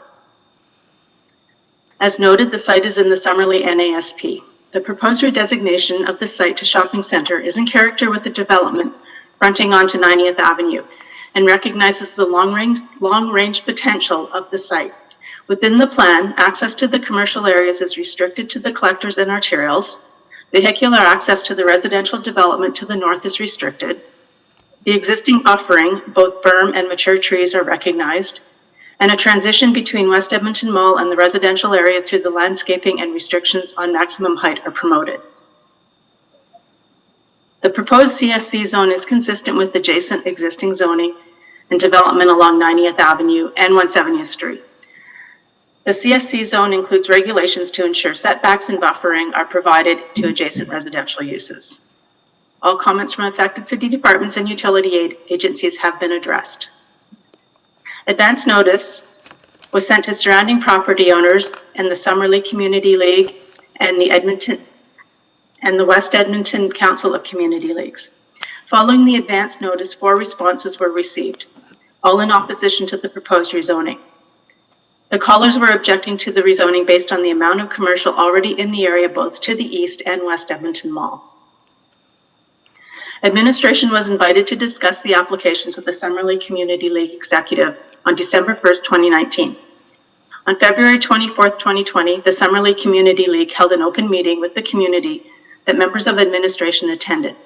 Concerns raised at the meeting related to this application include questioning the need for more commercial space in the area, the impact of a transit center and potential future commercial development on the adjacent neighborhood park, security currently in the future, damage to property and garbage issues are currently issues in the neighborhood, potential use of neighborhood streets for parking for the transit center, the actual time frame for the temporary transit center, appropriateness of the uses in CSC zone at this location, and 90th Avenue being able to handle additional traffic, vehicle and pedestrian traffic. Administration is in support of this application because it allows for the temporary relocation of a transit center use while the LRT line is being built on the south side of West Edmonton Mall, and the zone and permitted use are compatible and complementary to the commercial nature of the immediate area fronting on 90th Avenue Northwest. And that's my presentation. Thank you. Appreciate the presentation. We'll certainly have questions in a bit, but now we'll hear from James Murphy on behalf of from Ogilvy Law. He can identify who he's speaking for. Thank you, sir. This is, in fact, my application made on behalf of West Edmonton Mall and the particular matter that we're dealing with tonight, this particular land use application is one aspect of a much larger land use planning initiative which has been underway for many years, and that is the Valley Line West leg of the city's LRT expansion. A little over 2 years ago, the city approached West Edmonton Mall and advised that they would be seeking to acquire land on the south side of the mall to accommodate a new LRT bridge and station, and acquire occupation of the mall's overflow parking facility to accommodate a temporary transit facility through the course of construction. The mall retained me, Your Worship, to help them address the situation from the perspective of an overall land use planning approach rather than the traditional expropriation approach that seems so popular in these situations. And that seemed very much appropriate to me because the city had already committed to a process of sustainable urban integration in the development of the LRT. And the rezoning of this particular site, initially to accommodate the city's temporary transit facility and leaving open the opportunity for future residential and commercial development, is precisely what sustainable urban integration is all about. At present, sir, the site under consideration is drastically underzoned, and that it has been for some time. The mall currently meets all of the zoning bylaws parking requirements on site, and in the spring of this year, Council approved the construction of a new parkade on the mall site proper. In addition, of course, one of the stated purposes of the LRT is to lessen the need for vehicular parking. This site no longer needs to be restricted to use as a surface parking lot as it is today. This rezoning, in my respectful submission, is overdue, and the immediate need for it has become urgent owing to the city's LRT requirements. The site, sir, is not needed for a park. There's already a huge park immediately west of these lands. The balance of Block 30 to the east is zoned CSC already, and there is commercial zoning further eastward right up to 170th Street. There's a heavily forested berm along the north boundary separating the site from the residential uses to the north. There is not a single land use planning objection to this proposal from any department. It is fully supported by the administration. Simply put, again, it's past time for this site to be rezoned, and the imminent construction of the LRT simply underscores that fact. This exercise, sir, has also allowed the mall to work on the reestablishment of a formal means of communication between the mall and the community leagues that surround it. We've met with those community leagues initially with Summerley alone over the phone and through email, and latterly face-to-face, or probably more accurately mask-to-mask, with all of the surrounding community leagues in what I believe most participants found to be a productive and positive atmosphere. At this stage, we are awaiting receipt from the Neighborhood Resource Coordinator of a template by which we might establish a permanent neighborhood liaison committee. I want to say we fully support the various community leagues' requests of the city in relation to the temporary transit facility use. These include mitigation and upgrade treatments for the entrances to Summerley at 175 and 90th and 95th Avenues, as well as a review of the 172nd Street crossing, the implementation of a residential parking permit program, and neighborhood and public safety design implementation in the development and operation of the temporary transit facility.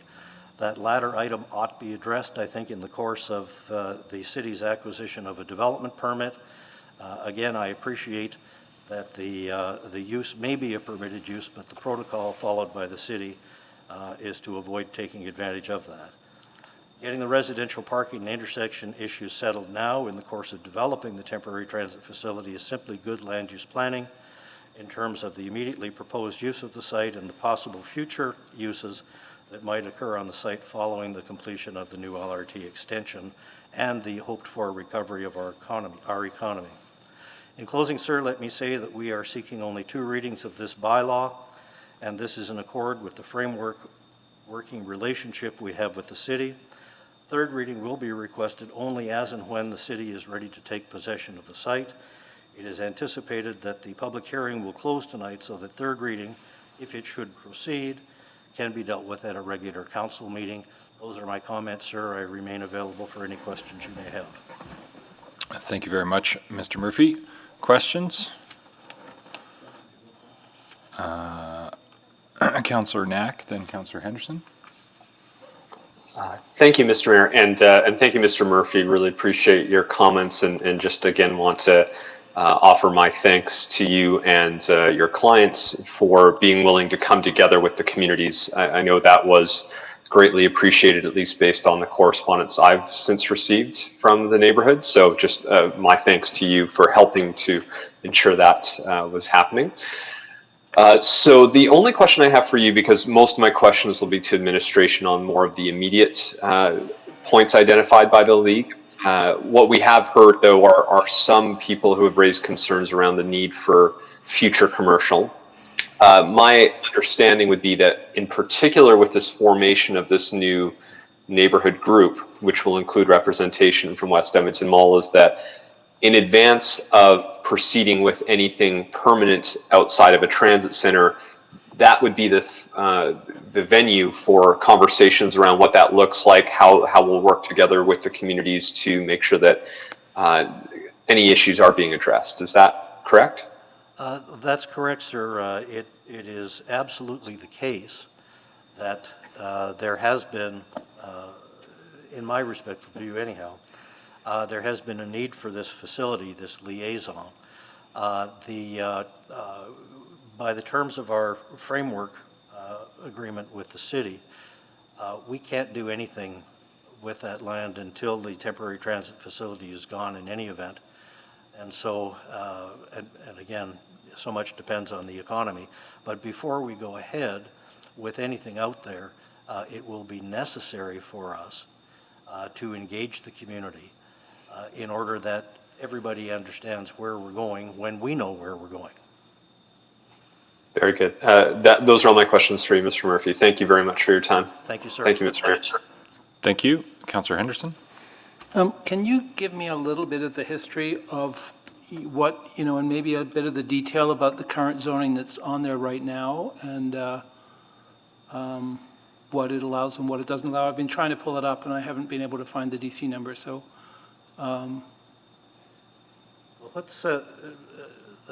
What is allowed on the land under the current DC zoning is the use of the lands as a surface parking lot, period. There is a little bit of room that has been allowed to come into play to allow the mall to host a couple of barbecue-style events out there, but the zoning contemplates that those lands will be used only for overflow parking. When the mall came into existence in the 1980s, it was a time where everybody drove at least one car and sometimes two or three, and it was assumed that that the site would generate excess parking over and above what could be accommodated on site. As we've wisened up as a society and as we've matured as a society, and frankly, as the mall has learned how to deal with parking issues, it's become less of a necessity, and that's why I say the land right now is currently desperately underzoned. So was it part of the DC for the mall then? Or is it its own DC? No, it's its own DC. Okay. And in its own DC, it says thou shalt only use this as a surface parking lot. Okay. And how did that tie in with the overall plan, which anticipated to be urban services, and at some point that zoning must have changed? Well, with respect, sir, I think that's a little bit backwards. I think that the original Summerley plan responded to the zoning that was on the site. Okay. It was never intended to be urban services. It just happened to fit that definition because of the restricted use of the site. And interesting enough, I suspect the temporary use would fit that zoning, but not the long-term use. Well, it doesn't fit the zoning. It might fit that under the plan, but but if it was still US, the temporary use would actually be allowed, but the long-term use wouldn't. Well, if it had ever been zoned US, sir. Yeah, understood. Yeah. No, And it never was. But we've got two different things we're voting on here today. Yes, sir. The plan, and that's why I'm just trying to get my mind wrapped around the history, because we don't have, okay, that's, And again, it was the zoning that drove that inclusion in the plan, not the other way around as it usually is. Gotcha. Okay, thanks. Any other questions for Mr. Murphy? Not seeing any. Then we'll turn now back to Mr. Noche Thank you, Mr. Mayor and members of council, and thank you. So let me make some preliminary remarks. First of all, I noted a very important statement that was made by, I'm assuming, was the solicitor by the City of Edmonton at the beginning of the public hearing, where she clarified that this is an option versus not the only option available to the city, which is contrary to what was said at the beginning during the postponement debate that Councillor Carmel asked about whether or not there were other options, and the answer was no. And the distinction of the city wanting to take that statement back is so critical to procedural fairness, because in essence, at the time of the break, my notes clearly indicate that the administration made it clear that this was the only option. I hope a member of council asks the administration, what are the other options available to the city, and what negotiations and discussions did the city have with those landowners? And the reason why that issue becomes very important is to ensure the open-mindedness of members of council. What you've been given today, with respect, the attempt by the city to take that statement back is without merit. You have no other option. There are no other options. This public hearing process lacks procedural fairness and an open mind for the community league, because there are no other options. And if what I heard today is that if we don't approve this right now, we can stall the LRT. And it is clear that at a public hearing, members of the public are entitled to procedural fairness. And when City Council is dealing and considering a rezoning application, it does affect the rights, privileges, and interests of all the citizens, and thus the decision-making process is subject to the duty of fairness. So with respect on that point, Mr. Mayor, members of council, the city's attempt to take that statement back that they made around 5:40 p.m. this afternoon is without merit. You now have two contradictory statements, and the only reason that statement was made at the beginning of this meeting was to ensure the city didn't open itself now to a procedural issue, because if this is truly the only option, then council's decision here, anything we say, anything the community says, really doesn't matter. There is no open mind here at council. The other point that I want to raise with members of council is right now, today, the zoning is a direct control. If the purpose for the city was a temporary transit center, all they needed to do was amend the direct control bylaw and add one additional use to allow for this transit center. But instead, I commend the landowner, because the landowner figured out that, wait a minute, the city needs our land. We're going to maximize our return to get what we can out of a rezoning application. And what they're getting is unfettered commercial development without the type of restrictions and regulations that you find in a direct control bylaw. And this is no fault of the landowner. This is the fault of the city administration. Instead of following the expropriation process, they negotiated a deal with the landowner, terms of which are unknown to me because I couldn't find them anywhere. But the reality is the city, in their desire to make a deal, in essence gave away the farm to the landowner, and without the community league really having a say in the future of that development. Because now, with the conventional zoning of a CSC, the uses are unlimited. The ability to seek variances at the SDAB is also unlimited, unlike the direct control, which is very limited in your ability. It's either there or not. So this is not a criticism of the landowner, but of your city administration failing to live up to protecting the interests of the citizens of West Edmonton. And the final point, too, Mr. Mayor, members of council, is this. I don't understand the rationale and the urgency of this, but I also know this. The time for the citizens to have their say with any rezoning application is before council. I have had involvement with the West LRT people relating to other properties along the West End. I've told my client this, that those discussions and in any attempt to deal with those issues, once this issue is dealt with at council, whether through expropriation or through this rezoning, is a waste of your time.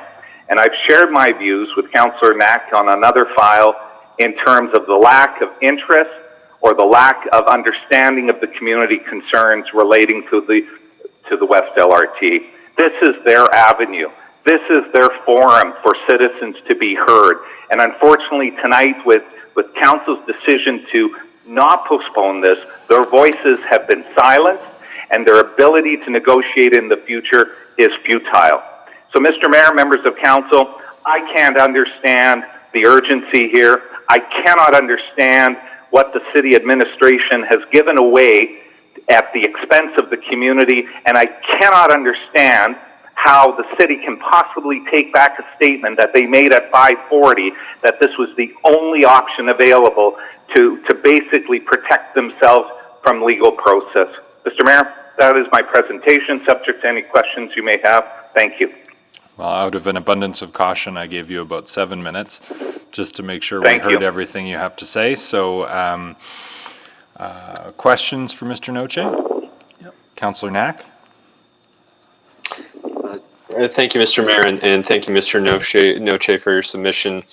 And I guess I just wanted to ask the question out loud. You talked about fairness, and so based off where we're at today, what steps do you feel would be needed to be taken to address that concern around fairness?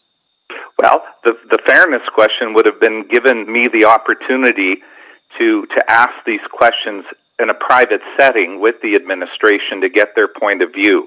But I wasn't afforded that opportunity tonight. So therefore, I have to put those questions on the record and speculate as to the rationale behind some of the decision-making process of the city administration. But my speculation is also based on just following the tracks, if you will, in terms of how we got here before council. And this has the hands of the city administration all over this. So when you ask me what fairness is, the fairness would have been allowing me that opportunity to listen to the administration, to ask these questions in a private setting with my clients there, and then allow me to give my clients good advice.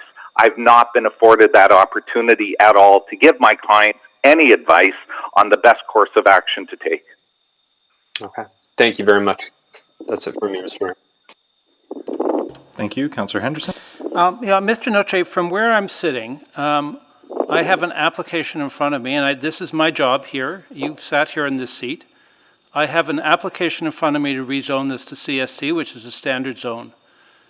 That is what I was intending and still intend to adjudicate on today from an applicant who we've just heard from. And I completely agree with you. The other pieces of this should not be part of what our decision-making is. So I would be really interested to hear from you at this point some argument about why CSC is an inappropriate zoning for this piece of land. And Mr. Mayor and Councillor Henderson, CSC zoning may not be inappropriate for the land. And if this was simply an application by a landowner to rezone lands from DC2 to CSC, as you do numerous times, my arguments and discussions and my submissions would be very different. But what we heard today, that this application is being fully supported by the City of Edmonton, not because of some planning considerations, but because they need to make a deal with a landowner to get land where there is no other option available to support a temporary transit center. The City of Edmonton's administration is biased and in their decision-making process because they're looking not the decision-making here, in my respectful submission, is not based simply on the change of zoning from DC2 to CSC, but there are other implications here, and that's what changes the process I here. guess, Mr. Noche, from the position that I'm in, and Lord knows I've disagreed with our administration enough times sitting here at public hearings, I need to understand why it is inappropriate for this to be rezoned CSC. That's what I'm here to decide today. And the position of administration, you heard administration make recommendations to us today on a number of items that I disagreed with and voted against. So just let me finish. So I'm really trying to understand, which is the job that is put in front of me tonight, why CSC is inappropriate for this piece of land, because that's all we should be discussing at this public hearing. Well, yes and no. Procedural fairness and the duty of fairness is also an important aspect of the public hearing process and can't be dismissed.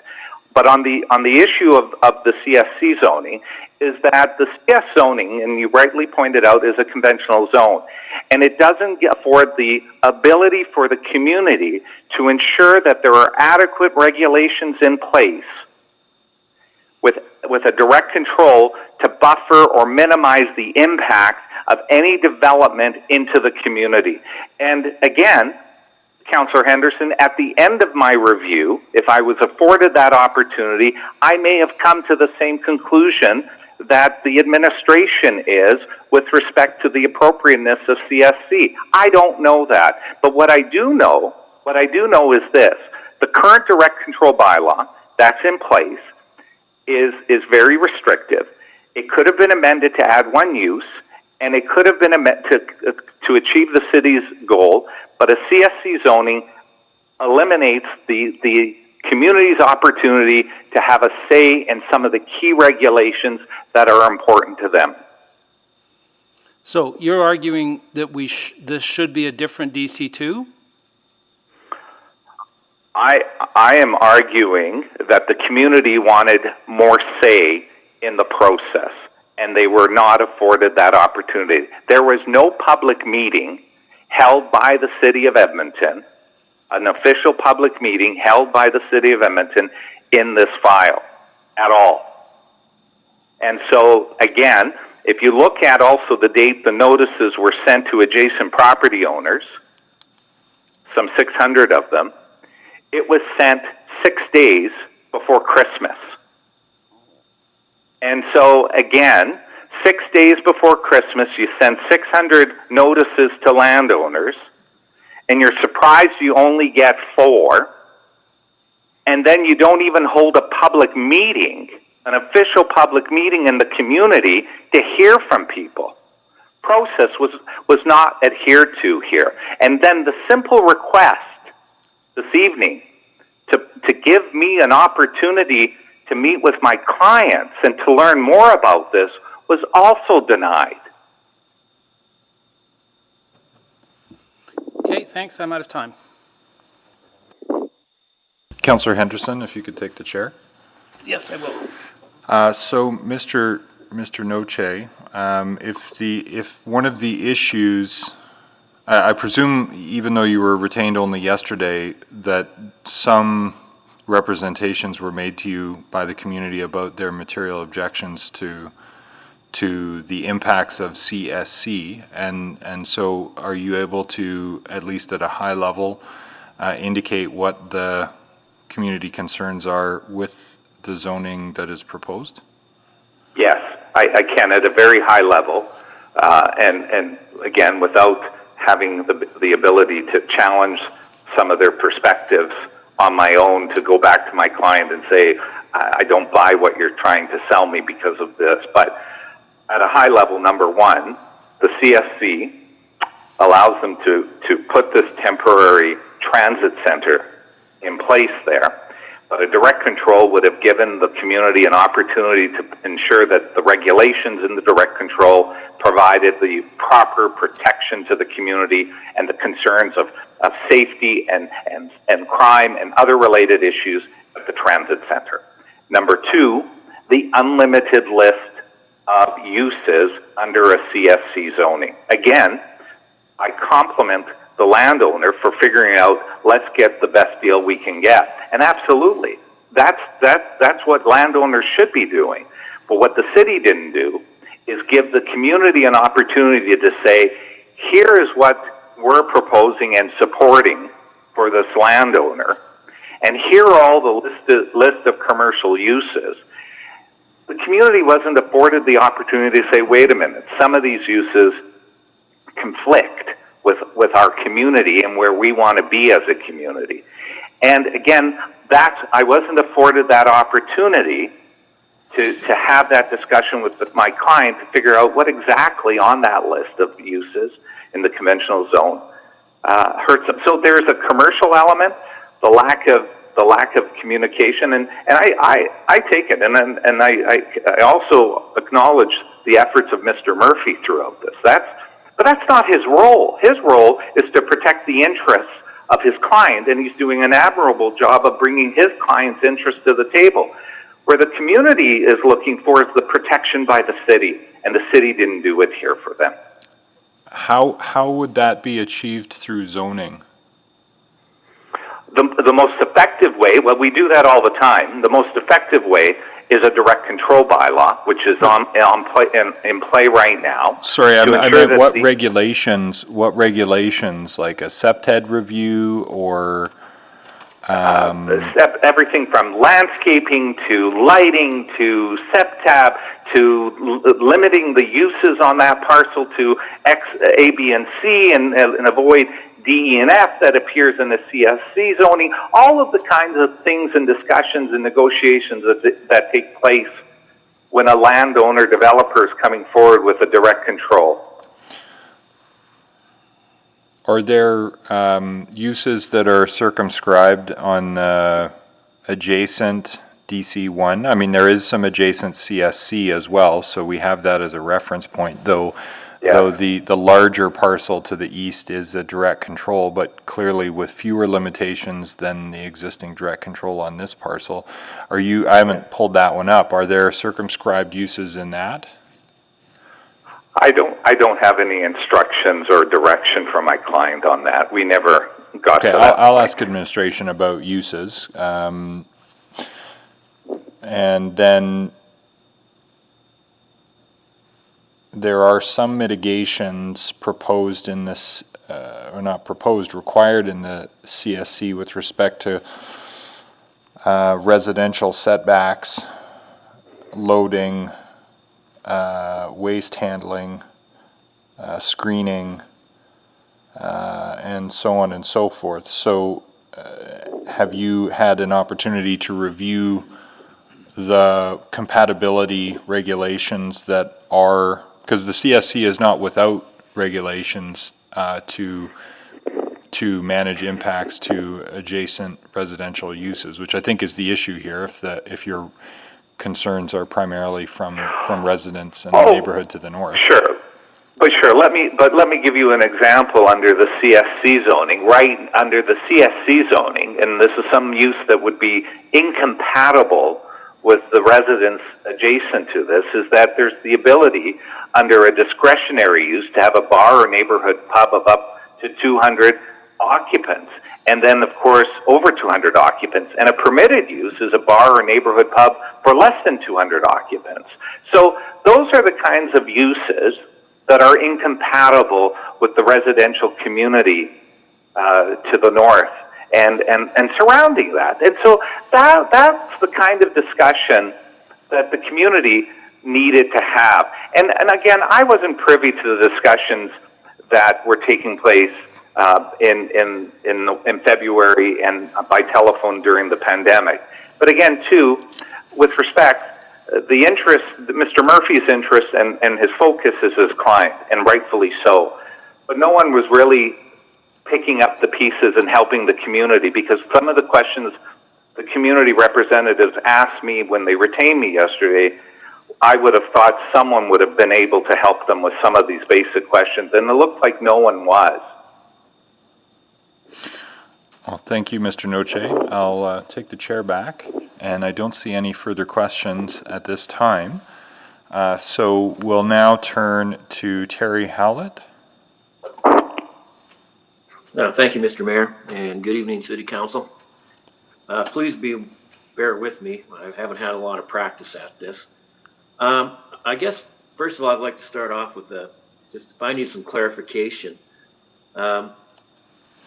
Is there an agreement between ETS and the city, or City of Edmonton, ETS and 7 crowns already for this transit zone. That's what it sounded like this afternoon. Is there an agreement even before the zoning has been approved? So, strictly speaking, the way this works is you have 5 minutes to offer your submission. You can register a number of questions in that, and then some of those questions may get picked up by members of council to ask of administration. So, I'll give you lots of time here to register all of the questions, issues, and concerns that you may have, and then we'll just have to pick those up subsequently. So if you wouldn't mind carrying on, Mr. Howley. Right, but I would really like clarification on that. Understood. I'm just, I can't answer that question right now. I suspect I know what the answer is, but which is probably that it's conditional, but we'll need to ask all of your questions in turn of city administration, anything that needs to be clarified as part of this process. We'd like clarification on that issue. And if there is some kind of agreement, shouldn't have summarily been notified of such an agreement. And if there's some kind of agreement or lease has been signed already, shouldn't we be able to see the lease? Because we're stakeholders in this. I just want to address one other issue. Sorry for the short notice that we have legal counsel, but we're not, it's taken such a long time because we're a small board. We're not lawyers. We're not familiar with municipal law at all, or the way it works. COVID virus has been going on. We've had 3 zoning applications. And, a lot of it's beyond our expertise. So it takes time to raise money to get legal counsel. And of course, you know how it works. Other people, it isn't an issue till 2 or 3 days before it comes to council. So that's why we're on such short notice. I guess if I could, in regards to CSC, more questions. I didn't understand how a transit zone fits under a CSC zoning, and Mr. Don Reed was very helpful. And it falls under Section 7, Minor Impact Utility Services. And when I looked into it, it means development for public utility infrastructure purposes, which is likely to have some impact on the environment or adjacent land use by virtue of its appearance, noise, size, traffic generation, or operational characteristics. So that's the key phrase there. So my question is, the city's basically acknowledging that there is going to be problems. Has there been any study on the problems that a transit zone would cause for Summerley? And I'd ask ETS or city planning if they've have a study, because we haven't seen it. So please, if you could help us with that. And also, I guess the last thing, we requested financial assistance. We emailed and asked Andrew Knack if there's any way that we could get financial assistance. Because really, this is like going against David versus Goliath. Like I said, we're not experts on this program. And we haven't been able to get any. We had to raise the money ourselves. And I know in the city, we've got a lot of people just saying, sorry, lost my train of thought there. I'm a little nervous. But it almost feels like we're being bullied. If I know it, you guys have policies there in the city about being, about harassment and intimidation and bullying. And this is what it feels like. We asked legitimate questions, but we never got any answers. It's just like we're going through the motion. So anyway, that concludes everything. But I would like those two questions asked. First one regarding clarification, because this afternoon it sounded like there was an agreement between Seven Crowns and ETS.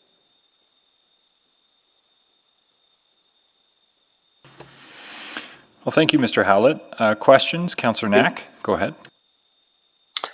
Thank you, Mr. Mayor, and thank you, Mr. Hallett, for your presentation. And I just want to make sure we take some time, because there were some other concerns raised by the community, and I think the Community League. We have been corresponding via email, so I wouldn't mind some conversation about that. So my understanding is there's some concerns around safety and security related to that use and how that will impact community. There's a concern related to parking and a desire to maybe see a residential parking program put in place with these changes.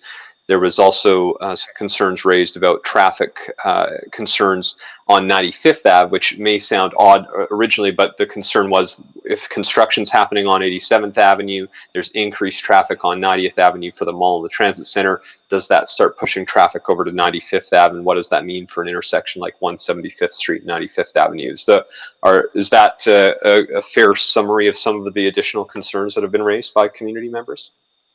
Yeah, there's always crime.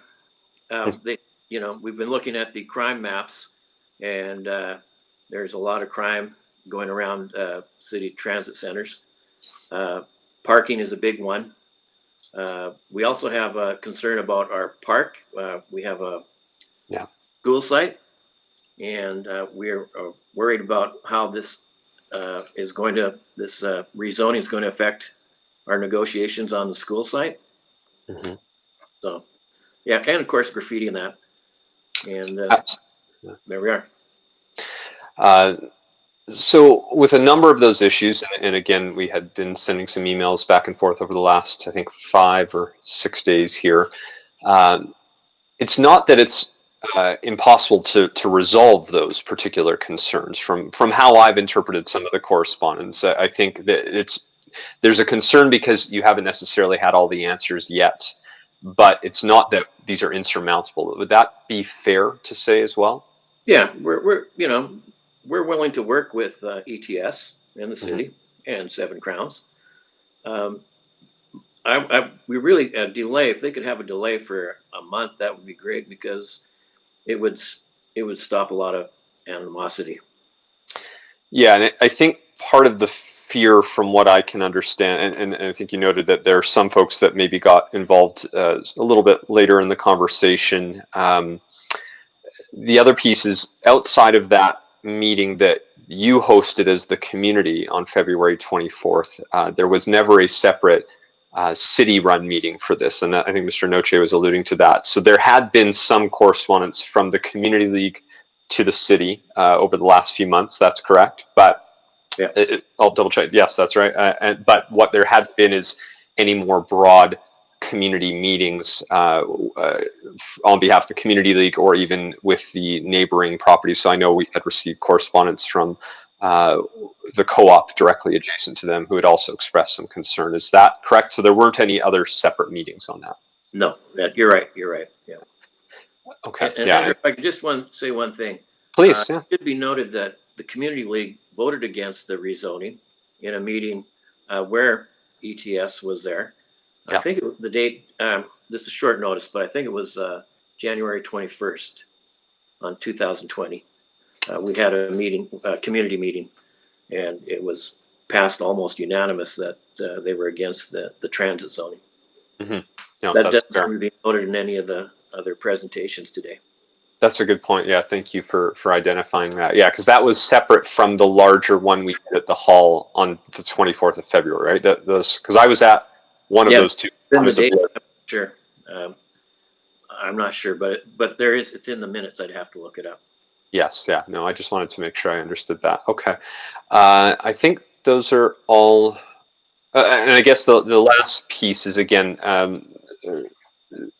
some of what's been raised is that future, once the transit center, if this were to be passed and the transit center were put there, after that temporary use is finished, there is still some concern amongst the community around that future commercial use. And and what that would look like, how it will operate. So we've heard today from Mr. Murphy that I think there is a venue to try to work through that, but that is another concern that sort of looms a little bit over the community at the moment. Yes. Okay. All right. That's it for me. Thank you very much, Mr. Hallett. I appreciate it. Thank you. Thank you. Councillor Henderson? Yeah, understanding that all the uses are part of what we need to decide on today, so it's not that, so the transit stuff is, if, it's a legitimate use, should be part of our decision-making. But I'm curious to know, further to Councillor Knack's questions, what your concerns are about the other uses in CSC, the more traditional uses, and what sounds like in this case would be the more permanent use of a shopping center there, and what your issues are around that. You mean like if there was a bar there or something well, like just that? anything, I suppose it's anything, and this is the thing with standard zoning, it's anything that exists within that zone. So if there are concerns, about the larger use, not the transit center use, because I think if you were just going to do a transit center, you would probably use a different zone here. So that's not really what we're being asked to vote on today. It's everything that's underneath the CSC. So I'd be interested to know your thinking on what other concerns you have about that. Well, I need a little more clarification, because I understand that for the next 7 years, it's going to be a transit zone. So what happens after 6 or 7 years, who knows? I mean, I think the mall is going to be a lot different in 6 or 7 years based on trends in retail and everything. But we'd probably be open to just about any kind of retail. I can't see any problems. Okay. Yeah, if it's off, nickel. Yeah.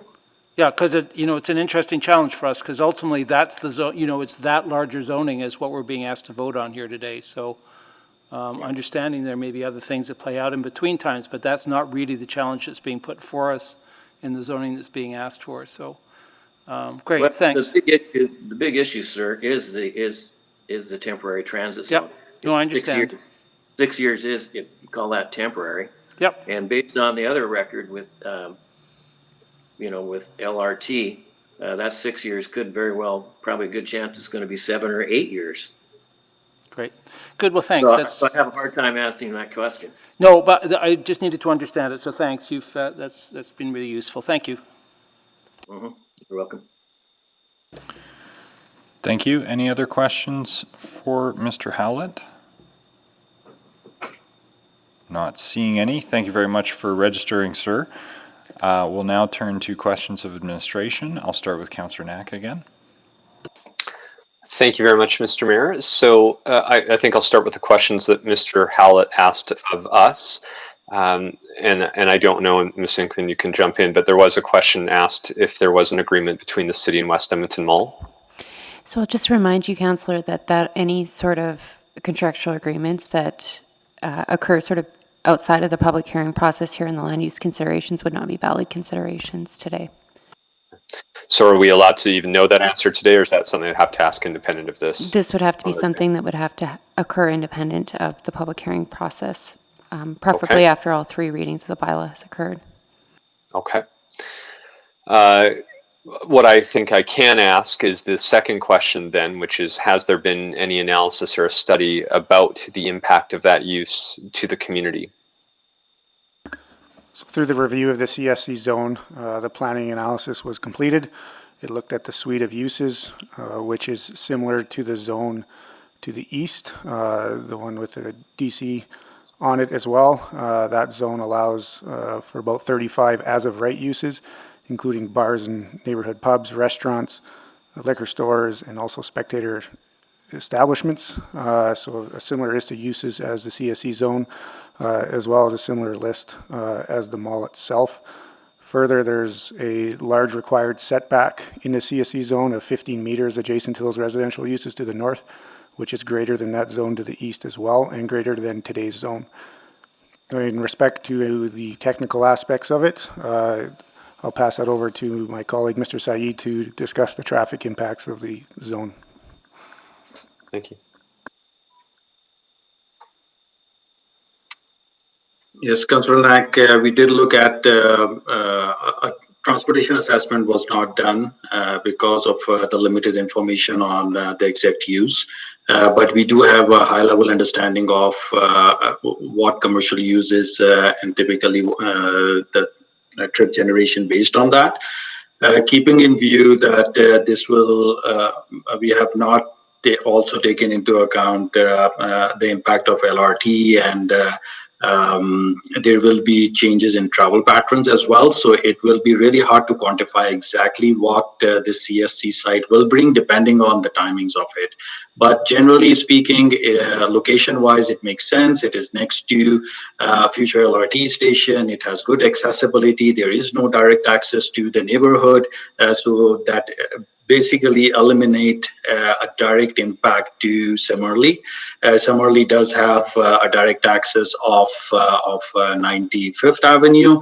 As part of the construction, we do expect that there may be some traffic rerouted there, but that is nothing unusual. Wherever we come across the construction, there is some traffic diversion that happens, but that is just for a small duration of time. So based on that, if you have any further questions, I can answer. Sure. I think the one that came up, and I believe I've already received a response, but I feel I should ask it out loud as part of this process.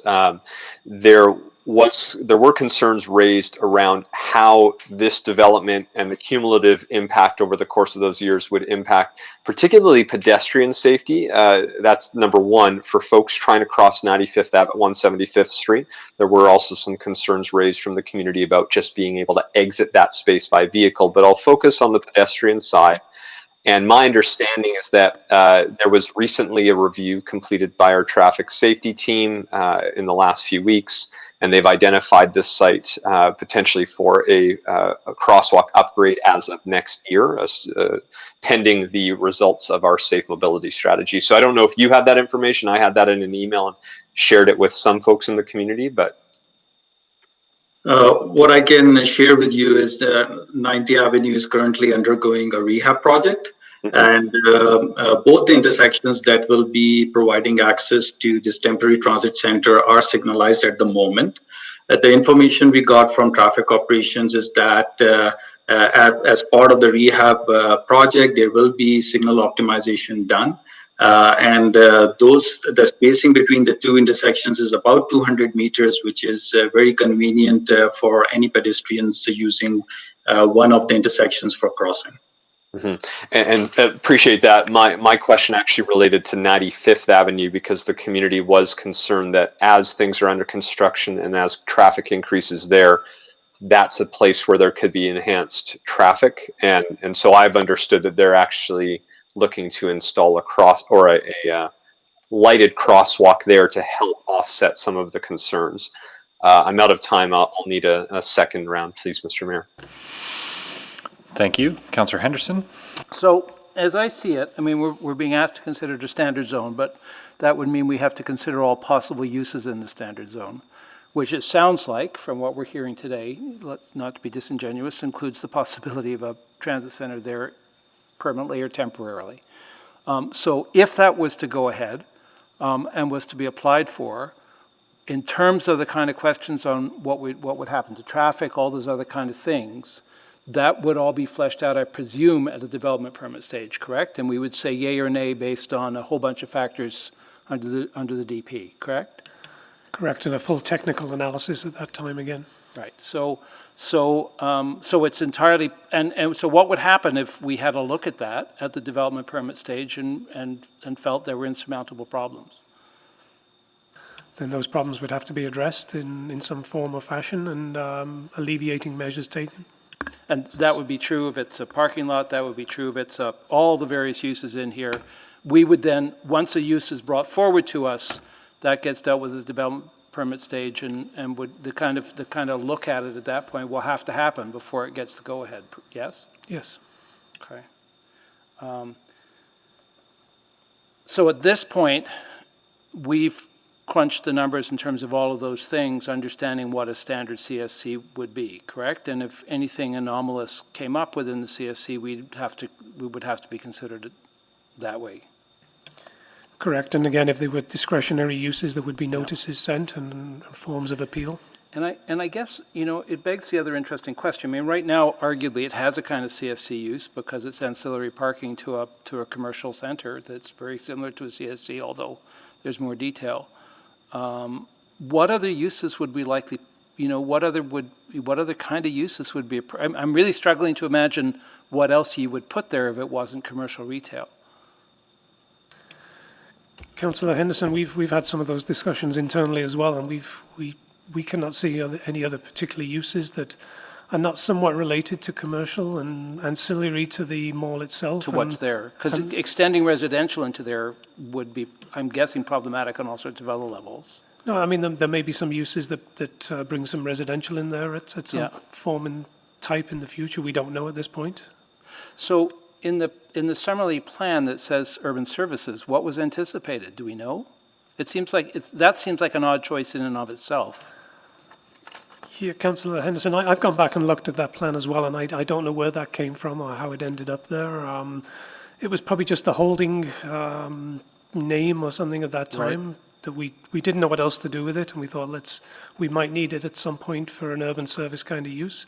Yeah, we didn't. And ironically, the temporary use that's being described here would be completely compliant with urban services. That's probably what you would put on it if you were putting on zoning just for a transit center, is it not? Yes, it is, and stuff like fire halls and things like that would have been particular uses, but the area has grown up around it, other neighborhoods. But arguably the temporary use that sounds like it's the contentious piece here is compliant with the plan. Yes, it would have been, yeah. Great, thanks.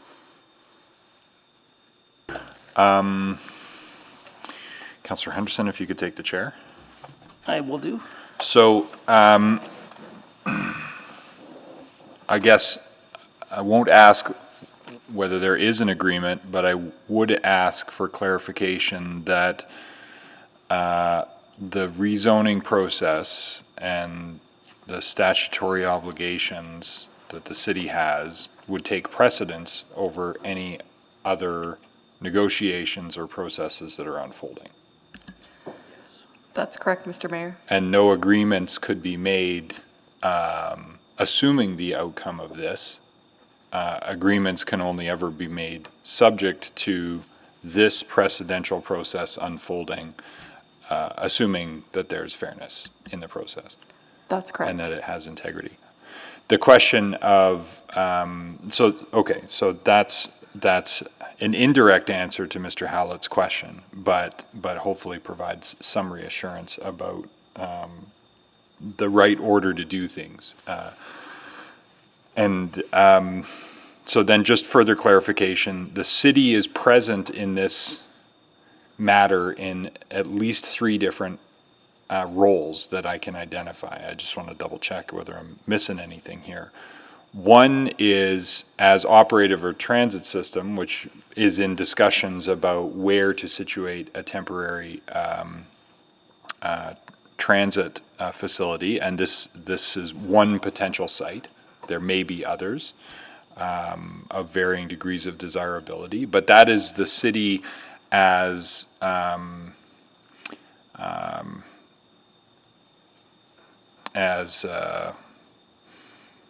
what's the right word? Potential tenant or occupant of a site looking for municipal operations. And that's separate from what we're doing here tonight. That's correct.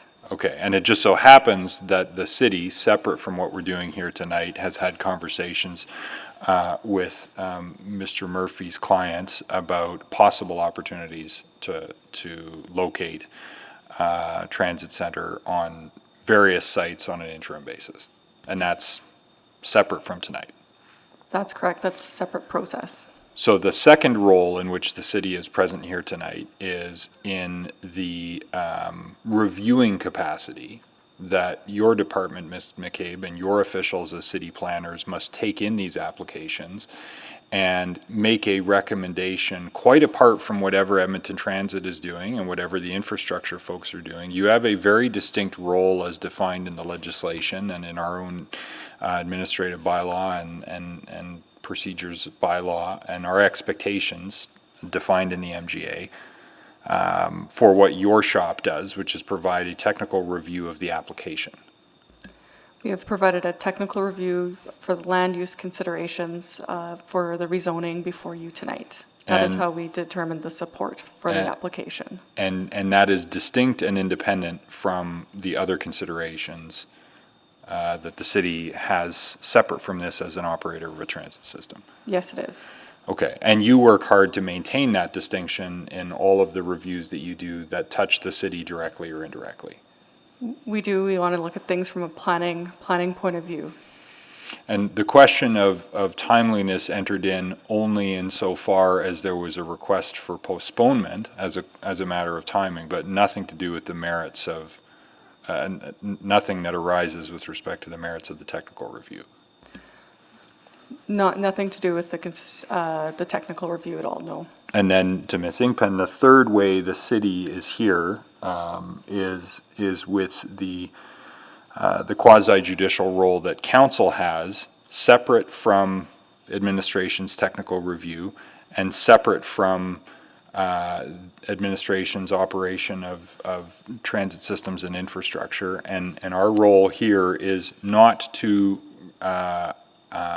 oversee the work of the technical reviewing body, but in fact to pass judgment on it in a quasi-judicial fashion. And we're not here as the operators of the transit system or builders of infrastructure. We're here very much to weigh the merits of the land use application. And that is also a distinct role that council is in by virtue of the legislation, and that's our paramount duty today. You're correct. That is your paramount duty today. Okay. So then, has anyone had a chance to look at the next door DC1 to see what measures are in place to mitigate impacts to the north and comparably and provide an analysis of consistency with CSC? So that was the zone I was speaking to earlier. In respect to the setbacks, the only requirement in that zone to the east is to ensure that loading, storage, and waste isn't included near that edge. There actually isn't a strict setback in that zone. We looked over it quite a number of times thinking there must be a mistake, but there isn't a setback to residents to the north. So in that respect, the CSC is well ahead of it with 15 meters, which is a landscape setback that doesn't allow for buildings within it. And the uses are comparable. As mentioned, there's 35 plus as of right uses in it compared to about the 33 or so in the CSC zone permitted uses. Okay, sorry if that was asked already, Yeah. but. Mr. Mayor, you're out of time. I'll go to Councillor Hamilton and give you back the chair. Thanks.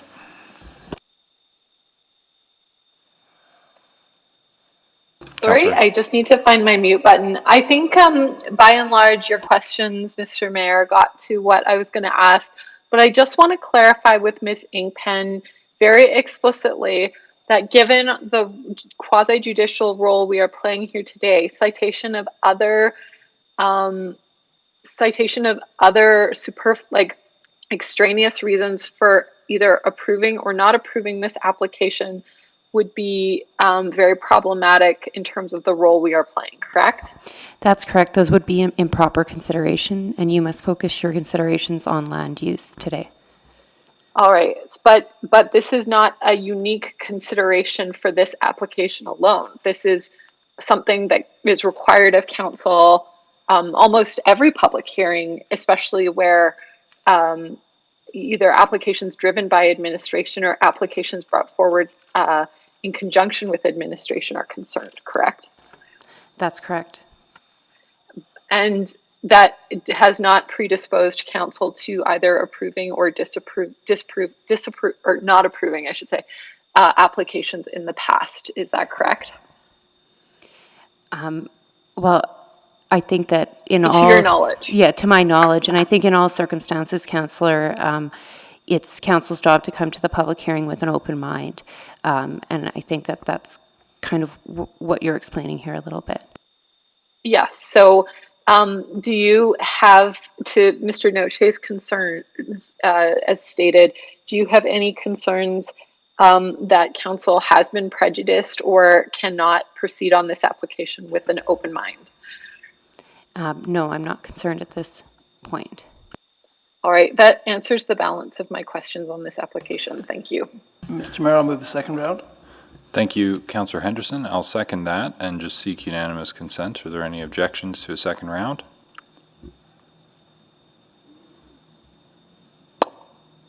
Body language doesn't count, so we'll say no objections. Carrying on the second round, Councillor Knack. Thank you, Mr. Mayor. A few more questions. One is related to the concern that was raised by the community on parking. So this is one of the few times where I actually understand where parking concerns are a bit more paramount, being beside the largest mall in North America, and that overflow lot is often actually full. So my understanding is that there has been a commitment made that the city will be sitting down with the community league in advance of late 2021 to talk about a parking management program to review what may or may not need to be there. Is that because no matter what the use is in that C and C zone, if parking spaces are taken away, that's something that's come up. So is that the understanding? I don't know who would have that information. That's Councillor Knack, we're committed to monitoring the parking situation in the area, and if required, we will look at if we need to put in a neighborhood parking program. yeah, and I think the email that was sent to the community actually says that they'll sit down in advance of any operations of anything on that site. So that's helpful. I know that is a very valid concern for the community as that lot fills up on not just in winter time, it fills up even on weekends now in a lot of cases. So again, one of the potential uses on this site is a transit center, recognizing that's been a concern of the community. One particular flag from the community has been how that will be designed and how it would be maintained to address safety. So what I'm curious about is the process we take in terms of design. If that was going to be placed there, how do we go through the design? What does the SEPTED work look like to make sure the community can feel confident in the safety of that site and how it's going to operate? Councillor Knack, I think those commitments have been made from the LRT group. I think they're just working on some preliminary plans right now. From discussions I've had with them, they've talked about permanent security staff on site, SEPTED measures, egress access to the site, and such matters. I'd just like to point out as well that the site, the actual transit site only spans a very narrow breadth along the avenue. There is quite a large depth. I think it's over 159 meters to the north that won't be used for a transit center.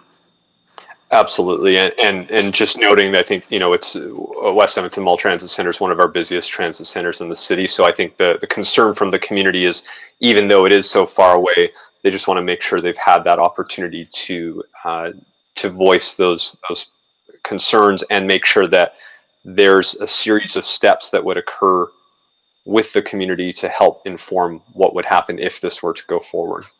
Correct, and I think that is their commitment, has been and will be going forward as well. Okay, thank you. I will ask about it, although I've stated to the community I don't believe this is relevant to this particular application in front of us. And so Ms. Inkpen, you might want to be able to respond to this, is that part of what the community is concerned about, they've got a lot of different things that are happening right now, including this application, but there has been some suggestion that they would like to also be discussing at the same time the surplus school site and the possible and where it's situated and how that impacts everything else. Now, even though it's adjacent, I don't think that's particularly relevant to this specific conversation. I wouldn't mind just getting your thoughts on that. The adjacent land uses are a relevant consideration, but what's going to happen to it in the future, I would say, is not a relevant consideration today. Okay. Thank you. And I have made a commitment and supplied some information from an email back in January 2014 to the Community League that should hopefully help address some of that, independent of the conversation before us today. And I just need to double check my list here. Oh, I'm nearing the end of time. So I'll stop now. I'll see if I've got everything on my list. If not, I might come back on for a third round. Thank you. Thank you. I cannot see. Who's on the first still? Councillor Banga, go ahead. Thank you. Ms. Inkpen, stop me if I'm going into the forbidden territory of asking questions. My question to the administration is that if this land was needed for an interim transit station, would, I guess, expropriation be the only avenue available to the city? Councillor, I think that's an irrelevant consideration with respect. We're speaking about a zoning issue here, and so we need to stick to the land use and land use impacts. Okay, thank you.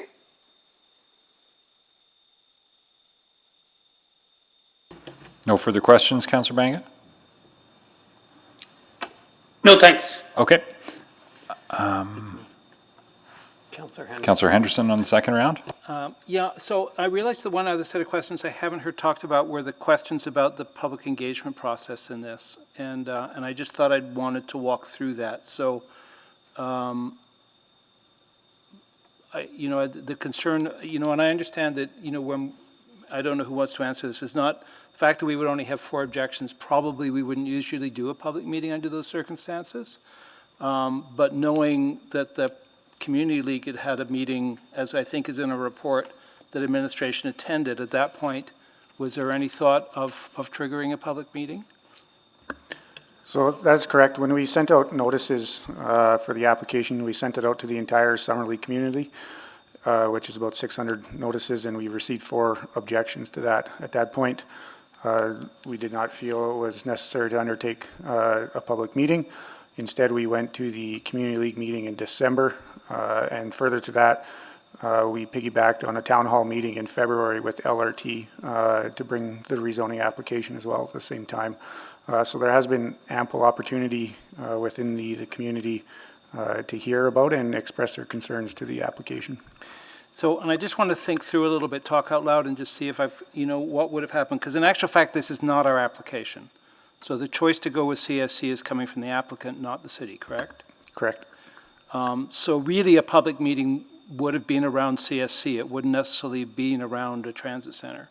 Although the transit center is a possible use, the choice, I'm guessing if we'd come forward and wanted to do a transit center, we would have used a different form of zoning, correct? I'm supposing at this point, but.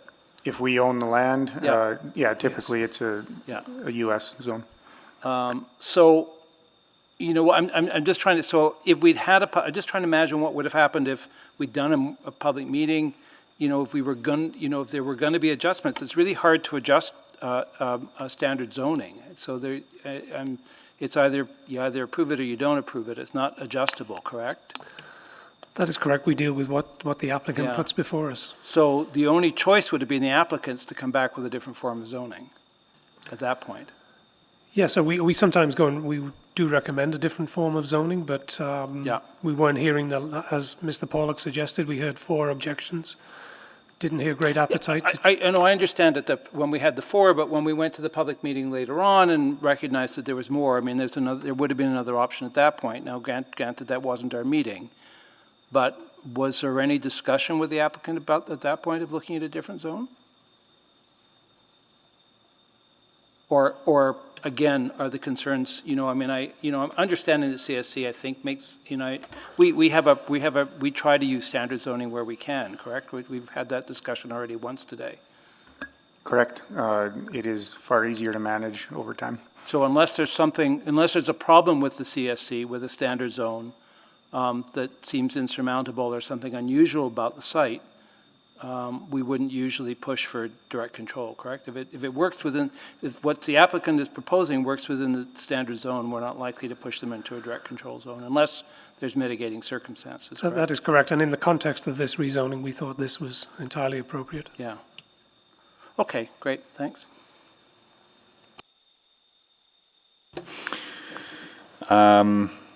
Councillor Knack, do you have a third round of questions? Okay, I'll need a motion for that. Councillor I will move a Henderson? third round for Councillor Knack. Thank you. I'll second that. Any objection to a third round? Not hearing any, then go ahead, Councillor Knack. Thank you, Mr. Mayor, and appreciate Council's indulgence, but just want to make sure I've had an opportunity to explore everything. So on the community engagement side of things, I think it is fair to note, though, that the February 24th meeting had attendance of probably, I think, 60 or so people. It was a full hall, and there were a number of concerns that were being expressed at that meeting. Is that not fair to say, having attended it myself? Yep, I think that's fair to say, and that was captured in our summary report of public engagement. Yeah. And so I guess the question that still has come up from the residents, and, you know, I think on its own, I can understand maybe why there wasn't a separate meeting requested. An NSP amendment in itself doesn't require that, nor does likely an amendment to a standard zone. I think there are some unique features, most notably that this is adding commercial to a community that is, I think, already over half of it set aside as commercial. And I'm curious if there had been any thought around needing to engage more broadly once more in a meeting to talk through that. Not saying that this isn't an appropriate zone, but just noting that this is a community that is has a neighbor within it that is a fairly large commercial shopping center in itself. So naturally, a question might come up around the need for additional commercial zoning. I think the public engagement undertaking is appropriate for what was applied for. The ability to piggyback on a couple of meetings, including the community zone meeting, as well as an LRT meeting, allowed us to use our resources effectively and gauge the public interest to the application. Okay. I think I have gone through, just double checking. Yeah, I think I can end it there for my questions. Thank you. Thank you. I'll call then, if there are no further questions for administration, for new information. Mr. Murphy? Nothing here, sir. Thank you. Mr. Noche? Nothing here. Thank you. Mr. Howlett? No, I have nothing. Thank you for the opportunity to speak. Oh, thank you. Seeing no new information, then I'd entertain a motion to close public hearing. Also move, Mr. Mayor, to close public hearing on 321 and 22. Thank you, Councillor Caterina. Councillor Henderson I'll second. will second. Okay, so to close public hearing, please vote.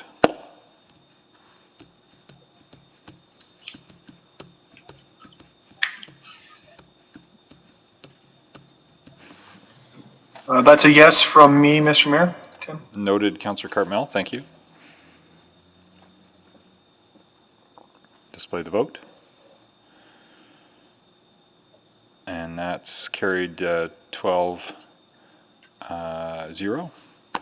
First reading. Mr. Mayor, I'll move first reading of 321 and 22. Thank you, Councillor Caterina.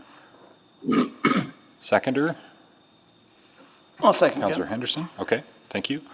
Anyone wishing to speak to first reading? Yes, Mr. Mayor. Sorry, I can't click on right now. Go ahead. Thank you, Mr. Mayor, and thank you for allowing me some time to go through this. This one was a bit frustrating for me, obviously, and I know based off some of the conversation before the dinner break, frustrating for some other folks. Why I felt it was important to maybe examine a different option before the break was already explained, and I'm not going to rehash that. But what what's challenging for me on this is that I actually think, based off a lot of my conversations, that we can likely work through a lot of those concerns in a short amount of time. And I know then that might lead a lot of people to say, well, if you can do that, then let's just do these readings now and get through it, and then work through that process, through the appropriate process, through the development permit side of things. And I think normally there's a lot of logic to that statement. I think what for me is unique is the fact that we have a community here that has a fairly large neighbor to it, within it, that creates, and I should note, this is nothing against the mall. It's just there's a dynamic around commercial shopping centers in this community, and a feeling that maybe some of those concerns that have existed over time have not been adequately resolved. And so I think it was fair to make an ask by the community to spend a little bit more time to do that, and that's not what's before us. What is before us is, should we approve this? And so while I think it is possible, I still feel like I have to vote in non-support on this today, because I would have liked us to take a different process to get to this. I think there's likely a strong case that CSC would potentially be the appropriate zone going in the future. And with the greatest respect to the answers we got around engagement, I think having attended a very contentious meeting back in the end of February, there should have been some additional consideration to sitting down. And I know I had been doing some engagement with the community, but I think there might have been value in exploring those concerns in a different setting. And so that's part of what's causing me to not support this today, recognizing that there's a good chance over the next few weeks, since there's only going to be 2 readings, we could potentially resolve the answers to those questions. And if council does adopt first 2 readings today, it's possible that when it comes back for 3rd reading, I could support it.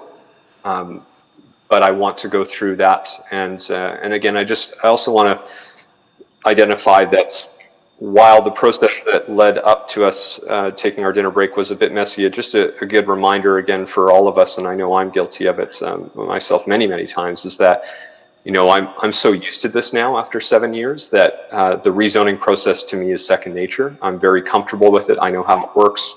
I know how to approach it, and I know how I would try to engage members of council. And I think the community doesn't have that same experience, and we've talked through some different things, but I think they did what they felt was best by retaining some additional legal counsel to explore a different way. And so I just offer that up as another thought when we're thinking about engagement and land use, to remember that it's actually quite a complicated process if you're not doing this each and every day. And if you've got a lot of different things coming at you, it can be stressful, and you want to see what better ways to work through those concerns that may arise. So all that to be said, which is that I unfortunately don't feel I can support this today, neither first nor second reading, but I actually do hope that by the time 3rd reading comes back, we'll have been able to resolve that. And my commitment to the community is I'm happy to work with you and the necessary city branches to bring everyone together in a timely manner to talk through some of the things that were raised if this were to pass. Thank you. Thank you. Councillor Henderson? Yeah, I mean, I understanding how complicated this is, but it isn't really. You know, the decision that's being asked of us today is whether or not CAC is appropriate use of this land. And I've asked a lot of questions about why it might not be an appropriate use of the land, and no one has actually said that they have any problems with the CSC in particular. There are some questions around one of the uses that may be allowed under CSC that I think ultimately are best dealt with at the development permit stage. And I recognize I've often argued in the past that we need to understand when we're approving standard zoning that it's all those possible uses that we're approving, and we need to remember that. But you know, in this particular case, I'm really struggling to imagine why this is not the zoning you would end up with on this piece of land and why it isn't the correct choice.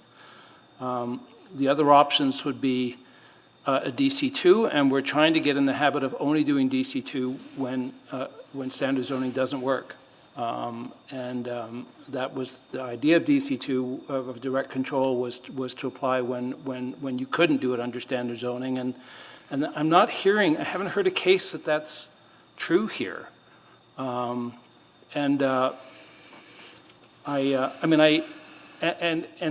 understand, it does feel like there are opportunities missed in terms of informing the community and giving information to the community on the public engagement here.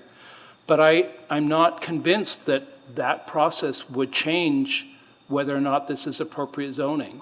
I think that would be a much more legitimate argument if we were talking about direct control, where there would be things that could be worked out and mitigated. But unless we walk away from the zoning and saying it's inappropriate to use CSC for this land, I think there's a false promise involved in that somehow or other the CSC zoning in itself would change, because it can't, it won't, it's a standard zone, which changes the nature of this discussion. So I would have been more than happy to hear an argument why CSC was not an appropriate use for this land. I'm not hearing that here today. And based on that, I will be supporting this. Thank you, and if you could take the chair. I have done so. Thank you. Just reinforcing a couple of those points. I think, earlier in this same meeting, we had a good conversation about the value, now that we've done so much work on the zoning bylaw, of using the standard zones where possible.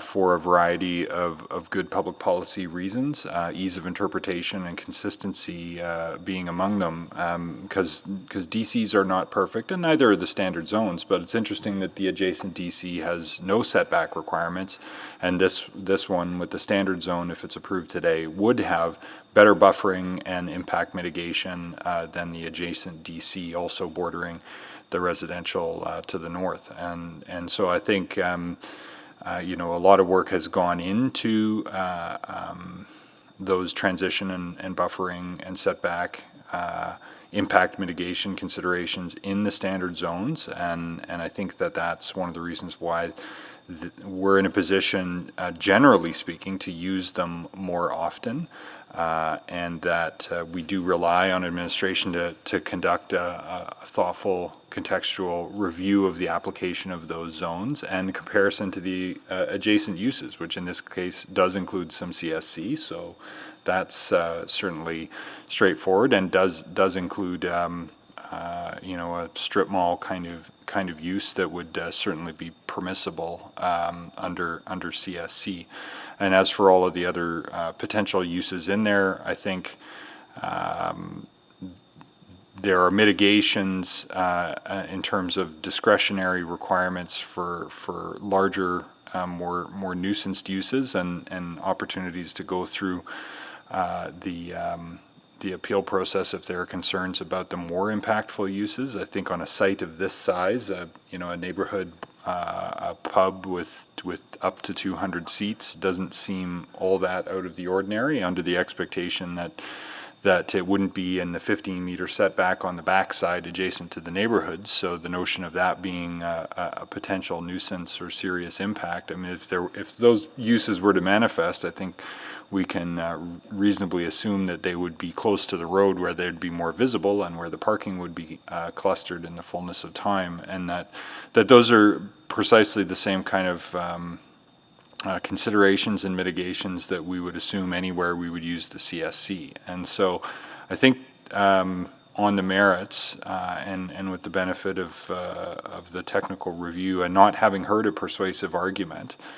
for why CSC is not appropriate and doesn't have impacts that couldn't be mitigated, or has impacts that couldn't be mitigated, I'm persuaded that it's an appropriate use for the longer term, because this zoning now runs with the land. So quite apart from any interim uses or other conversations that may be happening quite apart from this, really the question before council is, we satisfied unless or until someone comes to rezone it for this piece of land to be a CSC.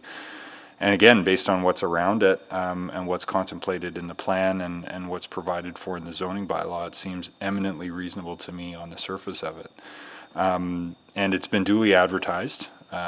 Folks have been aware that it's coming forward, and so all of the statutory requirements, as near as I understand them, for public information and notification have been fulfilled, to the point where we've had registrations today to speak to it. So I think clearly it's a known issue in the community, and if there are any other questions around implementation of what else may happen there are a variety of other processes that are much more suited to hearing those questions and concerns than the rezoning itself, which again, on the merits, where I give the primary weight to the technical review and the absence of strong argument to the contrary, I'm satisfied with, not just for any particular short-term considerations, but that if this develops out into typical CSC in the fullness of time, that seems to me a quite appropriate and compatible use with what's next door, and frankly is better for the city of Edmonton than a parking lot. So I'll be supporting the application here today. Take the chair back. See if there's anybody else wishing to speak. Not seeing any. Please vote.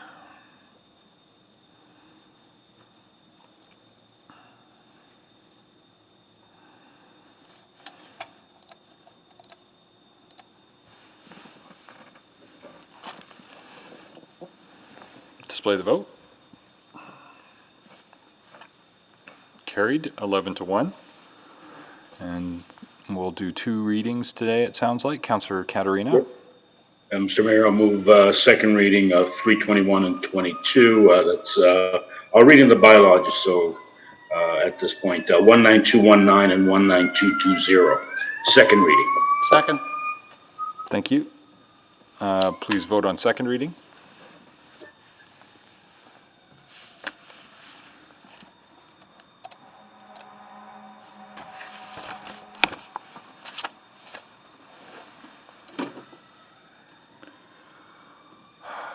Display the vote.